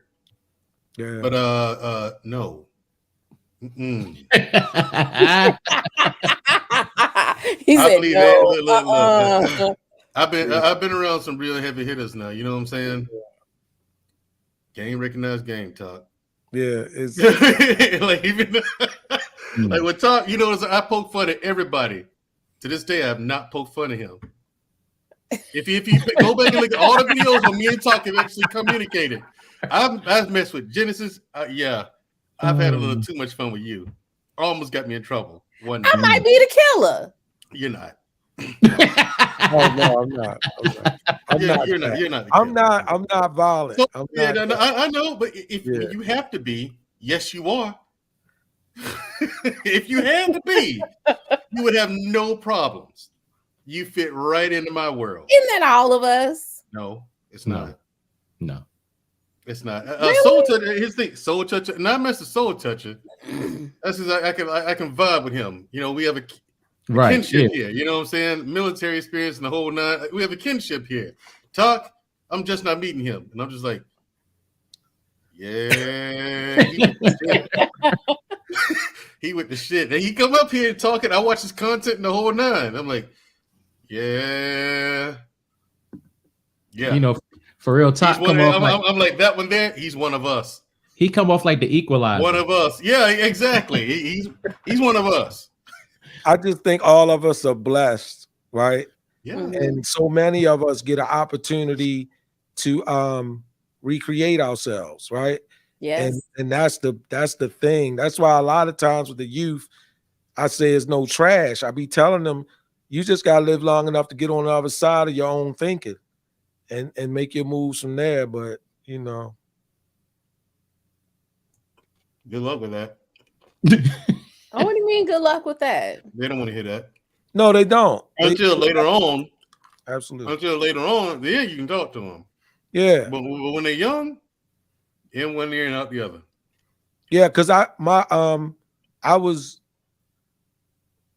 close to a kid and he got shot up and they dropped him out the car. He laying in the street and he got his life together right after that. GED, all that. He you know. And I told him, I said, man, if I knew getting shot was going to do it, I would have been took you in the basement and shoot you in your leg or your shoulder or something. I didn't know the first time it happened, you was going to get your life together, man. But that's all it took. Well, at least it was only one time, you know? Yeah. Yep.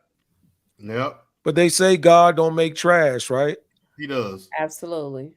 But he does. Oh, I thought He don't. Mandrell said He made the Klan, the Ku Klux Klan. He makes trash. He made Satan. He makes trash. He did do that. He did create him. Can't lie. Can't deny it. Boom! I won. They're just misguided. That's all. That's what it is. They just misguided. Misguided. Okay. Those yahoos who took out the buildings in 9/11. That's not trash at all. People who got the men who got the kids. That's not trash. No, but we're all God's children, and God loves us all equally. I find that hard to believe. I love humanity as a whole, but not everyone as an individual. And my pet peeve, if I had the choice to eliminate an entire subset of humanity, it would be child molesters. All of them gone. And leave me about 12 or 24 of them so I can do that myself and enjoy it. That's all I ask. You can blink the rest of them out of existence. Just give me a few to play with. Here's the thing, though. Just like Talk was talking about doesn't make trash. No, how Talk was talking about molesters aren't strangers. No, they're not. Most of the time, they're not. Most of the time, they're family members or babysitters or people that the family knows. Most of the time. So under those circumstances, they got to go too. I don't care who you are. Okay. Oh, and you better pray the cops get you before so you better turn yourself in. What if the child molester is a juvenile? Say what now? What if the child molester? You're gonna get the same treatment as everyone else. You ain't special. I don't care how old you are. You ain't special. Look, you better turn yourself in and hope they keep you in jail. Better do something. You better hope you better tell the judge, I'm going to bail and set. No, Your Honor, I don't want bail. What? I don't want to bail out. Keep me in here. That's your safest bet. Because I'm probably going to be able to get to you there too. But that's your safest bet. Outside somewhere? No, I'm going to find you. Because I'm be waiting right outside the police station for them to release you out. I'm going to follow you all the way wherever you go. Not anywhere you go. Anywhere you go. Well, you don't have to wait for them. Now they got to register and get their address or something, right? Yeah, but that's after the conviction. They serve the time and the whole nine. You know what I'm saying? That's after that. After the conviction. I'm talking about before that. That's if they get caught. No, you ain't going to jail. If it's my child, you're not. You ain't making it to jail. They ain't. They're not making it to jail. If it's mine. But that's like back to Genesis, your question. That's the craziness of not being as a family, because then the dad or the mom, whoever isn't with the child, they have to set the priority about what they pour into the child with, because they're just not going to have that time with them. You know, they're not going to be there at night when the child wakes up with a fever. you're not there. You're not going to have that hands on. So then you're trying to make the best use of time spent, especially with your daughters. You don't want to tell them no, and then you want to pour wisdom into them at the same time. Mhm. As you know, wisdom is a drip, right? So they don't even Mhm. use it right then and there. Yeah, yeah. Well, I don't know that the parents being together is automatically going to be a protection for the child. in most cases, it is. Not every single solitary case, because really nothing is 100%. But in most cases, it is. Because most people care about their children and they do want to protect them. Most people do. They do want to protect them, but if the molesters, and I know this is a totally different topic than what the show started at, but we gonna keep it rolling because we always segue into something else. Most of the molesters are people that you trust, a trusted family member. So, parents got to go, here, there, or the other place, and we leaving them with Uncle Buddy. Yeah, And but now you Uncle need Buddy two is people to trust them, though. Huh?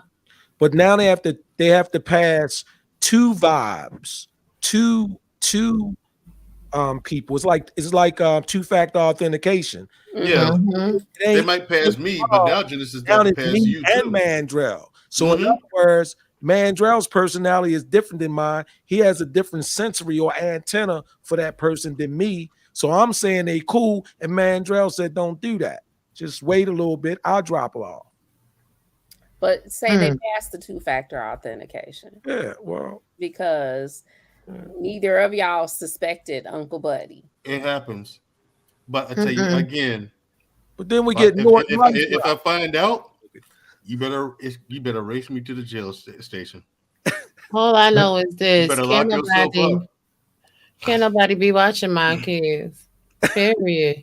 Why? If you're not my family, like my female family, you just can't watch my kids because I'm just 10 levels of crazy. I done told Hey, you.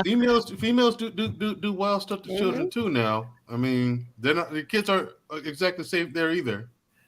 Oh yes, they are. In my family, they are. Cause in my everybody in my family is somebody type of halfway crazy. I don't play that. But you got to know what people give and what people do. Now, if you got that one family member that there's always some sketchy stuff going on, that might not be the one that you want to even risk it, taking a chance, leaving around your kids. But when you know your family, your parents or whatever is 10 types of crazy too, and you know they're not with it, and you done seen them going off on people, 9 times out of 10 your kids is all right. But my kids know how to fight anyway. But still in all, everybody just cannot be because I'm with all the county blues. They gonna put me underneath somebody's jail. They ain't gonna have no time to arrest nobody because they not gonna They're not even listen. They're not gonna know I did it.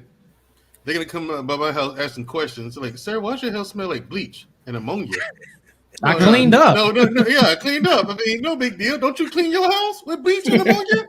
But the fumes are toxic, sir. I know that. But it's toxic for the germs too. You know what I'm saying? Like, good luck. Again, you mess with mine. That's why Genesis said she wouldn't be mine. surprised. You mess with mine. I'm trying to tell you. No, if you are someone I love, you're one of the most safest people on the planet. But if you're an enemy, may the Lord have mercy on your twisted soul, because I won't. Okay? I can be creative when it comes to this, or surgical. Just depends on my mood of the day. Mm-hmm. I'm just like soul touching. That mood matters. Right. Soul touching knows what I used to do in the army. That mood matters. You told me. Yeah. Listen. I've been trained to do a lot of stuff. Look. Yeah. Yeah, I know how to mix up a couple of things that'll make you feel a certain kind of way. Exactly. Mr. Shine, my gun, aka yeah. I was just highlighting her comment. No, I don't remember, like on the after show or something on somebody's channel, we were talking about this, and I'm gonna do a show on this at some point. There are a bunch of ladies who have been molested, who either never spoke out or, people knew in the family, but, the person was never prosecuted, or in some cases, they did speak out. And it was alarming the number of women that have been victims. Like, I forget what, I hate statistics, so y'all know how I feel about that, but I forget what the numbers were. But the numbers were alarming. Oh yeah, I dare say in America, especially, I would venture out to say, and I have no proof of this, but I would venture out to say most women, females, have been molested or abused in some shape, form, or fashion. Not necessarily sexually, but some way, shape, form, or fashion at some point in time in their life. I would say most.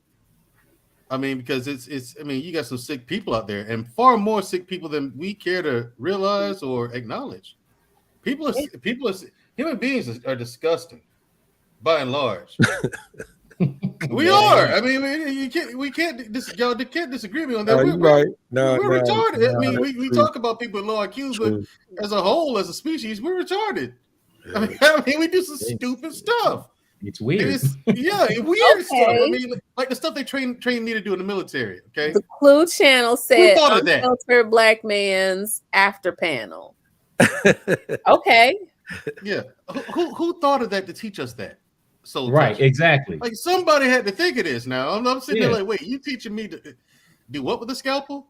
So it's okay to what again? It's okay to rub this on this person and send this person in there just to see how they react to it. Like, yes, it's perfectly okay. It's for scientific purposes. Yeah, nothing wrong with it. It's okay now.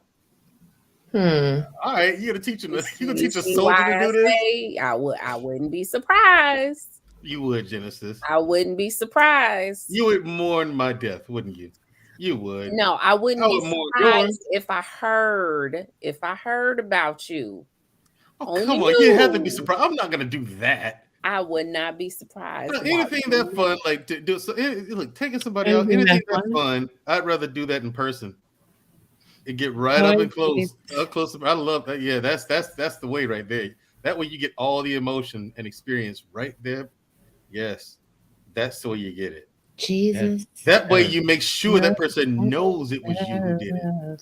And you're the last. I want to make sure my face is the last thing they ever see. You get Robbie.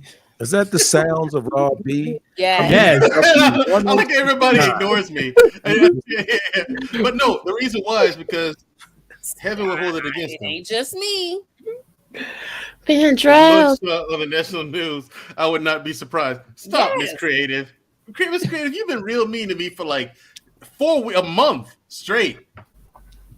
But you said that would be fun, Vandrell. It would be fun. Especially if it's somebody that did something to my child. Yes, I'm going to enjoy that. All right, Shook. You need a hug, Shook. I do.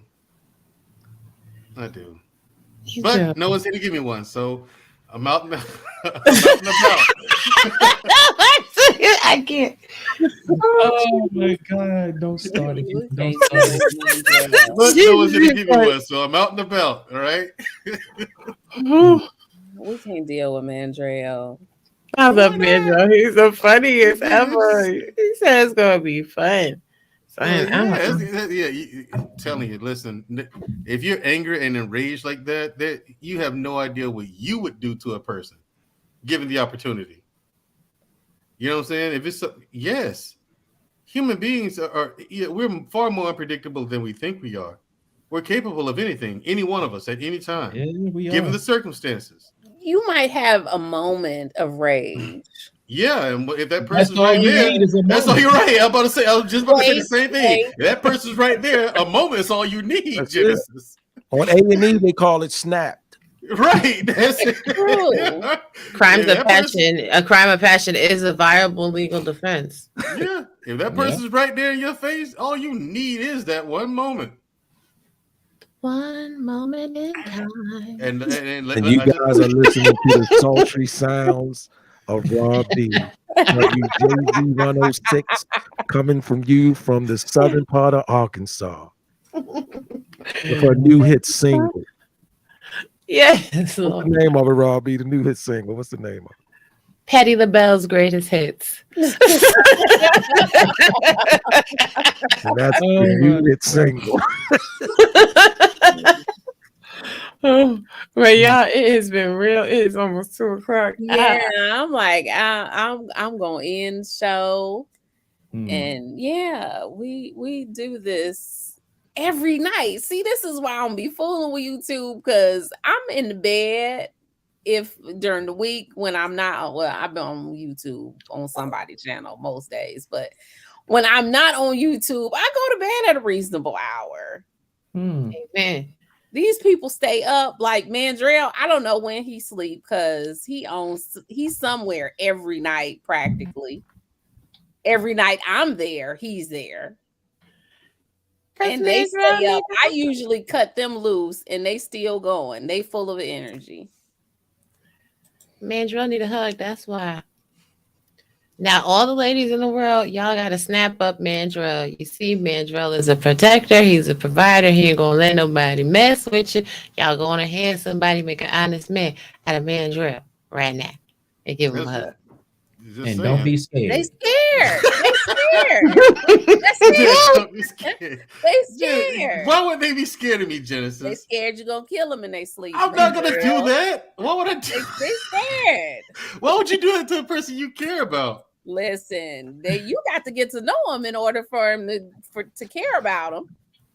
Yeah, but I mean, I know enough about Miss Creative to know that I wouldn't hurt her. She's just a Miss person. Creative said you dangerous.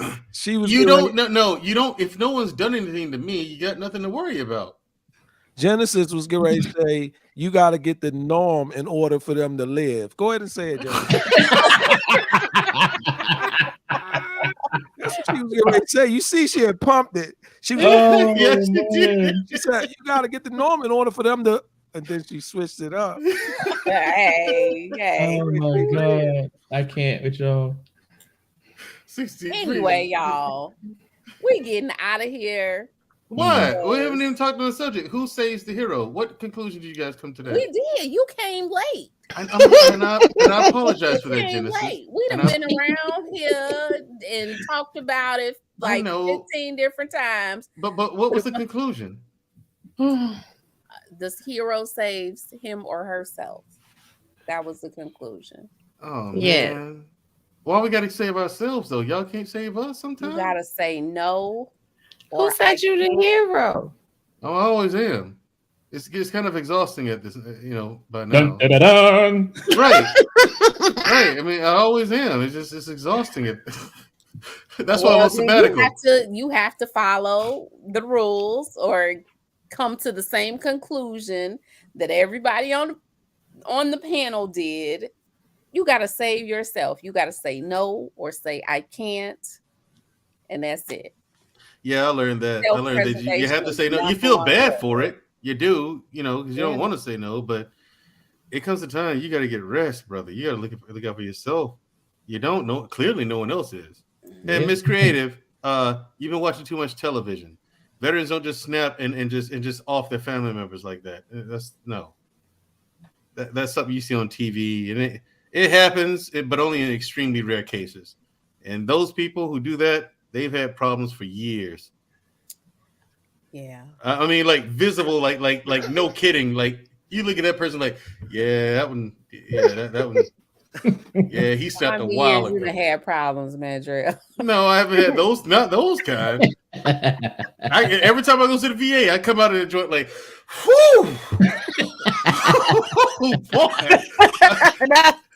We all got issues, man, but God, every time you go, you do meet someone who's just like, you're like, man, I'm glad I ain't like that dude. Yeah, God. You come out there drinking like, God damn. Yeah, you do, man.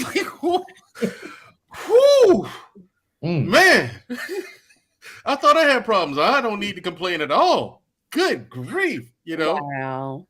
It's sad because they have this thing to help people in mental health, right? But it's so regimented. Mhm. You know what I mean? And this, that, and that, and that. I'm like, okay, what if this doesn't work? No, I Give went me through some the time. right. They'll make up something because I went through the whole thing, every mental health treatment the VA offers in 3 different states. I went through all of it. Okay, and yeah, there's some stuff here and there I pick up on exercises or whatever that I kind of resonated with me, but the rest of it, I'm like, yeah, this is kind of pointless. I'll do it, but I don't think this is geared towards me, and this ain't gonna help me. I don't have this problem. You know what I mean? That's what I was like. I don't have this problem, but I'll do it, and I did. Because look, I didn't want. The reason why I went through all that therapy is because I didn't want to be the guy in the VA and someone else walking out looking at me like, "Whew, man, I'm glad I ain't that." You know what I'm saying? Right, the way I'm looking at them, I didn't want to be the guy. I said the way all of us on YouTube are looking at you. Oh, that's because you guys are weird, Genesis. Man, don't worry about it. When you least expect it, somebody's gonna snatch you up. Probably. You know, maybe one day. There's no and on that note, we're gonna end the show. We're gonna talk to Mandrell in the back chat. Why not on the air? Look at pound for pound left. There's no such thing as snap. It's all premeditated. No, actually, it's not. There is a thing called there is a snap. Some people do. Mandrell. I'm yet praying for you. Okay? Thank you. I need prayer, as we all do. Yes, amen, amen, amen. Even Genesis. Amen. Genesis is an angel. God sent him to earth to be an angel walking the land. How dare you? And turned out to be, just human. She gonna get you. She gonna get you. She gonna get you. Sure, I am an angel. That's my story, and I'm sticking to it. Okay, fair enough. Talk, he needs prayer too. Talk, yeah, see, Talk low key. Listen, I told you, look, I beat Talk out a long time ago. Yeah, if push came to shove. If push came to shove, yeah. Oh no. Yes. I'm not. That's not me. Look at the way he said that. Oh no. That's not me. His focus is on investing and stock market. Right, just like any other sensible person. Nothing else but that. But if somebody roll up on him with that nonsense, he gonna hit him with that 40. Quick. I can't go do that. Oh, by the way, all the mothers here on the panel and in the chat, happy Mother's Day. Hey, Mandrell. Hey, Genesis. Did I tell you the time I got robbed in Chicago? No. Like 3 summers ago, I came to Chicago, and I was over on the west side, like Lake Avenue. Oh. Where before Oak Park. That area before you get to Oak Park. Yeah. Like, it's different, right? Yeah. It was 3:00 in the afternoon. I was taking pictures in this alley, like in back of these houses. Sun was out, it was sunny. And because of the way that they were, I just wanted to grab these pictures. So somebody said, bruh. And I turned around, and about 7, maybe 10 feet away from me was like a guy. He was probably 25. He was wrapped up like a Taliban. I couldn't see nothing but his eyes. He was about 6'2", and he had a real gun, like a real one, right? And he says, drop everything. He says, no. He says, you know what it is. I said, what is it? He said, drop everything out your pockets right now. I was like, can I just toss it towards you? Because if I drop it out my pockets, you're going to make me back up. And I'm not backing up in these houses, right? He says, no, you're going to drop it now. So I said, all right. So I went in my pocket, and I threw the money towards him anyway. I didn't drop it next to me. So he picks up about $100 worth. It was like $115 in cash. He picks up like $100 worth. He says, which way you get ready to go? I said, the opposite way that you go, right? So he says, all right, don't call nobody. He ain't take my phone. He said, don't call nobody. So he walks away. He backs up, right? He's Taliban. He backs up. He disappears in the alley. I wasn't gonna call nobody anyway. You just took $100. Grown people don't call people for that. So I just turn around and finish taking the pictures. I'm taking the pictures because there's no need to leave. Somebody said, bruh, like 3 minutes later, it's him again. He got his Taliban scarf pulled down. He says, man, you don't know my situation. Taliban scarf. He said, you don't know my situation. He said, I'm desperate out here. I'm going through something, you know. And I say, look, man, you just robbed me. You want me to counsel you, right? He says, no, you just don't understand. This not me. This not me. I said, look, man, the goal is to find your way before you kill somebody or you get killed. You know, that's all I can say to you. So he was like, man, I just want you to know that. And then he pulled his Taliban scarf back up and he disappeared in the alley. Wow. I finished taking the pictures, you know.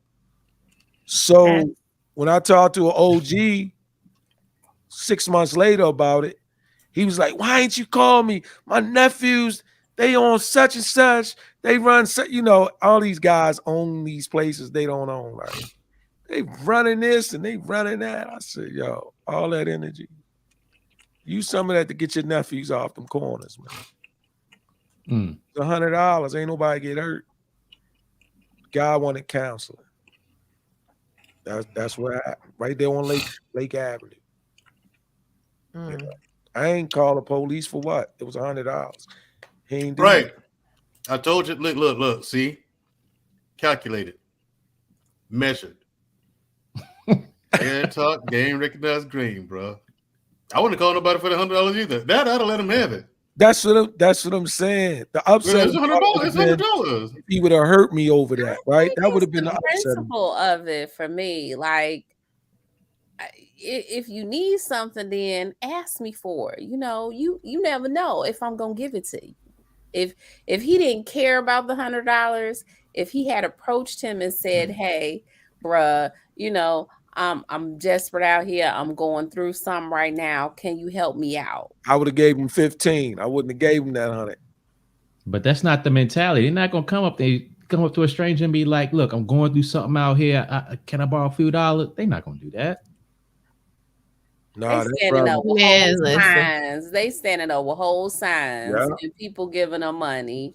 So what's the difference between holding up a sign and asking for it out your mouth? Because they feel like they did something. They earned it. Yeah. I got it lit. Yeah, I was just glad he ain't do me, you know, for $100 or do me period. You know, because initially when I was saying, what is it? I was like, he must got me mixed up with somebody. I ain't got no beef in Chicago, you know. But I mean, and this is my question now that you done told the story.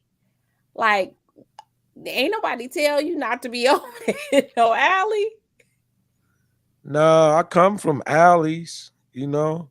So I do it when I go over Inglewood. When I go over Inglewood, I call a couple dudes up. They tell me what gas station to park in. They meet me there, or I meet one of their nephews there. They go in the gas station. They tell Habib and them, that truck right there, he be back. Just let it sit there.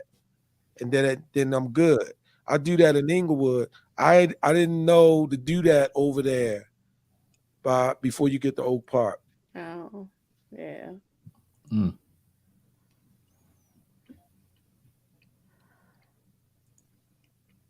Can't do that.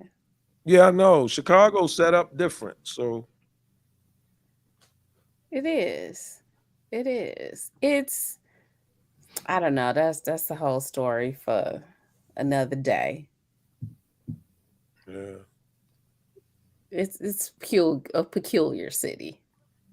What city isn't peculiar? I don't know. Baltimore is different. Chicago is from what I've seen, and I ain't been all over the world, it's one of the most segregated cities. And even within in the Black community, it's segregated even further.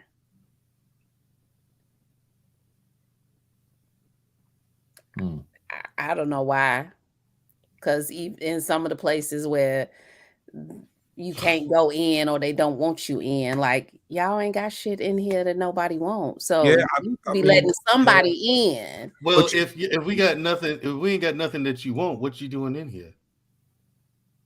I might be coming in to help your ass get something, but you ain't gonna get no help because they scared to come in and help you. I mean, for real. Yeah. I'm not debating you. That's why I'm. That's why I'm not. You That's why I'm know, not in debating you. certain Yeah. places, you gotta have permission to go Facts. on you gotta have yeah, permission to yeah, go on the block. yeah, literally, Yeah. right? Literally. Yeah, You like know, literally. what if the help is coming on the block? They ain't worried about that. They're But too then dumb.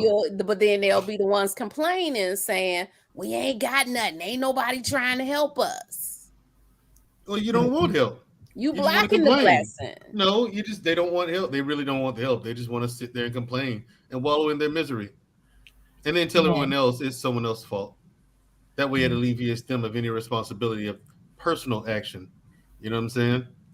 They're too lazy to learn about crypto and investing and Roth IRAs, Roth 401ks. They don't want to do that. You can put your junk Mandrell, behind your I back. heard y'all getting down earlier today. Y'all was chopping it up, Mandrell. We're at Grape Hill?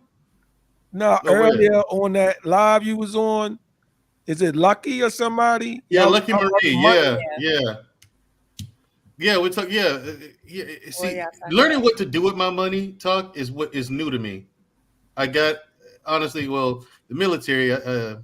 It started out with as terrifying, but then it turned into something I actually absolutely love doing. But for all the wrong reasons or the right reasons, depending on your perspective.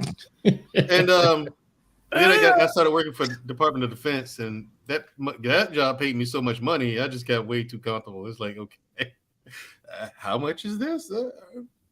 I'll take it. You know what I mean? And it was really important work. So I love it, huh? Say again? Yeah, I just got. Said, no doubt. Yeah. Yeah, I got so it was so much money that you couldn't help but get comfortable there. You couldn't help it. You know, now I'm out here, I'm like, okay, I got residual income that I could, pretty much live off of, and I got tons of savings. Now, what do I do with it? Wait. That's where I am with it now. You know what I'm saying? It's like, what do I do with the money? Invest into the population. No, I'm just playing. But I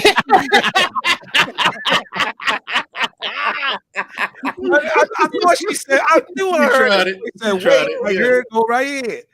So that's what I said. Talk like someone like you, I need to talk to. Like really, because I really want to make the money move. You know what I'm saying? But I day trade. I don't invest. Whatever. You have to get a regular schedule, you know what I'm saying? I don't care. Helping make all of us millionaires, right? And we want to be doing these random YouTube videos. And no, you're right. I'm saying, talk. Come on, Jedi Master. I'm saying, come on. Yeah, but it's trade. I mean, that's good. I'll do it. Like if y'all, hey, anytime you ready to talk about day trading, or you gonna have a segment where you want to talk about the day trading, I don't care who invite me on this show. I'll do it because I do it, right? But it's day trading. I do not invest. Next Saturday, the Book of Genesis, 8:30 p.m. Central Standard Time. Talk Williams gonna be on here talking about investing. No, day trading. I don't invest. He's talking about day trading. He said it like 4 times. Yeah, day trading. So I get my money every day. Still. Every 5 days a week.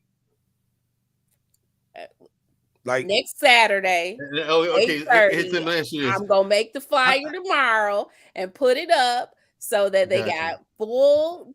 Oh, now, I got a question right now. As a preview, wait. As a preview, I got one question. Say I started with a modest deposit, say $100K, right? what kind of return on this? What kind of flip am I looking on Well, this? if you And how started soon with can I Depends flip on it? what you're if doing. you started with 100K day trading, that's gonna be called probably a donation. You're gonna lose all that, right? What I How do I? What do I need to start with then? all right. So what I tell people is you start with like $100.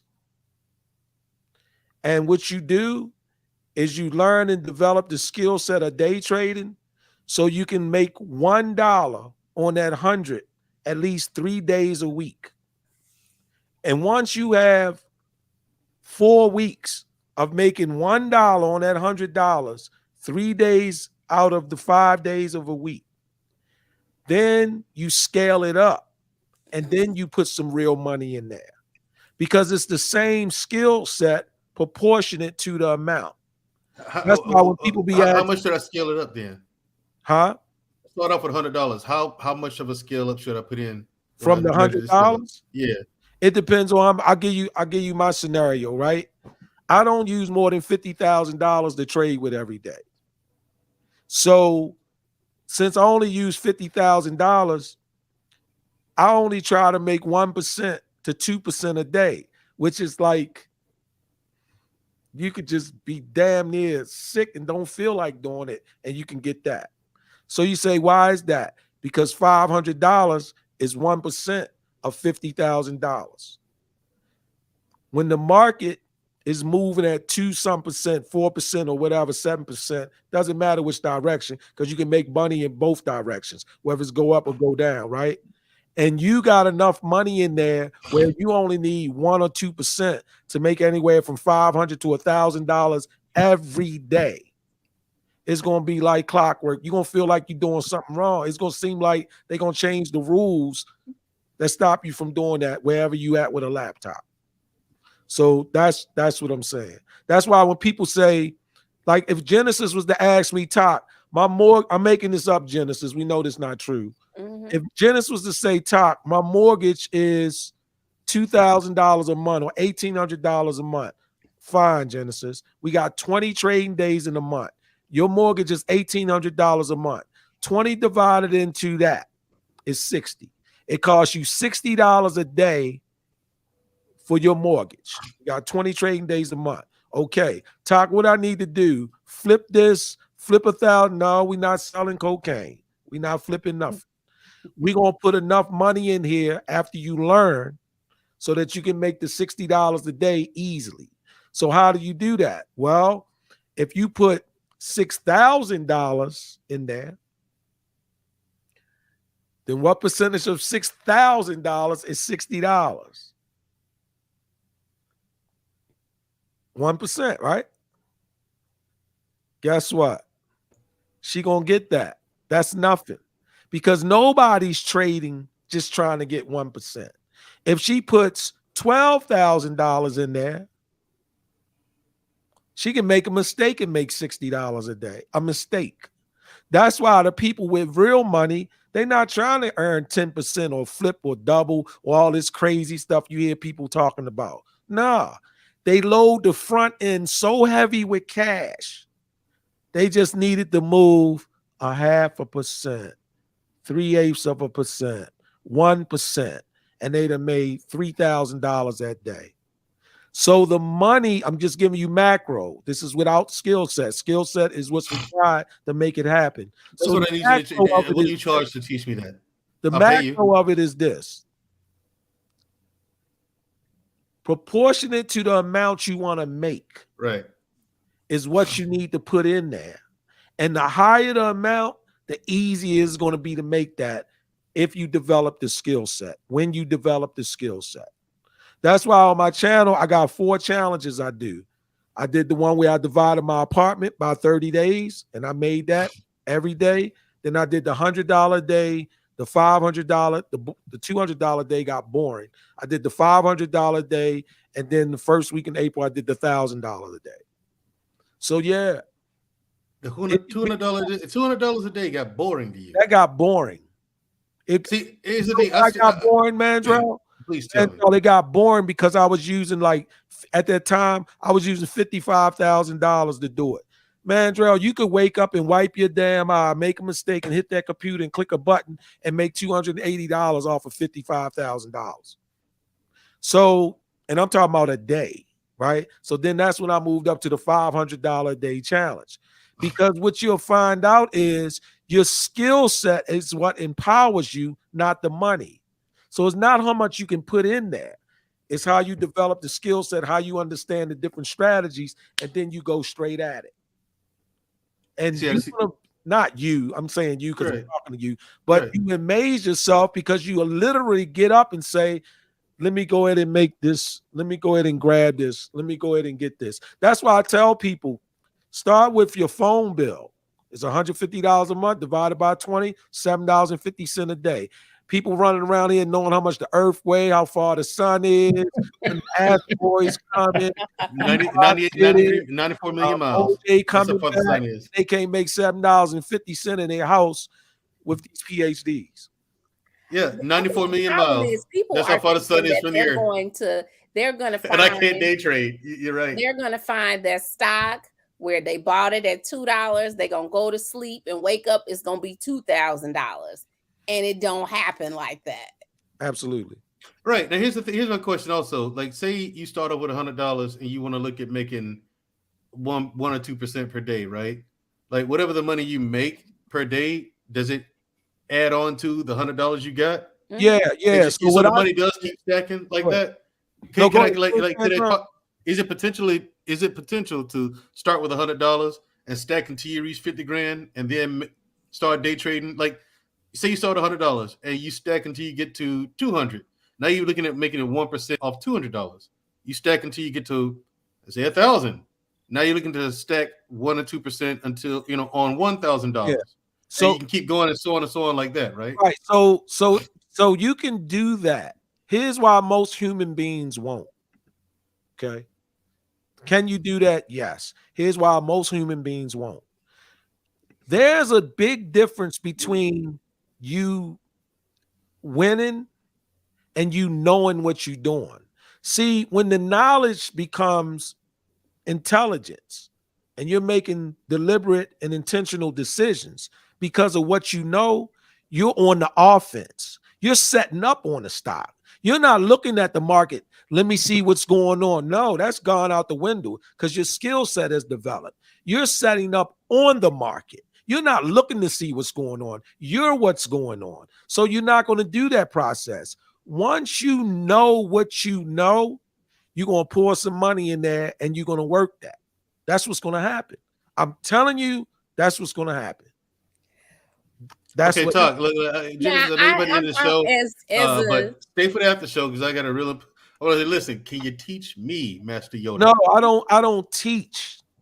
Come on, man. Okay, then do it. What I'm saying. Let's have a class and you do it and show me what you're doing. He's gonna come on next week and he gonna talk about. I need the game, Tuck. I need to learn this skill. I don't teach. I do it. Now, will I come on in and do a Q&A all day long? I don't know what questions to ask. Hold up. Do I share on my channels the different strategies I do? I talk straight through my psychology, the clicks, why I'm doing it, how I picked it, whatever. I do that. Which channel do you do this on? Exactly where I'm at with it. And I'll answer any questions, but I don't teach it. Why not? That would be boring. I couldn't take it. Yeah, for you, not for me though. Listen, but just grit and grind through it for me. He can give you principles, and it's up to you to apply them. Just one time, talk one time. Do it for your boy, for old time's sake. Listen, man, I could show you text. It's guys be like, talk, do a class, do it. I'm not doing no class, man, unless everybody that attends is mute, deaf, meaning they can't ask nothing. I will do that. I'll do that. Listen, I don't, I'm not lying. I promise you. I promise on pain of death, I will not ask you any questions. Just show me what you do, whatever, and I'll figure it out. All I need to do, look, I'm one of those people like this. Look, I was a Green Beret. Yes, I was a Green Beret. Mandrell, I promise my ability to learn is next level. I promise you, Mandrell, I will share my journey and my thinking. And when Genesis does this, I'll do the Q&A because this is what I day trade. This is what I do, right? Mm-hmm. So that's why I'll be everywhere. That's why I'll be everywhere. Yeah, it's what I want to do all too. I need is a laptop. I'll go buy one from Best Buy in the city I'm at and just use it for that couple days and take it back. Give me my money back. Put it back on my card, right? That's it. I'll do that, but I don't teach. Okay, so how are we supposed to learn from you? We'll give you the principles. We're gonna aren't we supposed to wait? Hold on, Genesis. Aren't we supposed to do this as black people? Well, this is what we're gonna do. So everybody else can eat too. There's more than enough money for the brothers. Talk the brothers. What we're gonna do. Ain't that for the brothers? For the brothers. That's when you can tell it's gone awry. They start saying, right, exactly. That's when you know. That's when you know it's like it's a lost cause now. During the Q&A, if you don't take notes, then you fucked up. Yes, and I will be right here with a thick ass notepad. So you have your questions. Do your research. Whatever questions that you want to know, have them written down. That's so all. that you can ask for clarification. Which one of your channels do you do these videos on? Where you show? Only got one. The one channel is Talk Williams. The one I was on when I saw you live. Yeah, and you know my channel is my channel's random. There's stuff on there about snakes. Yes, so where sunrises. Talk. No, you don't need to tell me. I've seen your stuff. You saw me on your show when you went live. Yeah, I just said, hey, just let me let the brother know I'm here supporting his channel. And I shouted out to him. I'm looking up for these. I'm on this channel looking for these videos. Where are these videos, man? Just put in date. All right. So is there any way you can I don't know. Can I share a screen? Can I share a screen? I mean, I don't know how to do it. I think you have to do that. I think you have to over here. I think if you add it in there. I forget how they add it in there, and then I'm gonna share it out. Hang on for a second. So I'm gonna just share one out. This will be one, right? I'll just share. So let's say I know I'm so random, man. I'm talking about trees. I don't know nothing about trees. All right, so there you go. All right. There we go. Okay. Wait a minute.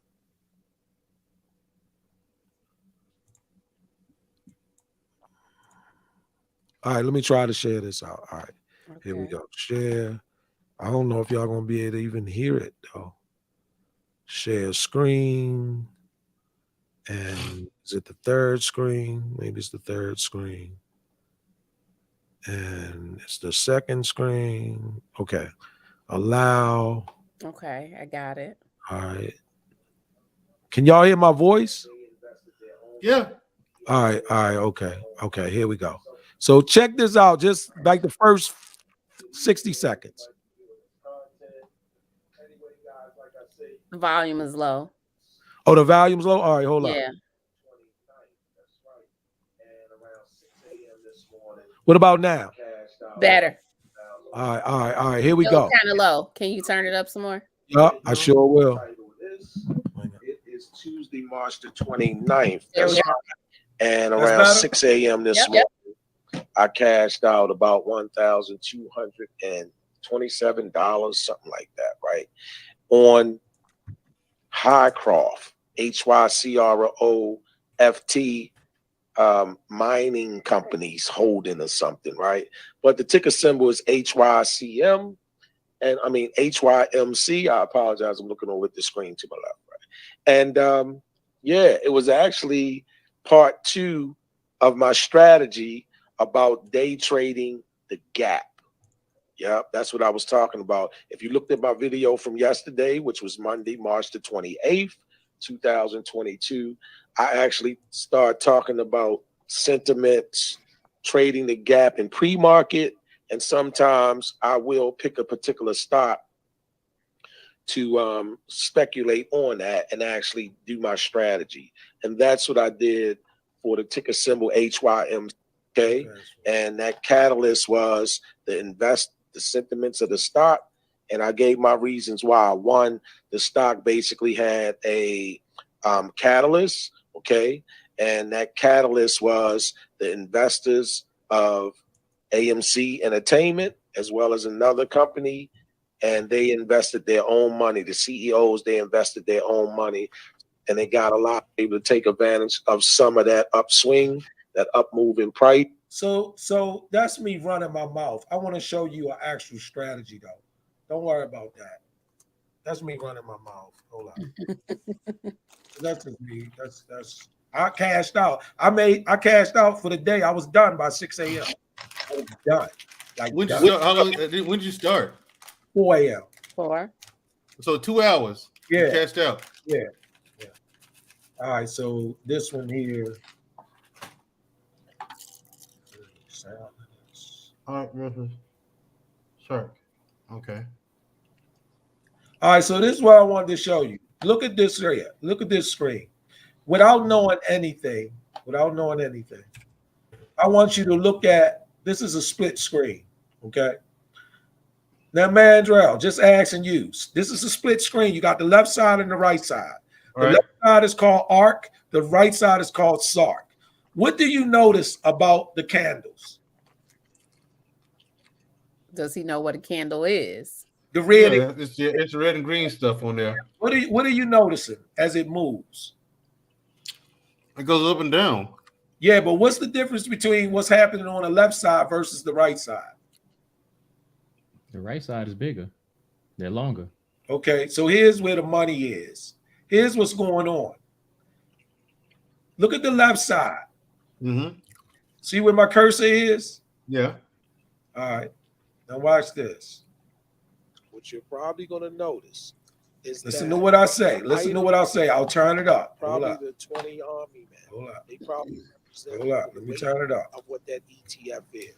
Listen to what I say right here. What I'll talk about. What you notice. Holdings are the things that are inside that grab bag that are in the price movement of two different ETFs. Here we go. One ETF, and that would be looking at the screen. Can you hear it at all? Left side. Mm-hmm. The ARK, ARKK. You guys are probably familiar with. Now listen to what I say, and then watch what I say. Watch what I talk about. Wood. Check it out. Right? If you're not, do some research. Kathy Wood, Kathie. Last name WOOD. Okay, ARK Innovation, and then on the right side, which would be on this side, SARK, SARK. That's Tuttle Management Capital or Tuttle Capital Management, something like that. Both are ETFs. Now we know that ETFs, or the term ETF, is an acronym for Exchange Traded Funds, and basically what that means, there's a bundle of publicly traded stock within the ETF. And when you purchase shares or assets or securities or instruments of an ETF, you basically get exposure to that, meaning you get bits and pieces and different percentages according to weight just by purchasing that bag called the ETF, which inside that bag, it has certain holdings, right? Certain types of stocks. So it's not a grab bag. You know, sometimes you go to a restaurant or something, or you go somewhere else and you purchase something on the internet and they say, hey, you can get this grab bag for X amount of dollars, and you're not sure what's in there, right? No, with ETFs, you can look at what they call holdings. Holdings are the things that are inside that grab bag, that are inside that ETF, that bundle of stock. And then some of them might have a lot of technology stock. Some of them might have retail, energy, different things like that. So it's not like you're going in blindly. You can see what they are. You can see what they're holding. And you can see out of the 100% of that particular ETF is. What I am displaying to you guys this morning, I am not challenging you or giving you homework or trying to poke at you to understand all the nuances or even the particulars in terms of the ETFs in and of themselves. While I do encourage that you go look up what an ETF is if you don't know what it is, and then you might want to pay some attention more specifically to ARK, which is an ETF, and SARK, SARK, is a inverse ETF. What I'm asking you guys to do at a very basic level, if you're not familiar, is just look at the candle movement, look at the chart movement, look at the reds and greens on the one side versus the reds and greens on the other side. And what you probably will begin to notice with some observation, what you're probably going to notice is that the items on the left side, on the ARK side, the ARKK, right? They seem to be an opposite of the items or the chart movements or the candle movements on the right side of SARK. In fact, if I draw this back, print this out just a little more, just to get ETFs. One is called ARK. So this is what I'm saying. Listen to what I'm saying. Look on the left side. If you look on the left side, you see those 3 red candles coming down from the left on the ARKK on that far left side, right? You see it? Yes. Yeah. Look on the right side. Where those 3 red candles at? What do you see on the right side under that BS? What color are those candles? Green. Absolutely. Absolutely. And then go back over to your right side. As the candles start going from left to right, on the left side, as the candles start coming up, left to right, going northeast, which direction are the candles going under SARK? Down. Down, southeast, correct? Yeah. Let me explain a basic concept to you. They say the market's red. They're selling off. I don't know what to do. It's crashing. I love those days too. You get paid in both directions. Here's the basic concept. There's something called an inverse ETF that you got to research on your own, because I'm not teaching how to say what and the and is. No. So what an inverse ETF is, it's like the reciprocal. Remember, I guess in school, they teach you what's the reciprocal or the negative. The reciprocal of 5 is 1/5. Like taking a picture with a photography and you got a negative. Inverse ETF mirrors the other ETF in a negative way. What does that mean? ARK is the ETF that's trading. SARK is what they call the inverse ETF. It responds in the opposite direction of ARK. So when I'm trading this and SARK is going down, I make my money off of SARK because I already know every time ARK goes down, what is SARK going to do? Go up. It's going to go up. Why? Because it is the inverse ETF. It goes the opposite direction in response to ARK. ARK is not responding to SARK. SARK is responding in direction to ARK. So you're always one step ahead. Now watch what happens. Look at that movement now. Look up the terms, go to Investopedia, watch other people's videos, and say, hey, you know what? Look up the term. See that movement? See how it's opposite? Big ups. What's up to Black's Tropical Money? It's opposite. You see it now, green under ARK and it's red under SARK. Yeah. To me, I call it free money. Why do I call it free money? If you know that SARK responds to ARK, then when you set up your technical analysis, which is something else you have to learn to do, because this is just raw as a concept. Your technical analysis, your moving averages, your MACDs, your RSIs, and different things like that, you can damn near choose when to go in and when to come out, when to go in and when to come out, when to go in and when to come out. I'm serious. That's why I say this is just macro concept. You have to learn the skill set and develop it. And I'm telling you, once you do, you're going to be shocked at yourself. You're going to be shocked. I'm just telling you that. You're going to be. I'm not lying. The people who don't get it is the people who either don't spend time because they don't have time. Show me, Talk. I don't have time. Teach me, Talk. I don't have time. Well, Where did you learn it? right here. Right where? YouTube? Yeah, YouTube. What videos you use? I looked at all kind of videos. I watched CNBC News, Bloomberg Technology, Market Beat. I use investopedia.com as my Wikipedia to figure out, what the meaning of the words were. All of that kind of stuff. That's what I did. Yeah, that's what I do. I study it wherever I'm at. I study it on Sundays for a few hours. Look at this. I get prepped up for it. Whatever you might be doing this content. It's your boy Todd Williams, host and creator. Listen to this question. And Like, no, I am not a hostage in some foreign country. I know the lighting looks crazy. My backdrop looks crazy. But really what's going on is I was doing a deep clean in my studio. Let's just say that. I was doing a deep clean in my little mock studio. 4 a.m. in the morning to 8 p.m. at night.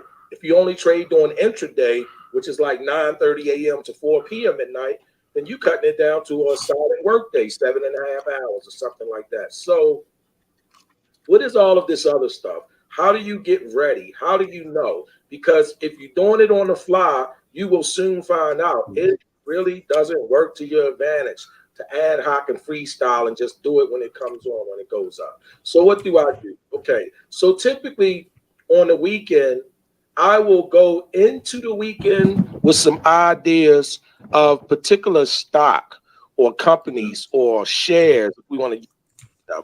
So there's 2 or 3 that I might be thinking that I'm going to look at during the weekend if I have tops 5 different companies and develop an intimate relationship, meaning that you know some things beyond the special thing on the news or the one thing that, like if I say to you, Andrell, right now, right? What is the NASDAQ? So what now? If I say to you, I ask you right now, what is the NASDAQ? What would you tell me? Stock market. Okay, Pat, beyond that, we talking about spending money. You just can't tell me stock market. That's it. Listen, bro, I don't know anything about any of this. Fine, that's fine. So this is what I'm saying, right? So those things, NASDAQ, S&P, Dow Jones, that's what I'm saying. Like those things, you got to get up on that. That's part of your learning. That's not part of my teaching. That's part of your learning. You got to get the vernacular, the vocabulary. You got to get that stuff. And once you start, which you're intelligent, man. Once you it's gonna be done, So once you start moving in that direction, you familiar with Dunkin' Donuts, right? Yeah. Okay. Dunkin' Donuts was trading publicly. December, October 2021. No, 2020. Okay. Then they went private. When the announcement was made of that merger and acquisition for them to go private, the private company said, hey, we're going to pay $106.50 a stock. I went and bought probably 700, 900 shares of it at $86 a piece. They paid $106.50. So that's 86, $6, $20.50 times 700. Just on that news, just that. Now, who's buying Twitter? Elon Musk, right? Elon Musk, yeah, he's taking it private. Right. Guess what Elon Musk said he's going to pay? He's going to pay $54.20 a share, right? Okay. If Elon Musk is going to pay $50.20 a share, then why won't people buy 1,000 shares at the 40-something dollars that is at right now? I don't know. That's a good question. You can only come up. He's going to buy it for a higher price. Right. So you got to keep it. Yeah, you got to keep up with the stuff. How much is that stuff worth now? There you go. That's what. It's $49.84. Yeah, he's going to buy it at $55. Gonna buy it at $55. So people say, "Well, I'm not sure. I'm not. Is whatever." Cool. And plus, he's not going to buy it for that much more. So I can just say, "No, you better sell that. Better sell that stock." Right. So what you want to do is catch it low, lock it in, whatever. These are basic principles, but I'm saying the bottom line is this. Like if you look at this screen right here, right? So this screen right here, let me show you something. This is what I meant by these indicators. See this stuff down here that look like a bad EKG machine. It looked like somebody made a mistake, but they didn't. This is what the technical analysis is. This is what I look at when I'm pulling in and out of these positions. I know what these lines mean. I know what the indicators are. I know what these things are down here. I'm putting them here on purpose because they're all part of my strategy. I know I'm looking at this, reading this visual display. It's talking to me in English, even though it looks like a bunch of colors in the bad EKG machine. And you have to get to that point where you understand that. And when you do, you use it to your advantage, and then it's on and popping. I'm telling you. What software are you using to see this? Say it again. What software are you using right there to see This is Webull. Webull? Webull. W-E. Oh, Webull. Okay, Webull. I know what that. Yeah, I'm familiar with that. So I trade out of two platforms. I trade out of Webull and I trade out of E-Trade. Webull and E-Trade. Those are the two platforms I trade out of. Webull and E-Trade. But you know, like I say, you gotta spend time with this stuff. That's why when people say, show me, you only have the vocabulary. You don't have the vernacular. It's nothing to show you. Yeah, because you don't even know what I'm talking about if I were to tell you. There you go. So what is there to show you? There's nothing to show. It's like when you're driving by accident and the police say, there's nothing to be seen here. There's nothing to see. Oh, you got homework this week, Mandrell. So I'm doing it right now. I'm about to start me a Webull account. So I'm just letting you got to learn the stuff first. That's how you learn the stuff. By getting in there and playing with it. On YouTube. Am I right, Talk? On YouTube, you got to learn the terminology first. Right, and then you go to YouTube, learn the vernacular, learn the nomenclature, all that stuff.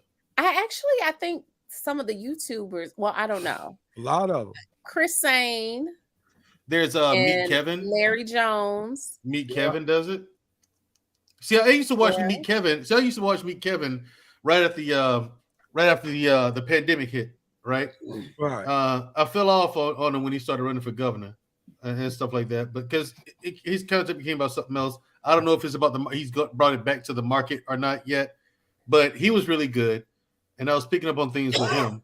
You know what I'm saying? I'll just watch him and I just pick on. If you say NASDAQ or S&P 500, things like that. Talk. I know you're talking about the stock market, right? Like that's about it. That's about all I know. But I know you're talking about the stock market. You know, so here's what I'll say to you. This is where you'll go. This is someplace you'll wind up going.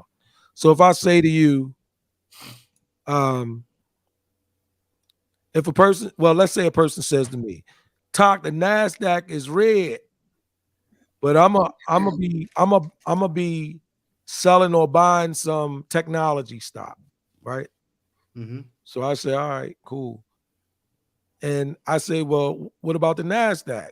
And they said, nothing. I'm going to just buy some Facebook or I'm going to sell some Google or whatever, right? But here's what they don't know. The NASDAQ is an index with a composite of all of the big technology stocks. Now, if you knew that, and I tell you, the NASDAQ is down, it's red, they selling off, it's crashing today, you might not run and go buy them. Or you might run and go buy them. But at least you understand that the NASDAQ has all of the large technology stocks. What people have to learn is that when you're buying individual stocks, they're connected to ETFs and mutual funds and larger indices. And when those larger indices are affected because of the market, your individual stock will go down. And you'll be looking for a reason, and you'll be chasing a ghost because there won't be a reason. The CEO ain't getting caught cheating. Nobody's stealing from the company. The Russians ain't hacked into it, but it's just dumping and dumping and dumping. And then you learn it's because it belonged to this particular ETF, this larger indices. And that's what's draining the day. So every stock in that indice is falling. And it has nothing to do with that company doing bad. But people won't connect the dots because they think they're in a vacuum. I bought some Google. Okay, well, you can't buy Google without being connected to this and being connected to this and connected to that. Well, they ain't got nothing to do with it. I don't worry about them. All right, you get ready to donate. Find a charity, you get ready to donate. Wow. That's what I'm saying. Mandrell, listen to what I'm saying. Before we go outside, we check the weather sometimes so we can get properly dressed, right? Right. Okay. Here we go. Newfoundland, Australia, Japan, India, China, and then India, Europe. I gave you the sunrise as the market comes up across the globe. If you're looking at that weather and all those big indices and markets are red, and now it's time for it to come across the ocean and hit the United States, what do you think the S&P and the NASDAQ and Dow going to be for that day? Shit. Right. But guess what? People who day trade or want to, they don't know about it's coming from Newfoundland, Australia, Japan, China, India, Europe. They don't have a clue. They don't look at that. They don't learn that. So they just sit back and they wonder why it's raining all of a sudden in the United States, red, with the S&P, the Dow. Because why? I'm just trading Google, man. I'm just buying Amazon. They don't diversify at all? They don't know it's not diversified. They don't know to connect the dots. It don't matter if you just trading Amazon if all the major markets as it comes this way in the morning are red. Your Amazon is going to be red. That's what I'm saying to you. Right, and they don't know. You're saying they don't know why. They don't know why because they don't know about the market. They don't know about the Audi market. They're not going to look at China. They think they have nothing to do with India. They don't. They will, but they don't. Talk to some. That's why I listen to people. Right? I listen to people. Talk. I mean, you look at some of their sites. I mean, listen to them. I'll be like, what's the weather? Do I need a raincoat, jacket, snow boots, a flamethrower? That's how I get set up. But that's my way. See, my technique ain't the right technique. It's the one I use. It ain't the wrong technique. It's the one I use. Why? Because I got evidence or receipts, as they say. So it works for me. My strategy. That's why teaching stuff is out the window for me. It works for my thinking, my approach, my strategy. The next dude either can't keep up or he keeps telling me what the guy on the other channel say. Well, why don't you just do what the guy on the other channel say? Yeah, I ain't interested in that. Right, I'm saying I ain't interested in what the other guy on the other channel got to say. I'm sitting there making money. You broke telling me what the guy on the other channel right. said. I'm not that dude. Like that. That's why I asked you to teach me. No, if you teaching me, I'm gonna learn what you teach me. No, I don't believe you. You know what I'm saying? I'm not like that. It's just. But I don't get into that because all right, so I'll give you here's a quick example. Here's another. So the culmination of the knowledge and the skill set, you'll know when to move different. You can't teach nobody how to move different. Like my friend, her girlfriends, they be telling her, ask Talk, tell, and you know what she tell them? She says, girl, by the time you get in it and checking to see whether you should get out, Talk been sold that. He not even in that no more. And you're gonna think, you're gonna be mad at me because your money gone.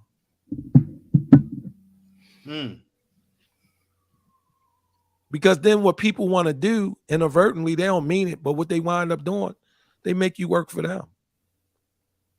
Call me and let me know, man. Text me when it come out. I laugh. I look at the Why don't you just check it yourself?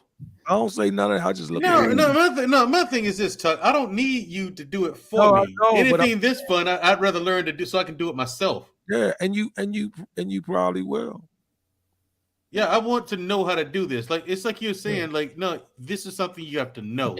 And I agree with you. You gotta learn you gotta what would you But if you consider the any best way to learn day So trade? yeah, Well, okay, my yeah. brain has Next week Q&A. You wait yeah, next week Q&A. any well, he wants you to know what you need to know before you come to next Saturday. right. And again, yeah, no, that ain't what it Because is. he's not teaching. You're not teaching. He'll ask the question. Talking about it. Right. Yeah. Like if you come with a question next week, like in other words, if you spend all week not looking at CNBC News, not looking at Bloomberg Technology, not looking at other people's YouTube channels, not looking at Market Watch Online or any digital publishings and doing whatever research you do, and you don't have any questions for me, I don't have any questions to answer. Basically, just go do your I research don't, and and the come thing with some is, informed questions. right? Yeah. And I don't blame him at all. I feel the same way about it. Yeah. You got a whole week. You know what I'm saying? I mean, you're either Yeah. gonna put effort into this or you're not. There's Gotta a have some thing. skin in the game. There's a thing called branch logic, right? Branch logic. So branch logic, just paraphrasing, how it typically goes is you say I got 3 questions. Okay. The cool part about that is even if you only got 3 questions or even 1 question, we wind up talking about 3 to 5 things to actually address the question. That's why I tell people you don't need 10 questions. You can ask 3 because you might say, Talk, what is a moving average? Well, it takes me to explain several other things so that I can get the message across about the moving average. So this is what I'm saying. It works itself out. That's what I'm getting at. It actually works out. I mean, it does. I got the 60K in, let me see. I got the 60K in December 2021. Yeah, I got the 60K. And when I say 60, I mean make 60, make it, right? Mm-hmm. Yeah, like that's when I got to that. And then hold up. Where's the these are some crazy videos, man. But these are every day, like $1,890, $1,154. And if you like 1,000, and what you'll notice is typically I stay in between 1,000 and 2,000 because this is what you'll learn, right, Mandrell? Mm-hmm. You will learn when you start losing money. So what I've learned is once I get over 1,000, yeah, you'll learn when you start actually, it's weird, but you'll learn it. You'll learn when you start losing money. The reason why 1,000 to 2,000 is a sweet spot for me, because what I've learned is when I try to get 3 and 4 consistently, I start losing it. So my get, like what I know I can get is between 800 and 1,500 a day, like just paying attention. Like just simply paying attention. But I do have other days. Like about a month ago, I got $9,000 in one day, $4,000 a week after that in one day, different things like that. But these are just strategies, man. These, I'm telling you, the one here about rent, I think it's about rent when I talk about rent. This was my first challenge. All right, this is my first challenge to myself. Oh, no. This is it. But listen to this. Listen to this. Just part of it. And listen to part of this. This is me. This was my first challenge. When I said I know what I'm doing now, here go my first financial challenge to myself. This was it. I'm telling you, I wasn't trying to double $1,000. I was trying to make on an average $28.33 a day. Think about that. That really didn't take a lot. What takes a lot is if I would have started with $100 and I'm trying to make $28.33 a day off of $100 because it is so difficult to make 28.33% profit on the average of any investor, no matter who that investor is, no matter what those people say. That's too challenging. But when you start off with $1,000, $1,500, and you treat that money like a hammer. What do I mean treat it like a hammer? Treat it like it's a screwdriver. What do I mean treat it like a screwdriver? Treat it like it's a hair blower. Treat it like it's a pair of nails you snip your customers with. Meaning this, the money in your brokerage apps are like tools to the trade.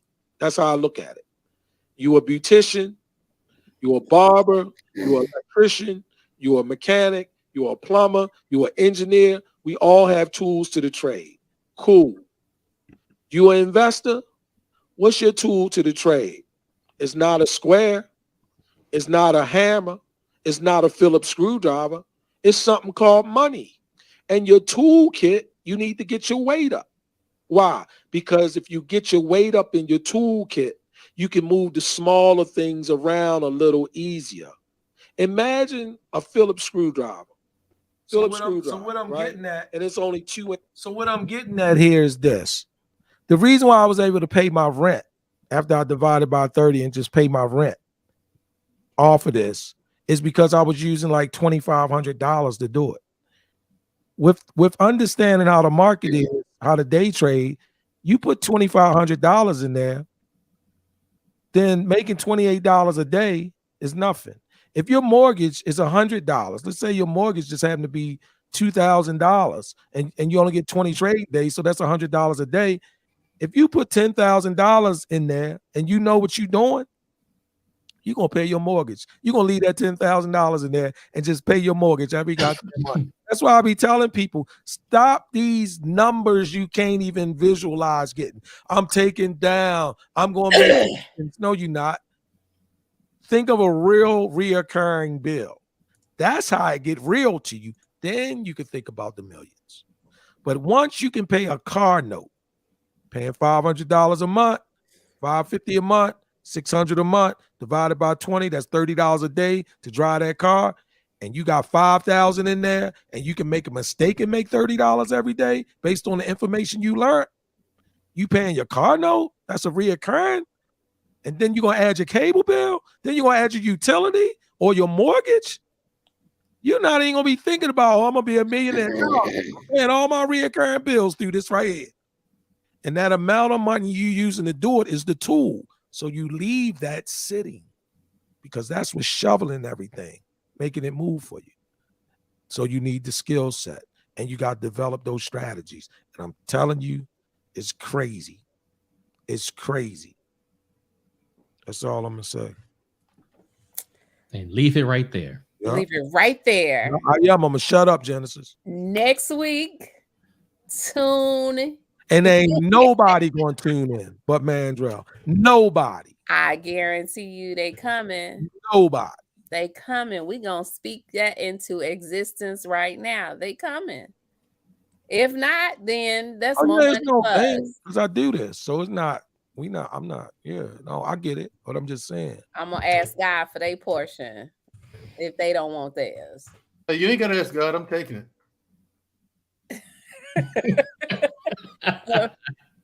Next Saturday, 8:30. Yeah. They ain't gotta come. No, that's all right. No, Genesis.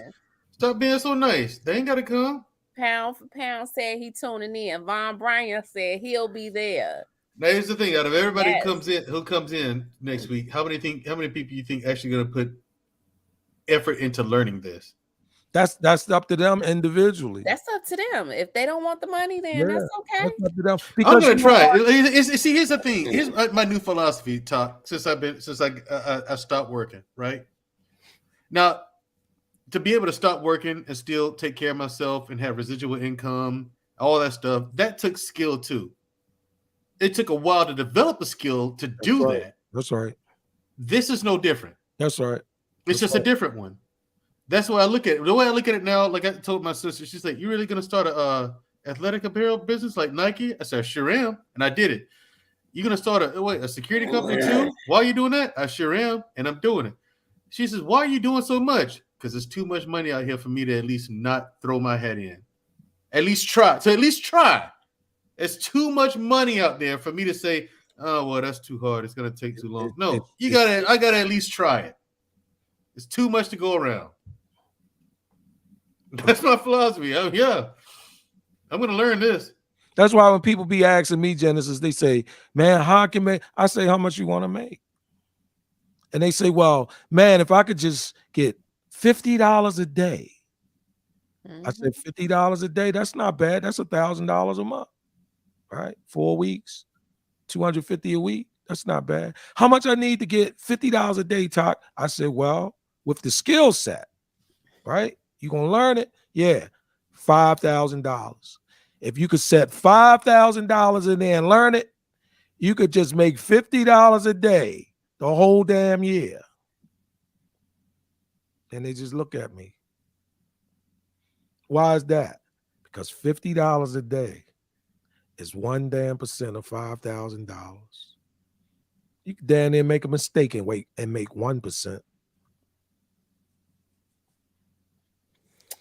That's how they make the money. They're not flipping $1 million to 2 million. They're taking $1 million and every day they making 10, 15,000, 25,000 every day off the same damn $1 million. And let that stack up. And let it stack right up off the same damn money. So they take the winnings, set it aside, leave the $1 million in, and just stack that 15,000 on top of each other. Yeah. Oh my God, dude. Yeah. Oh my God. Think about Mandrell. Listen to what I'm saying, Mandrell. You learned it. Let's fast forward. You know what you're doing, right? Right. You say, Top, what type of tool I need? How much you trying to get a day, Mandrell? I'm just trying to get 500. Okay. You want to make it real easy or something called easy? I want to make it real easy. Put 100K or 75K in there. With what you know, you're going to make $500 a day. That's $2,500 a week. That's $10,000 a month. That's $120,000 a year. I'm talking about you're going to make it easy. I ain't talking about you're going to be in there Warren Buffett it. No. I don't need the Warren Buffett it. I don't need the. That's the thing about me, Tom. The shovel is so big. Yeah. You can't help but snowball. I'm trying to Warren Buffett. Shoot. I don't know about you. No, what I'm saying at the start, Genesis, I ain't got the Warren Buffett it. Not at the beginning.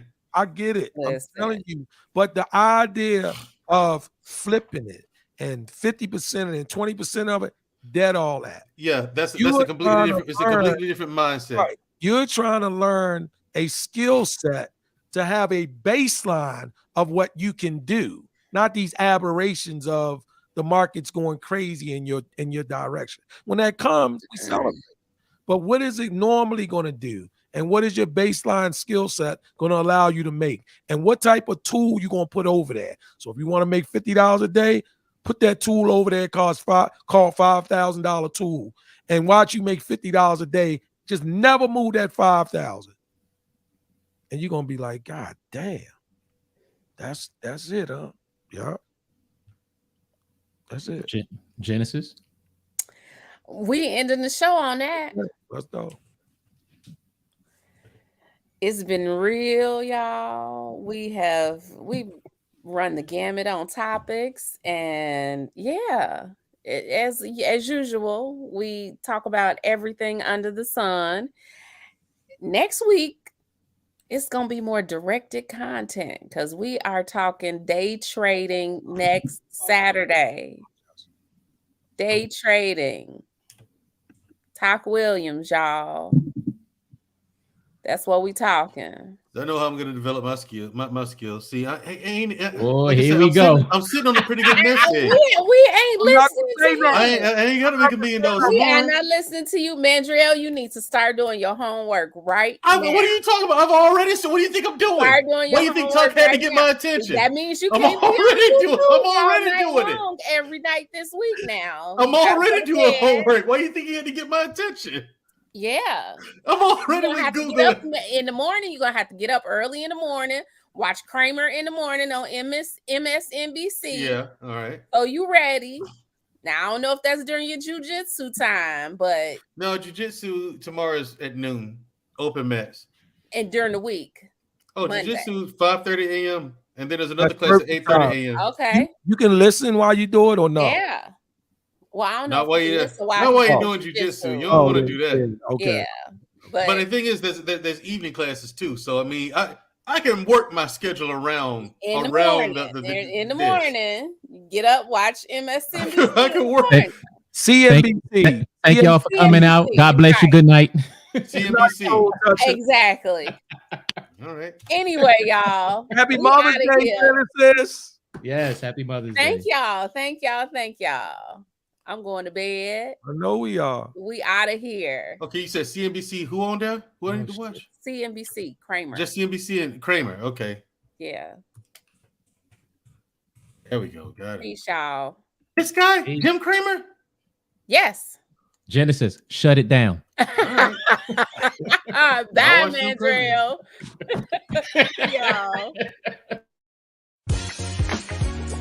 Thanks for tuning in to the Book of Genesis with your host, Genesis. If you would like to be a blessing, would like to be interviewed, or if you or someone you know would like exposure for your business, call us at 708-595-7500. Again, 708-595-7500. Email at genesis@thebookofgenesis.com. That's JENNESIS @thebookofgenesis. JENNESIS.com, or contact us by regular mail at P.O. Box 40, Monique, Illinois 60449. Thank you again for listening to the Book of Genesis.